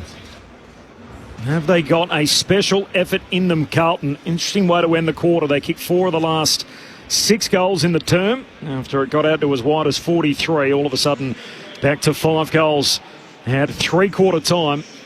We've been asking people off the SMS 0437 774 774. Famous farewell games that stick into memory. We've had a few nominations for Jason McCartney, of course. Now, this is an interesting one. And also Matthew Liptak with Rod Jamieson and Malcolm Blight. Adelaide 1999 from Phil in Adelaide. Top of the list, Joel Selwood when he kicked that banana goal in the grand final from Andy. Mike says Josh Kennedy's last game for the Eagles. It was 2022 when the Eagles only had 2 wins for the year playing against Adelaide. The whole team tried to get Josh a bag and he ended with 8. Remember that when Kennedy kicked 8 in his last game for the West Coast Eagles. Gary Ablett Jr. injured shoulder and fought on courageously in the 2020 grand final. Of course, that the Cats lost to Richmond. More of your nominations coming through. Another one from Paul in Perth about McCartney, of course. And the Kangaroos, Shane Crawford gets a mention from DP as well. That was certainly pretty good. Steve from Blackburn, David Cloak's last game for the Tigers in 1991 wasn't bad. Kicked 6 against the Blues after being moved to the forward pocket. So more of your noms coming through for. We need those old school ones, don't we? Yep. I mentioned Shane Crawford. I should have mentioned, of course, my AFL Sunday co-host Cameron Ling. Yep. Geelong made a history of it, didn't they? Tom Harley, and then Cameron Ling, and then Joel Selwood. The one that, as an Essendon supporter, it stands out. James Hurd's last game, along with Scott Lucas, and turned out to be Kevin Sheedy's as well over in the West. Perth. Yeah, I remember that. 44 down, three-quarter time, lost by 8. Scott Lucas finished with 8 goals, kicked 7 in the last quarter. It's a big last quarter. That's a good way to go out, isn't it? Your final game of footy, your 7-goal final term. And the Eagles won, but the Bombers gave it a fair shake that afternoon back in 2007. The thoughts of Murph and Leeds coming up next. This is Thursday Night Footy on ABC Sport. An emergency can happen anywhere. There are 3 warning levels across Australia: advice, watch and act, and emergency.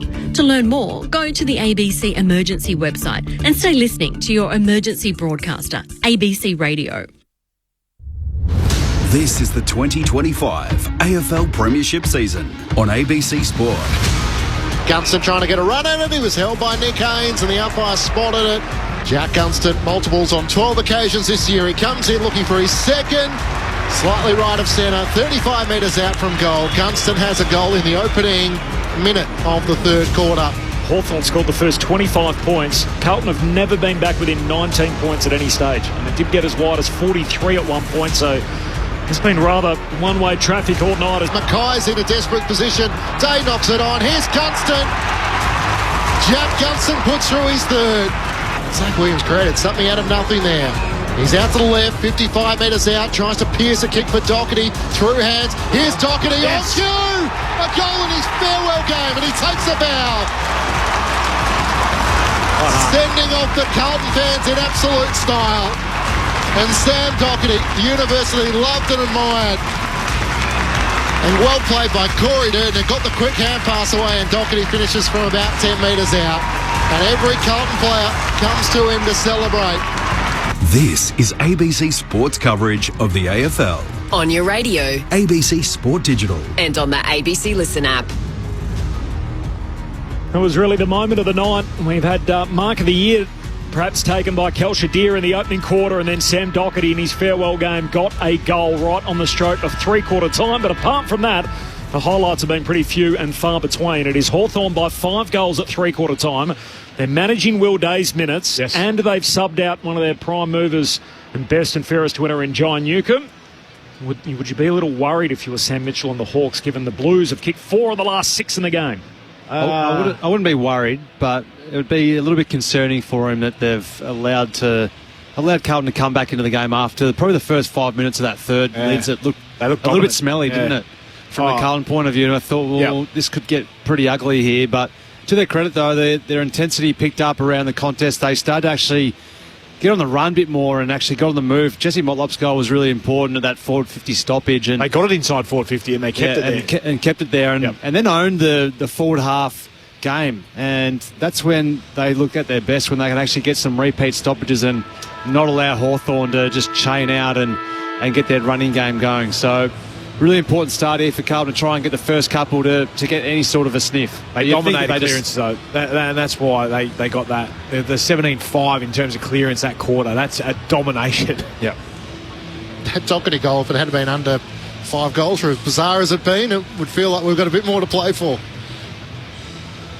Yes, you're not wrong, Clinchy, but I kind of feel like this could fizzle out to be about the same margin that it is right now, unless they're probably going to kick 6 or 7 in this last quarter, Carlton, to win it. You don't think Hawthorn are not going to kick a goal in this last, so they need to go all out attack here. Ben Cameron on the boundary. Ben, how's the health of both teams? Yeah, so pretty good at the moment. I don't think there's any real injuries to report. Both subs tactical to a degree. Newcomb listed as being managed by the Hawks. Pitnet, that was tactical. Interesting to note, Sam Mitchell, he's decided to start this fourth quarter from down on the bench, so perhaps not happy with how the Hawks went in that third term. Thanks, Ben. Had to wait for Mitch Cleary to do his three-quarter time address before we could get the footy back on. Away we go. Hawthorn by 30 points as the Rucks share it down. Meek got a hand pass out towards Ward. Kicks inside 50. Wiedering hitting up to meet it. Tackled by Lewis, taken to ground. Of course, there is a time limit on the quarter breaks. Had to wait for those last 30 seconds to drain out, but the guys were ready early. Everyone was in position, waiting, ready to go. Ball on. Yes, correct. Everyone just get a move on. It's been the sentiment this week after Greg Swans had 5 days. He had his feet under the desk. Sammy Mitch on the boundary in the final term. Secondary ball up here at centre half forward for the Hawks, coming home to the city end of the literally have the choice of 2. The punt road end of the ground. We got a ball up, and again centre half forward, same spot. Coning wins down the tap against Meek, spills out the way of Hewitt and Day, and they wrestle for the footy, and the umpire will ball it up. So Sam Mitchell down on the bench for the final quarter. Hawthorn leading by 30 points. Thrown up in the air. Meek slaps it down into the path of Nash and Cripps. It's tapped away by Ward. Well, White tries to slide in, bumped off it, and Ward keeps it alive for Hawthorn. Hand pass back to Carlton on tackle by Docherty, lost the footy. Down low, Lord. Footy is stuck underneath him, and eventually in the hands of Connor Nash. Hawthorn have struck in the first 2 minutes of the previous 3 quarters. So the Blues on high alert here. Nash tries to wrestle it away from Lord. Hand pass to Morrison, gets clear at right half forward. High ball inside 50. Gunson in the pack. Wiedering makes the spoil. Spills out the way of Holland. Stripped of it by Watson. Out into the path of Lewis. Knocked on by Morrison cleverly. O'Farrell gets a hand pass back to Wiedering. On the last line for Akers. Chips it out to Docherty. And the Blues should get out of defence. A warm round of applause. And the retiring champion, Sam Docherty, 184th and final game, lays it off to Cowan, short to Haynes. Hawks by 5 goals. 2 minutes into the final term. Talking about great farewell games on the SMS, 0437 774 774. With the boys to share their memories of playing in them as Carlton try and work it out a defence turnover, middle of the ground. Moore picks it off, hand pass to Meek, handball away to Ward, punches a kick inside 50. Lewis marks in the corridor, 40 out. Yeah, just a bad skill error again coming out of the D50 from Carlton. Had Tom de Conning through the middle of the ground, and rather than just put it up high and give him a chance to jump at it. They tried to pin it through him, and it's not intercepted by Lloyd Meek, mind you. It was Dylan Moore. Yeah, Dylan Moore. So you essentially should look up and say, well, I might just put this a little bit higher than 170 off the ground. But anyway, turn the ball over there, you're in a bit of trouble. Kick one earlier in the game. Mitch Lewis, back in the opening quarter. He's just doubled up. He's got two. And a Hawthorn with the all-important first goal of the final term. 13-4 to 7-4. A 6-goal lead for the Hawks. 3 minutes into the final term. Thursday night footy on ABC Sport. Yeah, we think that's closed the door. Lids on potentially this game. Oh, they've been good in the first 5 minutes of each quarter, haven't they, the Hawks? But they've kind of gone to sleep. And just wanted to check on Benny. Just confirming, Benny, Sam Mitchell's on the bench down there, is he?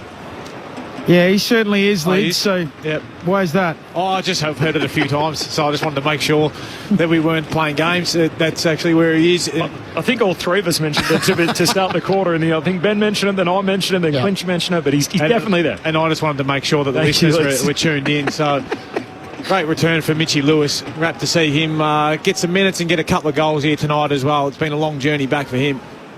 It's got to that stage of a Thursday night, folks. You've got to create your own entertainment. To Koning and Meek in the middle, do battle. It spills out in the way of Will Day. Got a kick away as he's being tackled by Hewitt. Motlop gathers to the Blues. Hand pass to Sard. He squeezes a kick up towards half forward. Morrison courageously charging back, takes the mark in front of Doherty at half back for the Hawks. Turns and comes inboard to Will Day. Possession number 13 coming up for the returning Hawthorn X Factor. He goes short to Hardwick. And Hardwick looks to chip it over the top to Bailey McDonald, the sub into the action for Jai Newcomb.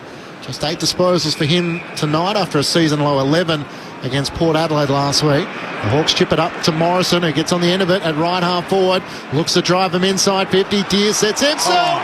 And with an imposing vice-like grip, just hangs on in front position. There wasn't much O'Farrell could do, caught behind. And he has had some night, Calchadia. I tell you what you can't do is let him jump at it, because he just hovers, Murph. Again, he just launched and went straight up, and how good were his hands?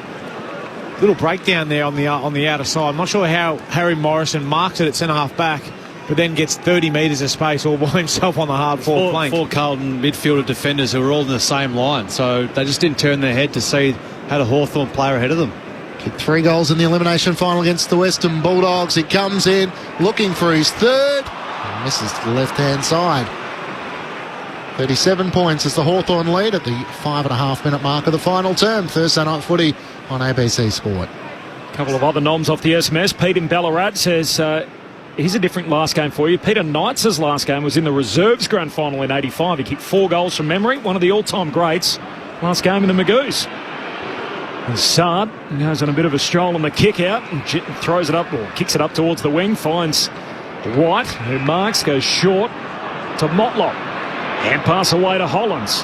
He kicks down to half forward. Williams collects on the hop, rolls, looks inside 50. Fogarty marks forward pocket.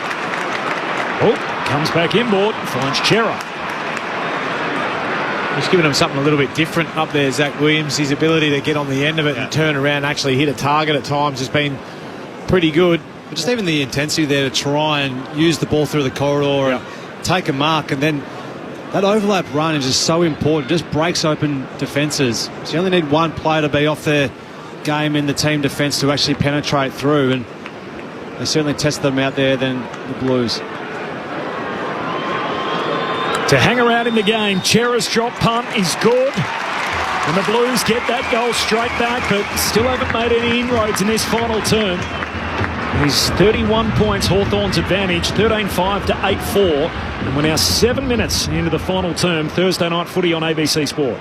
That was a good quick ball movement, as we were saying, and that's what they're going to do. You need to throw caution to the wind here. Lids in this last quarter. You may as well try and go down by 10 goals, having a crack at trying to score and penetrate through rather than just playing out the game. So that was encouraging ball use, and I fair to say I reckon Charlie Curnow and Harry Mackay would enjoy the quick ball movement when they see guys just taking the game on and taking a bit of risk, have some flair with the way in which you're trying to move the ball. And as you said, Lids, Zachy Williams is pretty nice when he's kicking the ball inside 50, so try and get it into his hands if you can. He gets it off the line, doesn't he? Which makes it a lot easier and harder to defend for an opposition team. Hawthorn centre square, Lloyd Meek, Connor Nash, Connor McDonald and James Warple as the tap down comes the way of Hewitt, tried to get it away to Lord. Out past the Sarden, out to Coney, to the run of Hewitt, kicks down the middle and Fogarty takes the mark. Leading up directly in front, right on 50. He wants to try and poke a kick over the top because Hewitt had pushed down and he takes the mark uncontested. Only about 5 or 6 metres closer to goal though. It's well done in the centre bounce. That extra handball from De Koning, rather than him just turning around and banging that inside forward 50, just to get it on to Hewitt, I think it was, and lowered his eyes, didn't blaze away. And you've got to force James Sicily to play on a player. And therefore, if you hit his opposition in Fogarty, that's where this one's come about, this shot. George Hewitt, one of 7 players of the Blues who have featured in all 19 games so far this season. Right on his limit from 50 out. It's not a bad effort. He dragged it left, looking for the extra millimetres. Hawthorn by 30 points as it was at three-quarter time. We played 9 minutes in the final term. Thursday night footy on ABC Sport.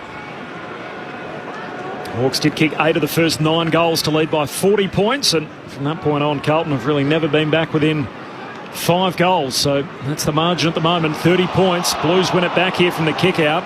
Cowan, hand pass away to Haynes, then to Chera, hurried kick to half forward. Doherty, it's right on the 50-metre arc. Trying to call a 50 with Figatorp. And standing the mark late. Yell out to him, Ben. Tell him to kick a talk.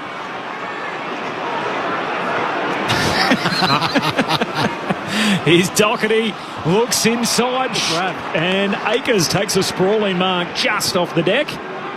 It's almost like a catch in the gully there from Blake Akers at full stretch, arms out, took it about 50 centimetres off the turf. It's a good grab. Can confirm Ben did yell out as well as Akers here from the 50 as the kick goes right to the goal line. Only Hawks players leap up and Meek and Barris knock it through for a rush behind, so gets them under 5 goals at least. It's 29 points the margin at the moment. Hawthorn 13-5, Carlton 8-6. 10 minutes into the final term. This is as close as they have been, Carlton, since conceding 8 of the first 9. Hardwick brings the Hawks back into play, up towards Cal Shadir at half-back, can't take the mark, spills to the back to Mitch Lewis, knocks it on to Connor McDonald, out pass forward, Akers over the footy, Jarman Impey over the top of him, they tangle, umpire for a moment sees if it'll come out, it won't, down to Ben Cameron on the boundary. Nick Watson just getting his wrist strapped on the boundary at the moment, so a left wrist injury for him there.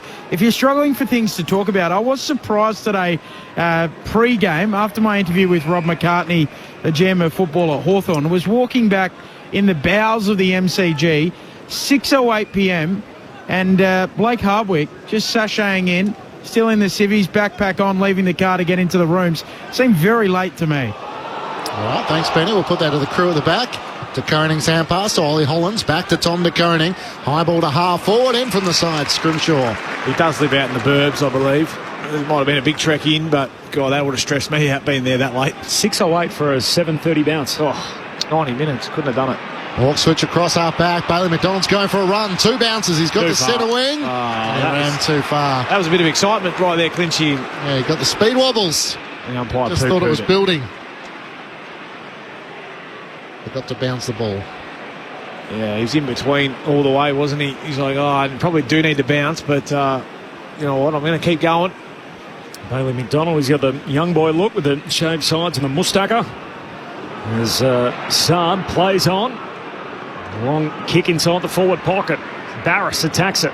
No mark, spills down towards Moyer. He's tackled, dispossessed. Doherty jumps on top of it. Attracts the crowd. Pack forms. Umpire eventually says ball up. Half forward for the Blues. They're all the same, those haircuts, aren't they? Yeah. Do you have any suggestions to guys that want to stand out, Lids? Yeah, nice fade. Got that guy off The Simpsons, wasn't it? The baseballer, shaving the sideburns. Yeah, shave those sideburns. Secondary ball up here. A few more nominations for great farewells off the SMS. Malcolm says, don't forget Jason Dunstall's last match at Waverley. Kicked a bag. Lee Matthews' last game in the 85 grand final. Ruffy 6. Yeah, I remember that. Yeah, that was good. Against the Gold Coast 2019. Wasn't bad either after his cancer battle in 16-17. Fighting for a spot that year. We're going to have another stoppage here. Same spot on the ground, half forward for the Blues. Stewart from Hobart. Alistair Lynch's last game, 2004 grand final. Remembered for the biff, of course, with Darryl Wakelin in the goal square. Harry Mackay doing the ruck work against Connor Nash. Zach Williams tries to get it forward. Does it all himself. Kicks towards the goal. Tom Barras spoils it out of play and a throw in front of Ashton Moyer. He's had a quiet night, Ashton Moyer. 7 disposals after his 4 goals last week against the Demons. Crowd posted at 51,271 fans. Must be a lot behind us. Undersold it. Or above us. Mackay wins down the tap against Connor Nash. Motlop on the move. Can't gather in the left forward pocket. Jack Ginnivan in the back half. Hand pass over the head of Bailey McDonald. He was knocked on though by Dylan Moore, who just hacks a kick forward. And Mitch Lewis in the right place takes the mark at right half back. A couple tonight. Hawks by 29 points. 13 minutes gone, final term. A long kick down to half forward. Gunston in a tangle with Wiedering, and there's a free kick. Gunston's going to get it. 33 years young, the oldest man on the ground. What a year he's having. Up to 45 goals. Short to Nash. Gunston's on again here as he's calling for it up against the boundary line. That's ignored. Nash told to move it, just gets his kick away. Doherty in the hole. Scrimshaw competes. Ball spills down to Chera. Scrimshaw tackles him. The ball up 35 metres out from the Hawks attacking goal at the Punt Road end. Hawthorn by 29, almost halfway through this final term. Throw it up. Mitch Lewis and Harry Mackay. Lewis tries to palm it down in the direction of Connor McDonald. Hand pass towards the teeth of goal. Wiedering leads out. Gunston clearing kick in the middle of the ground. Sicily takes the mark. And was cannoned into after taking it. Possession number 21 coming up for the Hawthorn captain, who seems to have found a bit of form leads. He has a fair few marks off the oppo tonight. Veers out to the right. Long kick towards the teeth of goal. Where are the Flyers? No one's there in the end. Yeah, trying to throw a boot at it was Dylan Moore. It's gathered by Nick Haynes. Hand pass to Chera. The Blues out of defence with a kick up to half back. And that's where it stops. Scrimshaw takes the mark for Hawthorn. Doesn't keep the goal all year, Jack Scrimshaw. Just 11 in his career. He's not going to add to that here. Short to D'Ambrosio. Gee, just the required distance. Massimo D'Ambrosio. A breakout year last year. Hasn't reached the same lofty heights in his 2025 campaign. Now he's told to play on, and he's going to go all the way back to the middle of the ground for Hardwick. Skid through to him. And that relayed turf. Long kick out to half forward. Nash marks all alone. 60 out. Just about every Carlton player's inside the Hawthorn front 50. Kicks into the pocket. Day competes in the air. No mark. And there's all the Navy jumpers. Chera hands it to Haynes. Long kick out of the defensive 50. Moyer flies, spills down to Doherty. Tackled, dispossessed. Hardwick wins it back. Hand pass out to Bailey McDonald. By hand to Warple. Threads a hand pass through to Gunston. High up and under to full forward for the Hawks. No marker. Spills down to Day. Hand pass to Moore. Somehow got boot to ball. Boot to ball as Deer leaps up for it. No mark. Spills down and D'Ambrosio tackled. Ball up. Left forward pocket for the Hawks. They lead the game by 29. 16 played final term Thursday night footy on ABC Sport. Thrown up. Mitch Lewis doing the ruck work against Mackay. Tries to drop it down for Will Day. Can't charge his way through. As Lord and Chera make the tackle. Hawthorn by 29 points. Just lived in this forward half of the ground for the last 5 or 6 minutes, hasn't it? Yeah. Over 50,000 in the MCG tonight. Mitch Lewis can't get it forward. He's stuck at the bottom of the pack now, and Paddy Cripps over the top. Question, Murph, about life membership at the Blues. What's the criteria? 1 game in each of 8 years you play there. Wow. Yeah. So you play 8 games in over 8 years and get in there. So really? Sam Doherty qualifies? Yep.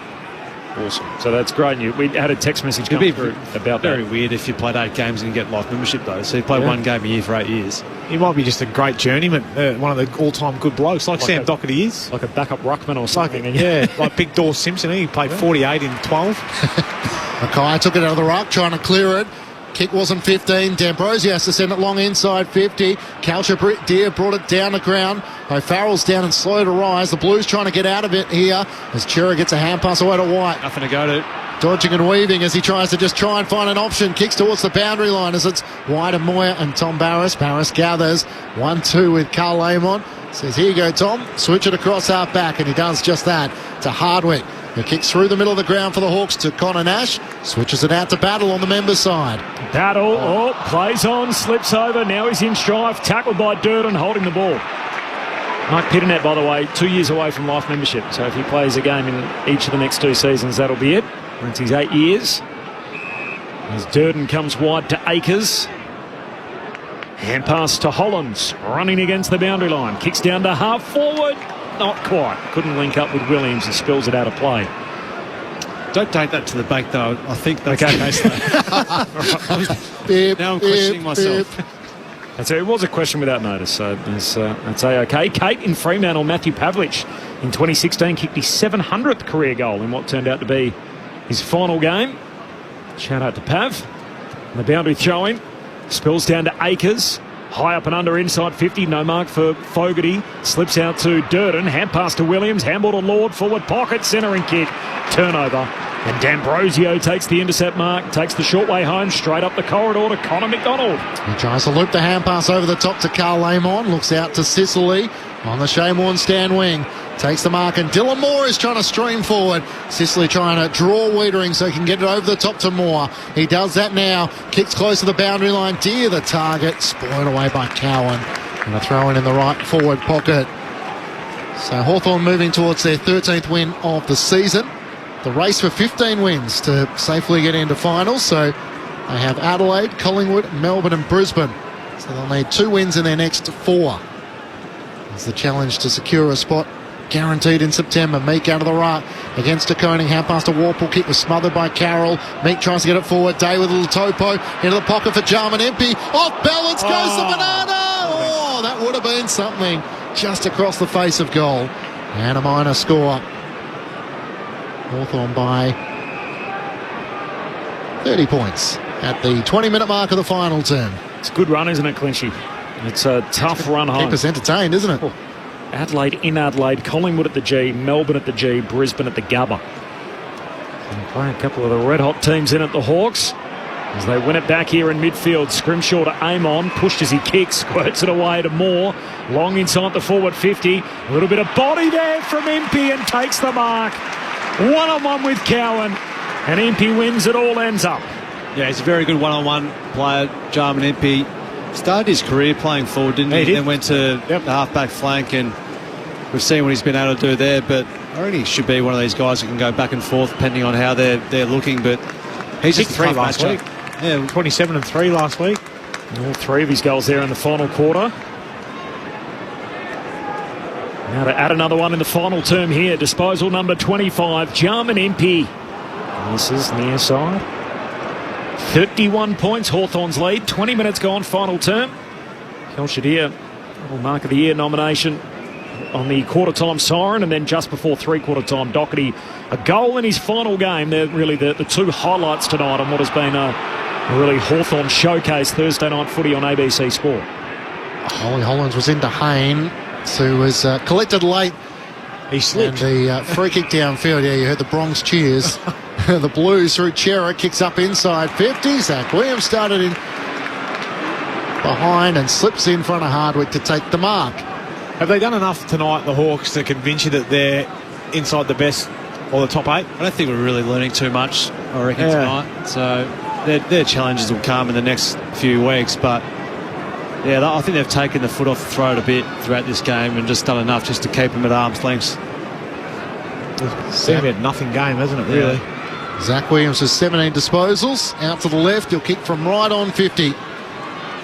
As he starts his approach here, comes in a fluid rhythm, but misses to the left-hand side. And a minor score. 30 points is the Hawks' lead. They don't have too many injuries, Hawthorn, though. Obviously, McGuinness with that injury last week, the kidney. Marby Ochol with the groin as a test, and Josh Weddle with that back injury is the one everyone's wondering when he will return. Might just be picking up another one here, Ben Cameron. Yeah, Jarman Impey is just limping off towards the bench with a trainer going stride for stride with him, which is a slow stride. Sicily just mows down Williams, so there's a nice chase down tackle. Hawthorn captain still setting the tone late in the piece.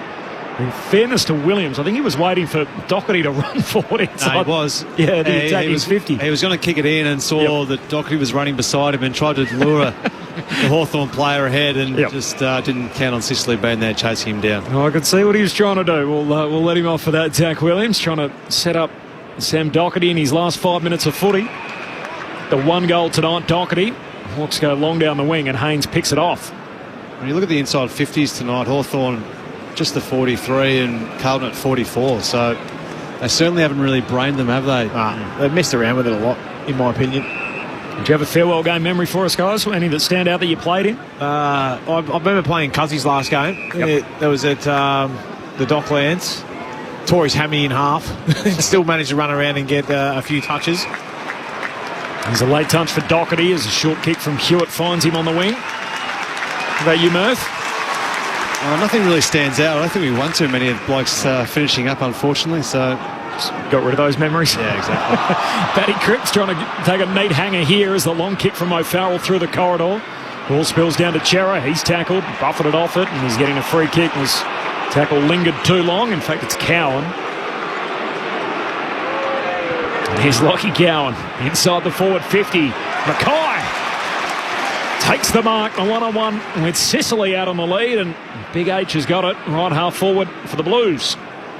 They just haven't seen too much of that, unfortunately, tonight for Carlton. Not like it was a lace-out kick, but at least it was to advantage, and it was a 1v1. Seen too many where they've just kicked and hoped, and you've seen contests where there's been 4 or 5 pairs coming at it. So unfortunately, just haven't seen enough of these 1v1s, and you see the outcome when you do. His goaler so far tonight, Harry Mackay, to get on the board. He pops it through. One late for the Baggers.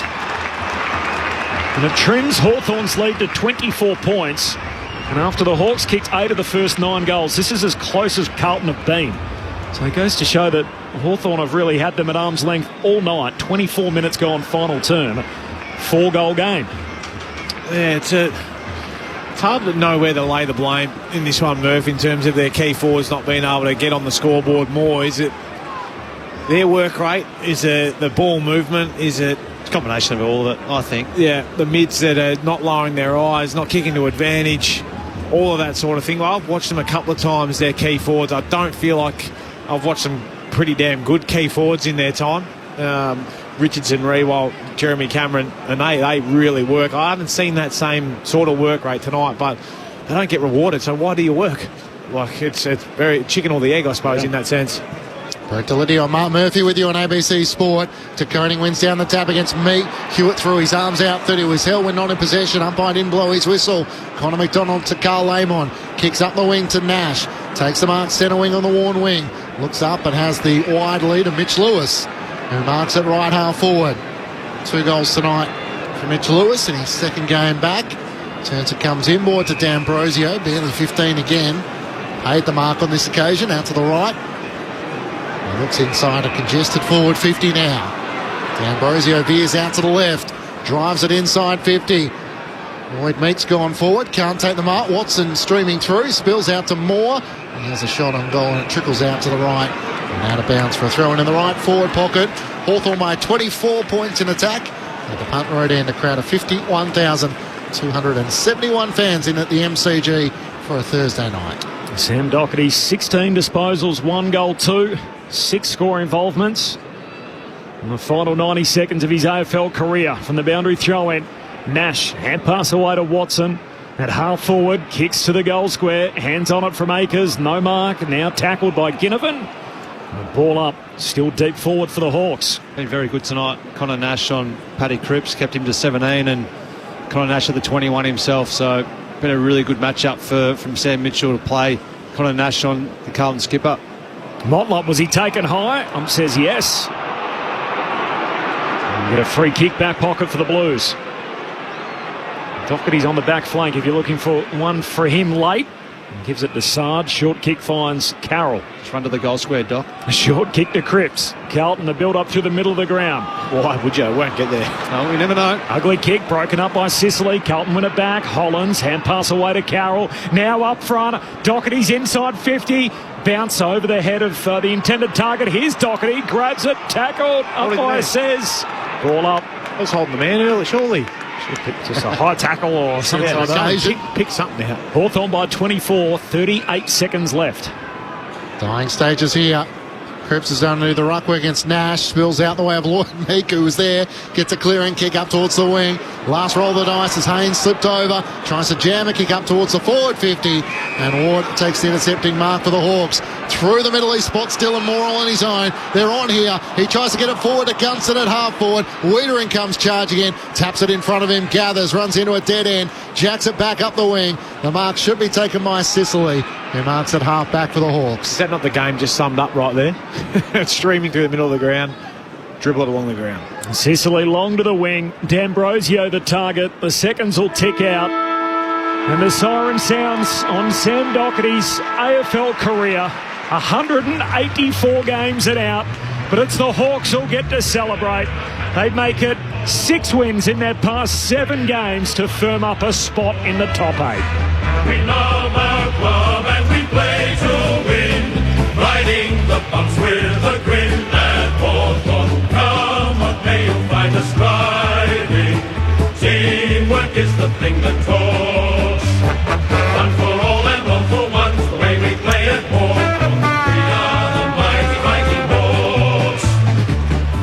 It was a huge part coming into the night. What a warrior he has been, and not just in AFL terms, but in really a broader context in Australian sport. Twice recovering from cancer, 3 times tearing his ACL. Sam Doherty departs as a best and fairest winner, All-Australian club captain, 16 disposals and 1 goal too in his last outing. But it was Hawthorn's night. Will Day on his return, collecting plenty of the footy, having 15 disposals as the Hawks winners by 24. We're a happy team at Hawthorn. We're the mighty fighting Hawks. We love our club and we play to win. Riding the bumps with a grin at Hawthorn. Come what may, you'll find us striving. Teamwork is the thing that talks. One for all and all for one, the way we play at Hawthorn. Every Hawthorn player gets to Sam Doherty out in the middle to congratulate him on his career and do his media commitments, I'm sure, and then we'll be cheered off the ground, no doubt, in a few moments' time, and I'm sure the Hawks will play their role in all of that. And he ends his career as he does most games across his 184-game journey. He's got the tape torn apart on his shoulder. He's got the gauze swab stuck up the nose. But Sam Doherty is out after 184 games in his final match here tonight at the MCG. The Blues couldn't honour him with a win. It was a 4-goal victory for the Hawks, and it felt about right. They kicked the first 4 goals of the night, and really they never looked back from that point on. They led by 25 before Carlton had scored. They win the game by 24, and it was never really close. 13-7-85 to Carlton, 9-7-61. The goal kickers, Gunston finished with 3, 2 each for Lewis, Watson and Deere, and then singles for Morrison, Ward, Connor McDonald and Jack Ginnivan kicked the first of the night. 2 each for Will White and Charlie Curnow, and then singles for Motlop, Chera, Mackay, Durden and Doherty. Got a goal in his farewell game just before 3-quarter time. And before quarter time, Kel Shadir, nice little nomination for Mark of the Year. They were the highlights.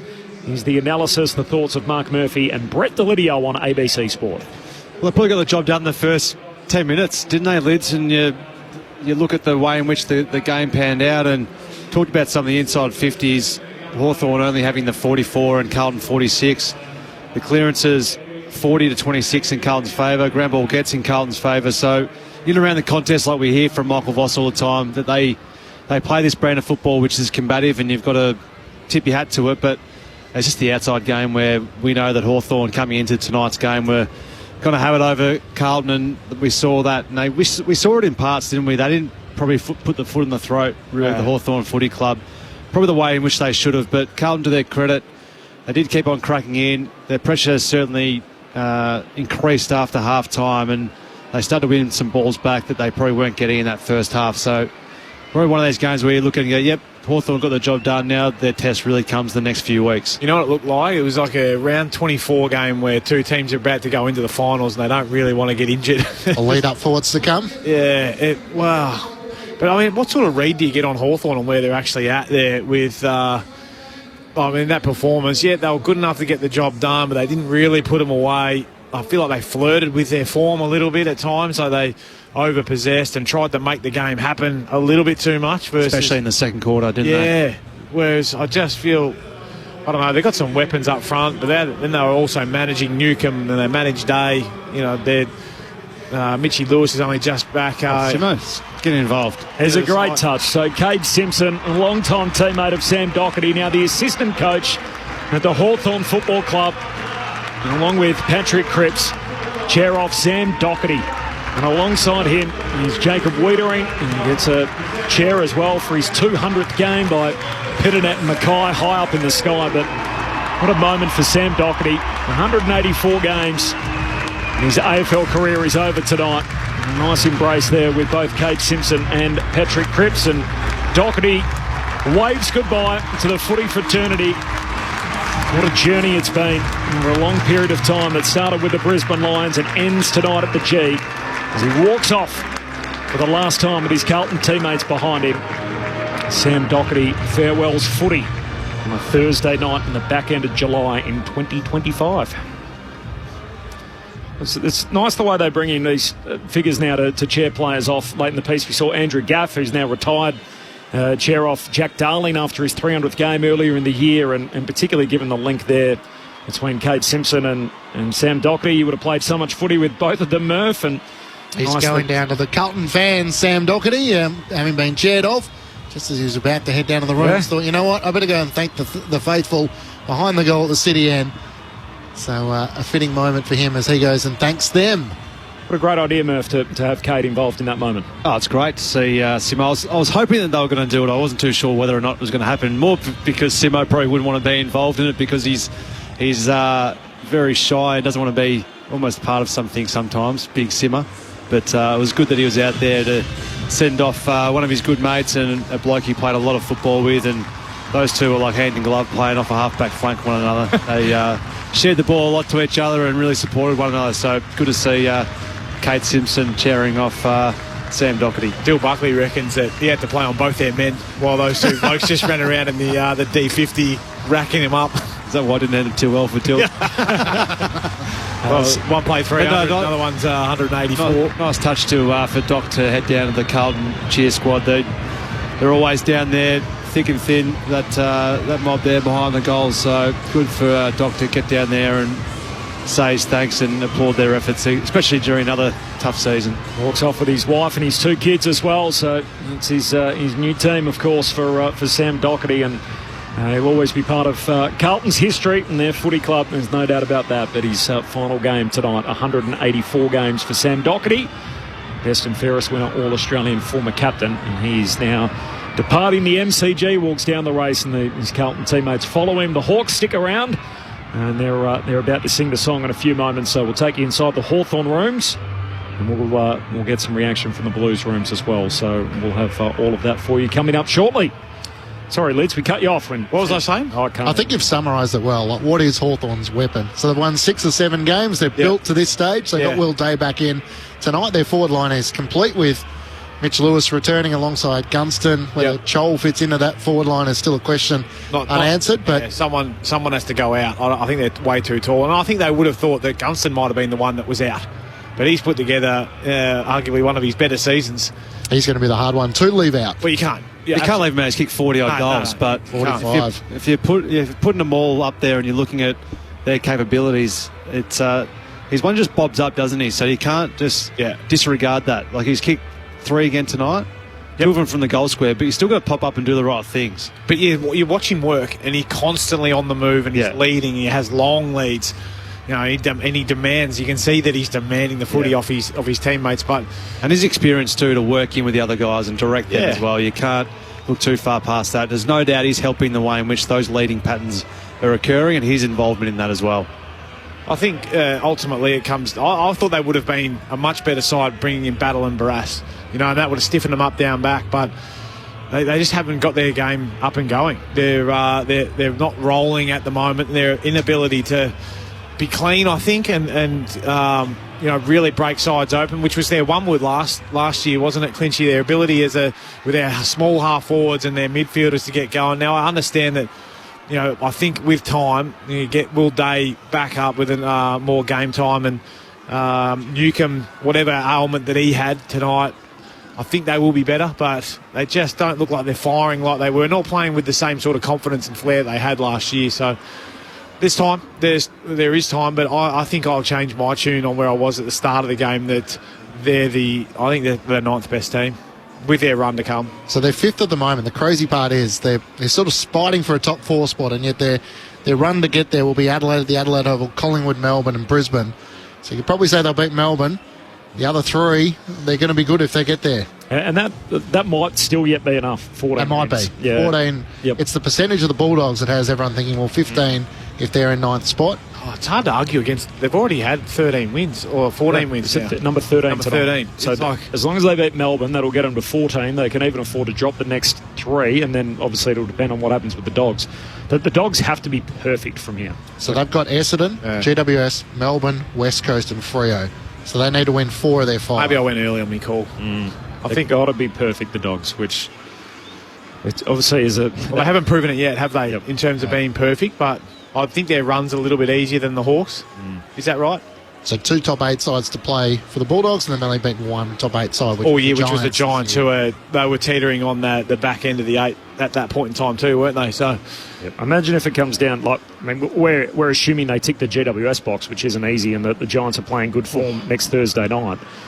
So say we give them that. So we give them that. We give them Essendon, give them Melbourne, give them West Coast. Imagine if we got to round 24 and they had to beat the Dockers in the last round to shake up the competition and put a few of these teams on. Well, you hope skates. that's the case. And then we keep forgetting that the Suns, they've got to win and keep winning too, but they've also got that extra game in hand that will go in their favour, because Essendon, unfortunately for them, they're listless at the moment, aren't they? Well, if you give them that, and the way you view the current ladder, there's 2 games between 8th and 9th, if we're saying the Suns beat the Bombers. So that takes them to 48, and it means the Bulldogs are still on 40. So 2 games out with 5 to play is a long way back. They've got a bit to do, the Bulldogs. It's still very much on them.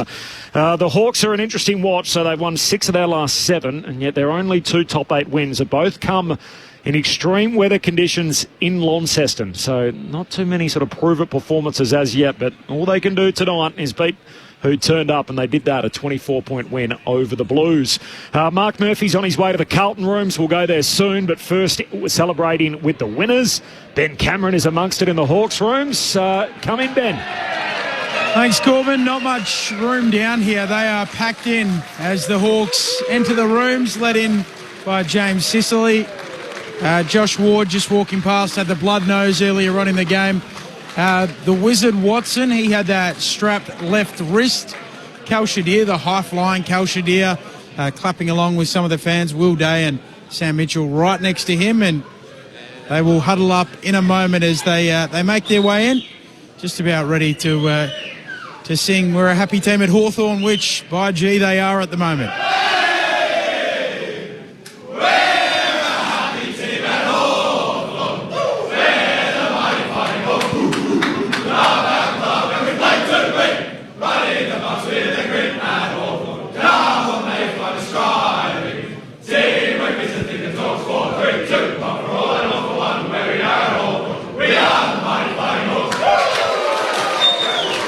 Cal Shadir is going to join us in a moment, just because I want to ask him about that mark from earlier on tonight. It might have been Mark of the Year, so look forward to chatting to Kalsha. I like it, the Flying Deer. He's going to join us, Cal. Is that what you're going with? I think so.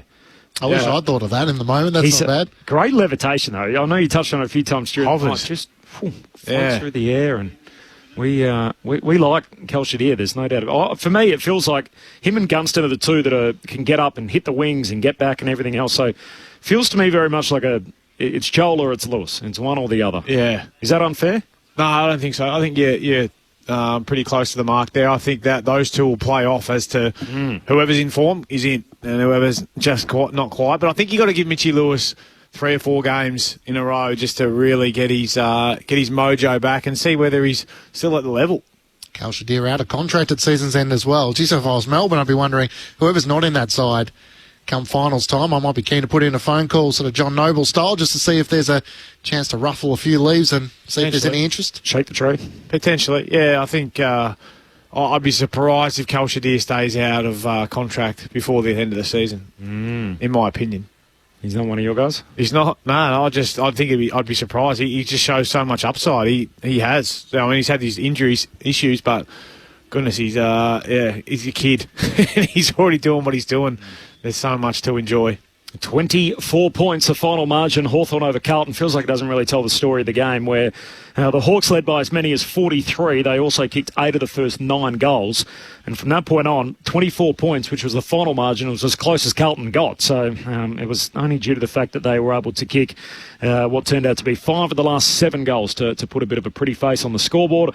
The highlights were Kalshadir's mark on the stroke of quarter time, where he floated through the air and put in a nice little contender for Mark of the Year. And, of course, Sam Doherty playing his 184th and final game, 16 disposals and a goal. He also had 6 score involvements as he got a beautiful send-off in front of 51,271, but ultimately not as a winner, as the Blues find themselves 7-12 on the season, so 7 wins, 12 losses, while Hawthorn find themselves 13-6.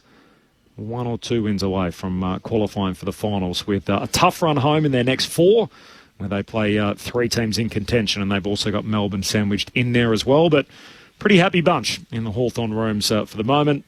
Kelsh's mum's down there just posing for a few photos at the moment with some family and friends, and we'll have a chat to him in a few moments' time here on ABC Sport. The injury news out of the night, there wasn't sort of so much to speak of. A German MP late in the piece hobbled off, but appeared to be okay and sat back in the front row, joined in the celebration. So hopefully he's okay. And John Newcomb has certainly been managed, isn't he? Yeah. He had a season low 11 disposals last week, and then tonight he's been subbed out of the game early in the third. So a quiet night for John Newcomb, while Will Day on his return was on managed minutes but picked up 15 disposals. Let's go back and celebrate with the Hawks. 4-goal winners over the Blues. Ben Cameron in their rooms. Ben. Yes, I've got the flying deer after that mark. Let's start with the important stuff. Talk us through that mark. I actually feel quite bad.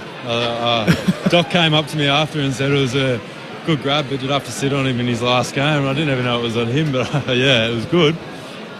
Yeah, I like that. It was a heck of a mark. What do you recall about it? How high did it feel in the moment? No, not actually too high, to be honest. I mean, Midder's already let me know that he laid a huge block for me to get there, so he'll want props for it and credit, so I'll give him a bit there. Have you taken a bigger one? I reckon in juniors maybe. Nothing in the AFL like that. We're thinking it could well be Mark of the Year. What do you think when you hear that? Oh, man, I haven't even seen it. Don't get me too excited. I'd love another car, but...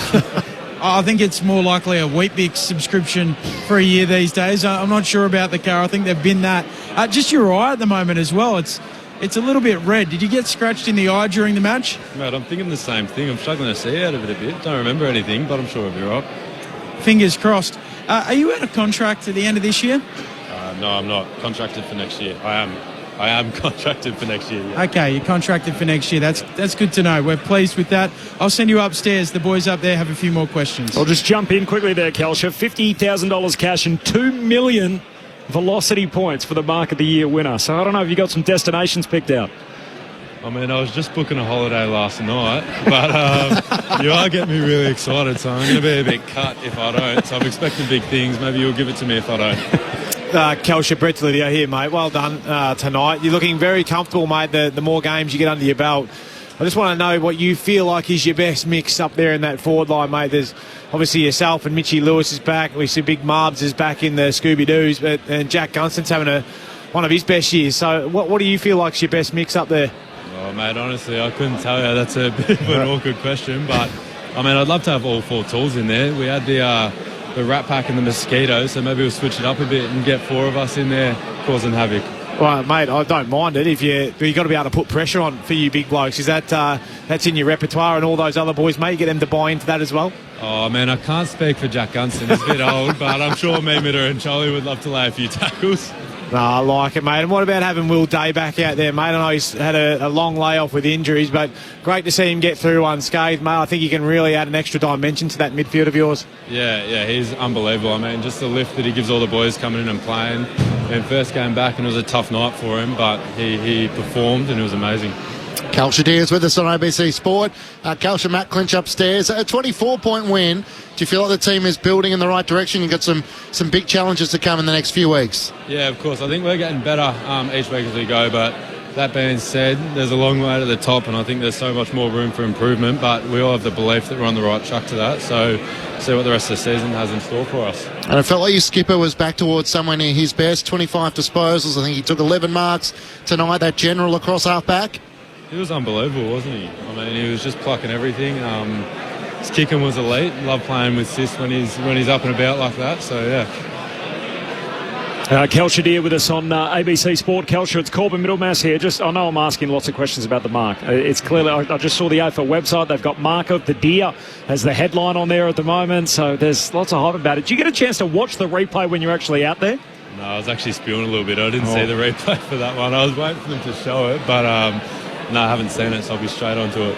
Yeah, and the celebrations again tonight. I saw Jack Ginnivan kick the first of the night, had a nice little sally, which we thought was Conor McGregor, basically his strut, but I hear it's actually off a television commercial. Did you know exactly what Guinea was up to? Oh, yeah, I think there's a clip going around, someone on a boat, and I think Guinea sort of, it's for aura, and I think he lost a lot there, so I don't know what he was doing with that one. It wasn't anywhere near one of his best ones, so we'll have to forget about that. Kelsha, we'll let you run. Congratulations on your efforts tonight, and some exciting stuff ahead. Good luck the rest of the way. Thank you. Cheers, guys. Kelsha Deer. So if you're an older listener and you've got absolutely no idea what Kelsha just said there at the end, I'm with you. If you're not on all the social media trends, it's a TikTok generation, isn't it? Yeah, you got no idea. And fair enough. Just enjoy the celebration and just make of it what you will and name it whatever you want. Yeah. What do you reckon about his suggestion? Get rid of all the smalls and play tall ball. Oh, good luck with that. Oh, I can't see that working, given the way they do play with their small forwards being able to get up the ground and then get back. But he was diplomatic, which you can understand too. It was an awkward question, but I wanted him to just shoot his shot and say, well, I'm one of the best and keep me in there. Andy from Wodonga, if he's a flying deer, then he's a reindeer. I've done it again, Andy says. Thank you, Andy. Appreciate that. More of your thoughts on the SMS. The Hawks are missing the speed and athleticism of Josh Weddle from Bryce in Bendigo. So he's at TBC with his back. They were hoping he would get back right on the end of the home and away season. Joe Webble. He adds a different dimension, doesn't he? His ability to be at both ends, but he breaks the game open just by pinning the ears back and going, and the other boys seem to get on the back of it as well. Back to the Hawks rooms, Ben Cameron. Jarman MP down here. Just we mentioned late in the game he came off with a leg injury as he limped off. Just getting some ice applied to the Achilles region, the almost outer side of his Achilles. So that is a little bit of a concern. I'll speak to the Hawks media staff and see if I can get an official word on that and just find out what the go is there for Jarman Impey. Hopefully he's okay. Thanks, Ben. We'll hear from you in the Carlton rooms. Mark Murphy's already made the trip across, so we'll leave you a Murph to it. Sounds good. Okay, Ben Cameron in the winners' rooms, and they're packed too. We just saw some pictures on our monitors. There's a lot of people in those Hawthorn rooms. Our boy Croc McDonald, his old man, to be in there kissing blokes. He loves to do that. I forgot to ask Kelsha whether he gets a kiss from Croc's dad.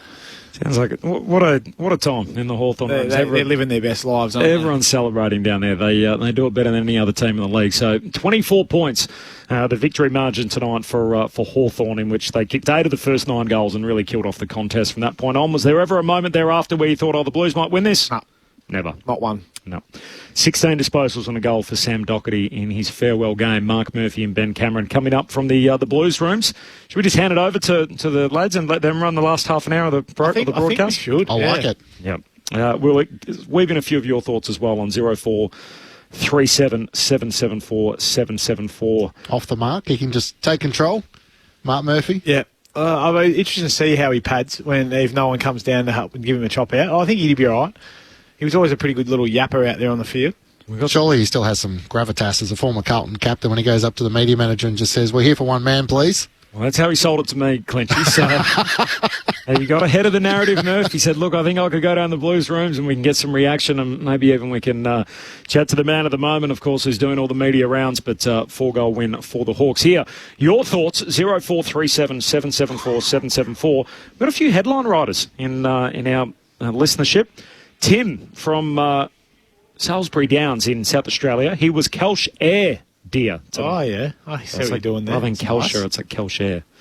But don't mind it. Well, I think he might have stolen that one off an Instagram post of Air Kelshire, because when he took that big one-hander. Right. So it has been used before. Potentially. I'm all not right. going to steal his thunder. It's a good time to recycle them and bring them out. There's no doubt about that. What a mark from Kelshire. So are we narrowing it down to Ben King and Kelshire? Is that what we're Seems that thinking? way. I haven't done any work on it, but it's I can't think of better ones. No, scrolling back through, I couldn't see any that stood out.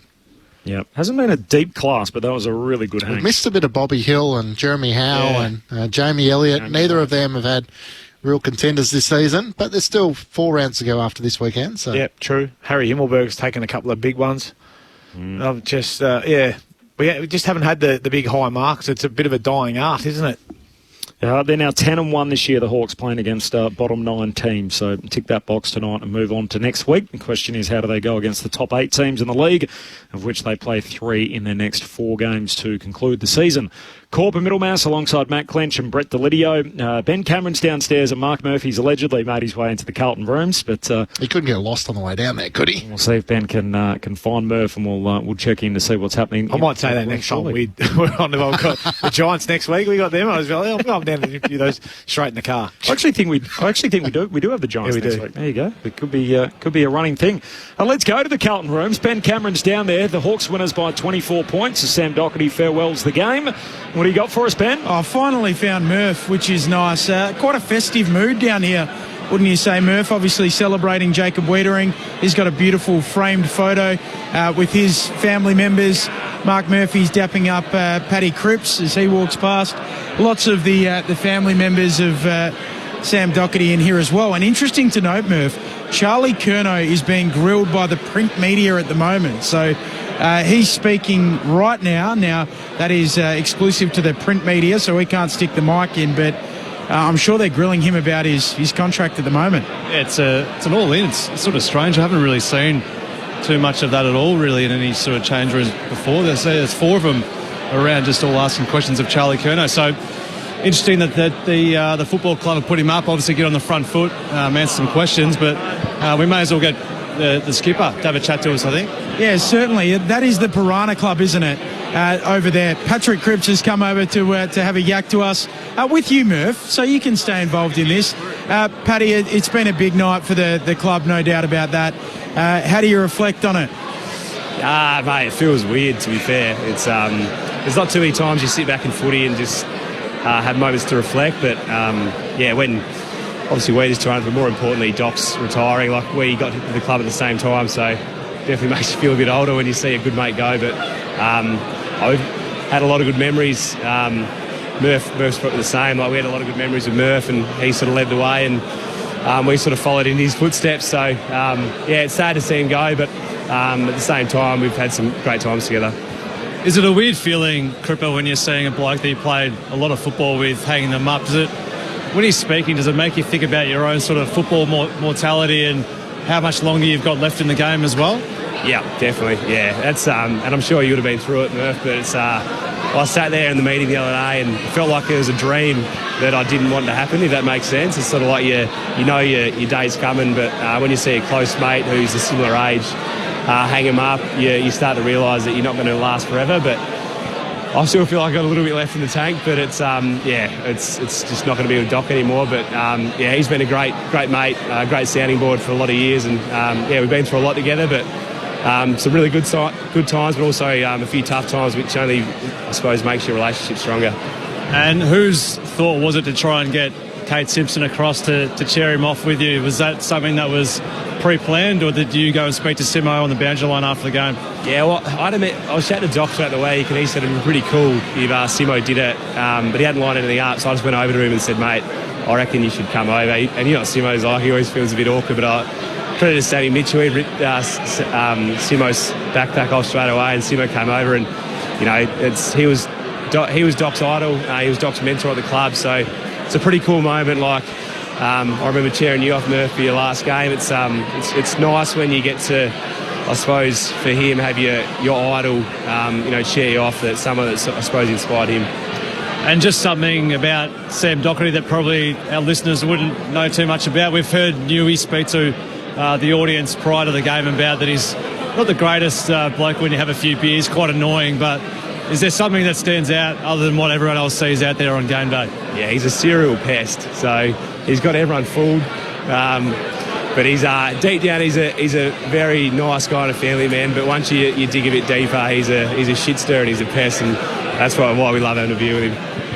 I must admit, the video of you two when he spoke to the group during the week, it got me a little bit, like as someone who hasn't been in there, but the journey that you guys have been on together, the plan to win an AFL flag together, the promise you made to each other, I don't know, we spoke about it pre-game and it feels like, I know you still want to win one, but the journey is the destination, isn't it? And the journey that you two have shared together. Yeah, it is. It's mate, that moment it just all sort of hit me at once, and what happened before that moment too, it was Doc talked about his cancer battle, and we got one of our good friends, the head trainer Loz.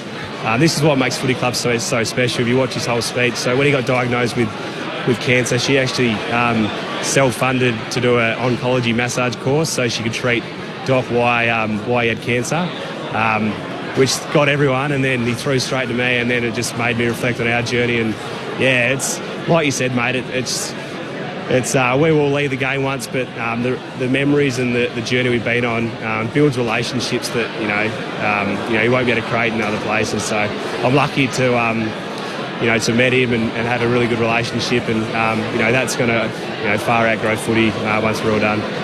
Cripper, thanks for coming over and having a chat to us and remembering your great mate, Doc. It's not a eulogy. It sort of sounds like that. You called it a footy eulogy earlier, Murph. It feels like that. We appreciate your time. No worries. Thanks, mate. There is Paddy Cripps. I'll find out what Charlie Curnow had to say to some of those print journos, and I'll come back to you in a moment, guys. Thanks, Ben. We'll be back to you in a few moments. What an amazing story. So speaking about one of the trainers there being able to undergo further training to be able to treat Sam Docherty during his cancer battle, and certainly not something you expect to have as something that's in front of you during while you enter a football team, and yet that was the path for Sam Docherty, and the work that she did to make sure that she could continue to treat him during that time was amazing. Yeah, and I think that's why he's so widely admired right across the competition, in that he's been through some real hardships and he's found a way to stay positive, but also delivered a message of, staying positive at grace as well, and being able to, hold your head high, but and realise that, footy's a game, yes, but health is wealth, and also, having your family and your friends and all that around you. And that's right in what Benny says, is that the destination is the journey. Not everyone's lucky enough to win flags, and Murph and I can sit up here and be a testament to that, but it's, you do make some great mates and have some fantastic memories from your time spent at a footy club, and you're so entrenched in all of it together that you talk about it. That's what gets you through. I was thinking about it when I heard that about Sam Docherty and Paddy Cripps. We made a pledge to each other. I still remember finals are on, I'm running laps of the TAM with Chrissy Newman, and we're talking about the same thing, because that's what gets you through the stinking running sessions. But it's you're not always blessed with that final day in September and that piece of jewellery, but it is what it is, mate. And footy's a great game, but it's also can take a fair bit away from you as well at times. But then, you would have heard the quotes from Scotty Scheffler during the week. The golfing ace at the moment, where he talks about, is it all worth it? What's it all worth? Like, eventually you get towards the top of the mountain and you think, well, this is going to be amazing or whatever, and then you think, well, my power bill's still due tomorrow, and I've got all the usual stuff, and an hour after the finish you're deciding what you're having for dinner, and you've got to care for your kids and everything else. And so it's like he is, and what I took from it anyway, is he's a guy that's addicted to the grind and the process, and finds that so rewarding at trying to get the best out of himself. And you lived it as an AFL professional for 15 years or whatever and stuff, and whether you sort of get the medal or not, there's still so much that you take from that, and 100%, the relationships you make along the way and everything else that goes into it. It's a beautiful insight into how connected footy clubs can be. We don't get to see that part of it, but what he meant to that club, and then what in return they want to give back to him to ensure that he can be his best week to week, and we're in a high performance environment. At the end of the day, speaks a lot about his character and what he's left as his legacy. You'd imagine it'll be a tough sort of week as it all starts to come to an end, and he thinks about and reflects upon his contribution to the Carlton Football Club and the game. And then likewise, as Patrick Cripps tried to put voice to what it's like to have those people along your side, and as your journey continues, you turn around and some of those familiar faces aren't there, and the chance for the next leaders to step up and try and have their fingerprints on this footy club. It'll be an interesting next step for Carlton. Well, for Carlton and for Sam, it's different waking up tomorrow, not having to go into the club for recovery or having to go in for any meetings and knowing that whatever you did today, you're not getting a report on it. It doesn't matter. The Vossi can pull you up at the BNF if you because no doubt he'll still go along to that, but. Otherwise, he's not going to say, mate, remember that game back in round 20? You just didn't cover off the help side enough. Do you like the round 20 retirement? The decision to say, you know what? I think if you're done, you're done. Yeah, well, he wasn't going to put his hand up to go over to WA next week, was he? And say, well, I'm going to go and play the Dockers and just try and grind it out. He's like, sometimes you just know. And, well, I retired at about a similar time, but I was still fighting to try and get back, So with no finals in sight, what's the point of an extra 4 or 5 games? Off the SMS, Riley says, can we just give Mark of the Year to Daniel Wood from Blackburn? Did you seen that, Mark? Yeah, that was it. That's a belter. That's on the ABC socials. Yep. That's an all-time great hanger. Hawks by 4 goals back into the Carlton rooms. Ben? So I've listened to some of the audio from the print journalists of Charlie Curnow speaking to them, and he said, look, I don't want to make it about me in this moment, but I've got to get this out of the way. I want to be at Carlton. I'll be playing for Carlton next year. So as emphatic as it gets from Charlie Curnow for all of the Blues fans out there that he will be at the club next year. So I was surprised that he was speaking when I made my way round to the rooms, but that's what he said. So that is very strong. Interesting to note as well, John Barker, the caretaker, numerous times a caretaker in the AFL is in the rooms as well. Obviously a relationship with Sam Docherty. I'll grab Mark Murphy, who is greasing palms around the Carlton rooms as well, and we'll get him on the cans and continue the chat. Thanks, Ben. Let us know when you're ready to go. But a 4-goal win for Hawthorn here tonight. Lids will have the votes and the ABC Footballer of the Year. Yeah. Better have a look at those. He's been stranded. He's got a spare seat next to him, and obviously Murph's down in the Blues room. So we'll get a little more Carlton fallout from Murph and get his take on what he's seen. And I'm sure he's had a few conversations already with a couple of his old mates. But the Blues now 7-12 on the year. So that's now 5 of their last 6 that they've lost. They still have another 4 games to play before season's end. And of course, Robert Priestley, their president, said recently that they'll assess things at the end of the year and make a decision as to what it looks like. So trip to Perth to play the Dockers, who are humming, by the way, as in form as any team in the competition. Then the Gold Coast back at Docklands, 2 tough games. Port Adelaide at Docklands, and then Essendon to finish. And of course, the Bombers and the Blues just can't get out of the spotlight at the moment. They're frequently in the primetime games, and I'm sure both those teams would be pretty happy just to hide away a little bit at the moment, and yet here they are again, Thursday night, Friday night in round 20. And that bizarre moment down as Sam Docherty sort of leaving the MCG, it's almost like the 2 popes. There's Brian Cook in front, and then there's Graham Wright, who everyone's looking, standing behind, going, I wonder what's running through his mind. Would you say August 15? August 15th. When he comes in. So he's had the whole year to basically make a report on what works and what doesn't. And then it'll all be about action from that point on as to what it looks like. How dramatic would you shake things up, Lids?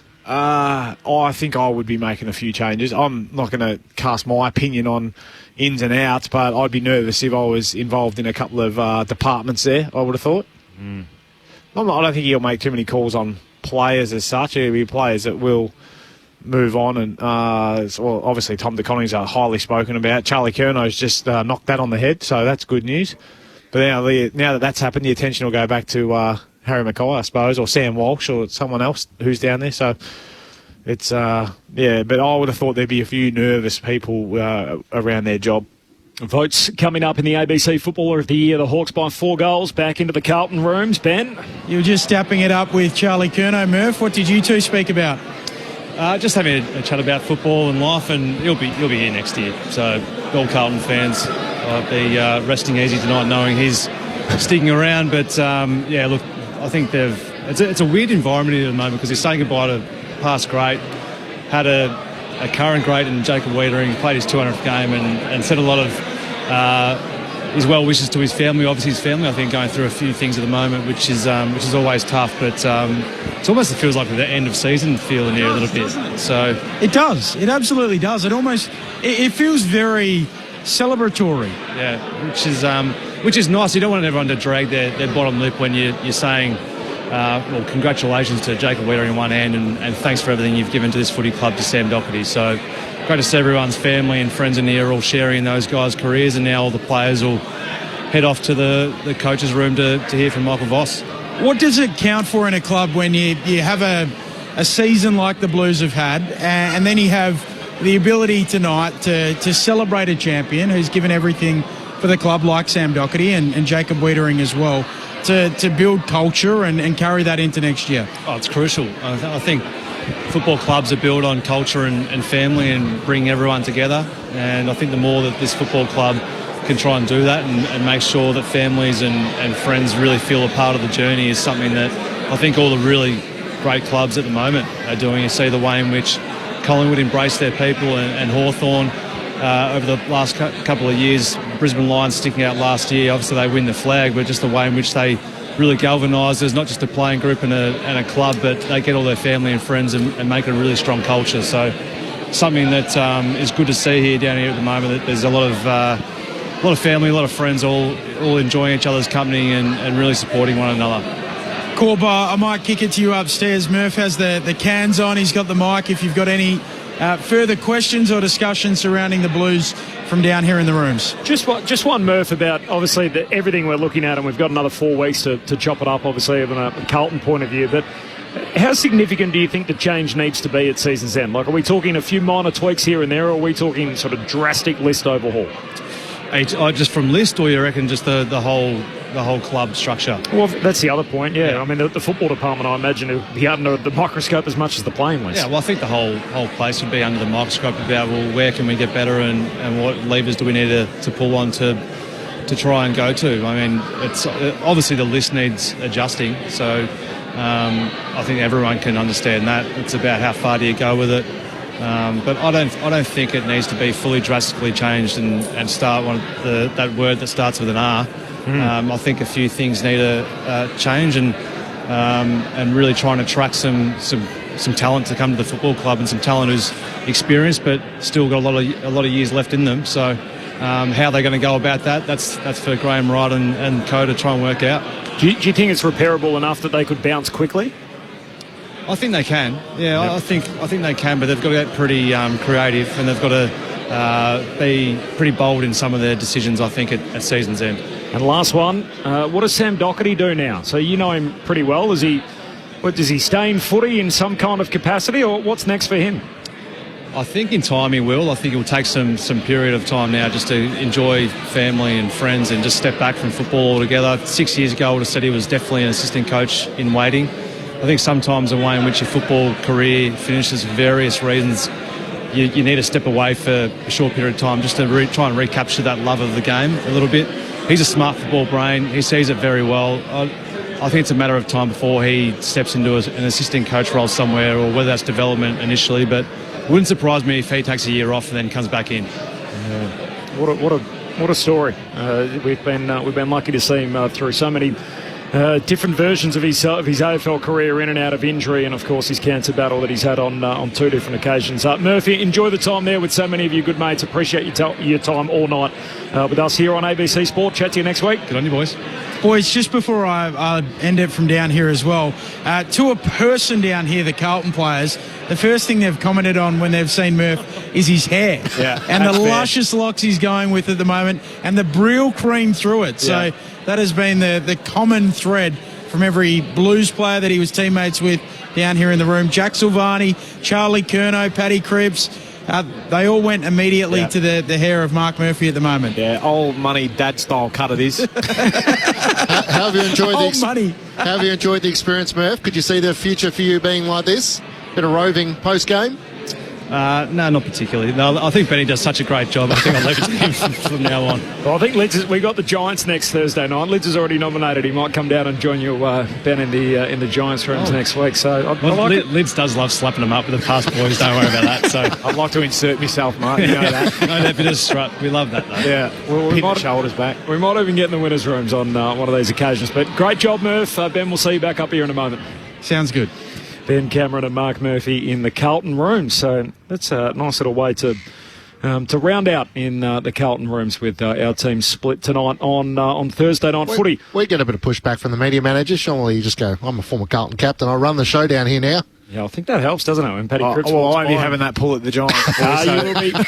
You will be. You've got a strut that we can't stop. I can't wait to hear Toby Green next Thursday night and all these guys post. I won't be down there in the Giants rooms. Hawks by 4 goals over Carlton. On Fox Footy a short time ago, Sam Docherty caught up with another one of his old teammates in Eddie Betts. Just down here with the man of the moment, Sam Docherty. Not the result that we wanted. Mate, how are you feeling? Tired. Yeah. It's been a long year, long week, long career. So I feel good. I've soaked a lot of that last quarter in, and friends and family all down here. The club celebrated me. The AFL celebrated me all week. It's been a really nice feeling, a really nice finish to what's been a pretty tough career. Yeah, and yourself to play alongside, one of your best mates, and Jacob Wiedering in his 200th game as well. Must have been pretty special. Yeah, it was. I joked about stealing the limelight off him. He doesn't love the limelight, he doesn't like the limelight very much, but no, it was a special moment. I had a few tonight. To play, I put so much work into him as a person, as a leader, and he's one of my absolute best mates. So to be able to share tonight with him is unbelievable. And then a little piece of something I'll take with me for a long time. Simo cheering me off at the end was pretty special. And how good was that? Obviously Simo is a coach of a Hawthorn football club, but for someone like Kate Simpson, who gives the heart and soul of this football club, to carry off in your last game must have been pretty special. Yeah, another guy that doesn't like the spotlight very much. Cripper Bracegirdle told him he's got to come over, otherwise he's not going on very well. But Sammy Mitchell took the bag off him and pushed him over, and it's special to me. He was my idol as a kid. He was my idol as a player. I loved playing all my time with him, heart and soul of the footy club, and I've tried to do what he's done. That's essentially what my career's done. I've tried to follow what he's led me to do. So, a very special moment for me. And what to next? Obviously, you're retiring now. Are you going to have a break, go away, spend time with family, or are you going to get straight back into the swing of things? I don't know, to be honest, mate. I might be on the other side of the screen in some media stuff, but I think from now it's time to just take a little rest, go play some golf, spend some time with my family, figure out what comes from there. I'm in a fortunate position. I've met a lot of great people, and I'm sure something will pop up that interests me, and we'll go from there. Well, we would love to have you at Fox Footy, mate. If you wanted to go to Fox Footy, we would take you with open arms. But well done, mate, on an awesome career. And honestly, retiring, you think, it is tough when footy finishes, but to spend time with family, your kids, it's going to be amazing and wonderful, mate. So congrats. Thank you very much. Thanks, guys. Eddie Betts catching up there with Sam Docherty. CEO of the Fox Footy now, is he? Yeah, He's just offering jobs and handing out a little ticket to Sam Docherty. Nice to hear from him in the Carlton rooms just a few moments ago. And what was a big night for him, his 184th and final game for a much-loved figure in the footy universe. 16 disposals and a goal to go along with his 6 scoring involvements. The bow? A nice way to say farewell, wasn't it? I loved it. Sort of off the back of Jack Ginnivan and Ken Hinkley last week. It feels like we're getting the note of these sort of occasions pretty well hit at the moment by our players and officials. No, I agree. I liked it. Really liked it. Have you got the votes for us, Lids, in the ABC Footballer of the Year? Yes, one vote. Jarman Impey thought he was terrific tonight. His ability to run and create off half-back, even snuck forward there late, hoping that his little Achilles / outside of the ankle is not too bad. 2 votes. Dylan Moore thought he again was he's backed it up after last week. Very, very good. Tonight, 27 disposals, 4 tackles, 9 score involvements, which I love. But I thought tonight the best player on the ground, back to form, was James Sicily. He's 25 disposals, 11 marks, 7 of those off the opposition. He read it really well. He thwarted a lot of of Carlton's advances forward, and he was the best player on the ground. I like it. 1 for Impey, 2 for Dylan Moore, 3 for James Sicily, the votes in the ABC Footballer of the Year. 4-goal win for the Hawks. They move to 13-6 on the season, while the Blues fall to 7-12. Looking ahead to the rest of the round, you'll be with me tomorrow morning for ABC AFL Daily. Certainly will be. Looking forward to that. We'll work out who your Superdog pick is for the round. Oh, yeah, that's a favourite part of the show. You had an outright win last week. Did I? You did. And so did Ben, and I was able to cover, so we're in form, trying to find a few underdogs, so you can have a listen to that tomorrow. ABC Listen App, ABC AFL Daily, full preview to round 20. But is there a game in particular in this rivalry round that jumps off the page at you, one in particular that you can't wait for? Question without looking at the... Swans and the Giants. I think, I was won leaning the last 5 against the Giants. Should be standalone, mind you. And yet it feels like they're the joker that could upset the pack in the run home. The Giants need to win, and the Swans will get tested. Well, this is not going to be a good game, but I found it hard to tip the Melbourne Saints game, last game of the round. It's at Docklands too, which is the abnormality that the Saints play Docklands. They play okay. Better than the D's do. Yeah, but I think it's the Q Clash and then the Sydney Derby. Sam Mitchell said John Newcombe passed a fitness test during the week, wanted to keep him fresh for Friday night against Adelaide, that his hips were cramping, but he'll be fine, so he was subbed out of the game. And we'll wait and see what the news is on Jarman Impey. That's it for us here tonight. Thank you, Lids. Absolute pleasure. Thank you, Clinchy. Thanks, Colby. Thanks to Mark Murphy and Ben Cameron downstairs, to Aaron Bryans back in the studio, to Leo Keefe for all his work. That is us signing off. Sam Doherty farewells the game after 184 matches. Unfortunately, for his sake, it wasn't a win for the Blues. The Hawks too good. Winners by 4 goals. We'll catch you tomorrow. Barris now long back inside 50 and too strong. A big mark for Mitch Lewis. Second game back. Went goalless last week. Not tonight. And a huge pump of the fist to follow. Ginnivan, 60 from home, high bomb inside 50, Deer's got to go, forced to spoil, Connor McDonald through traffic, and the Croc snaps Hawthorn's third. Fogarty to Mollop, try and deal with that, Ward lays the tackle, holding the ball, sold him up a one-way street there.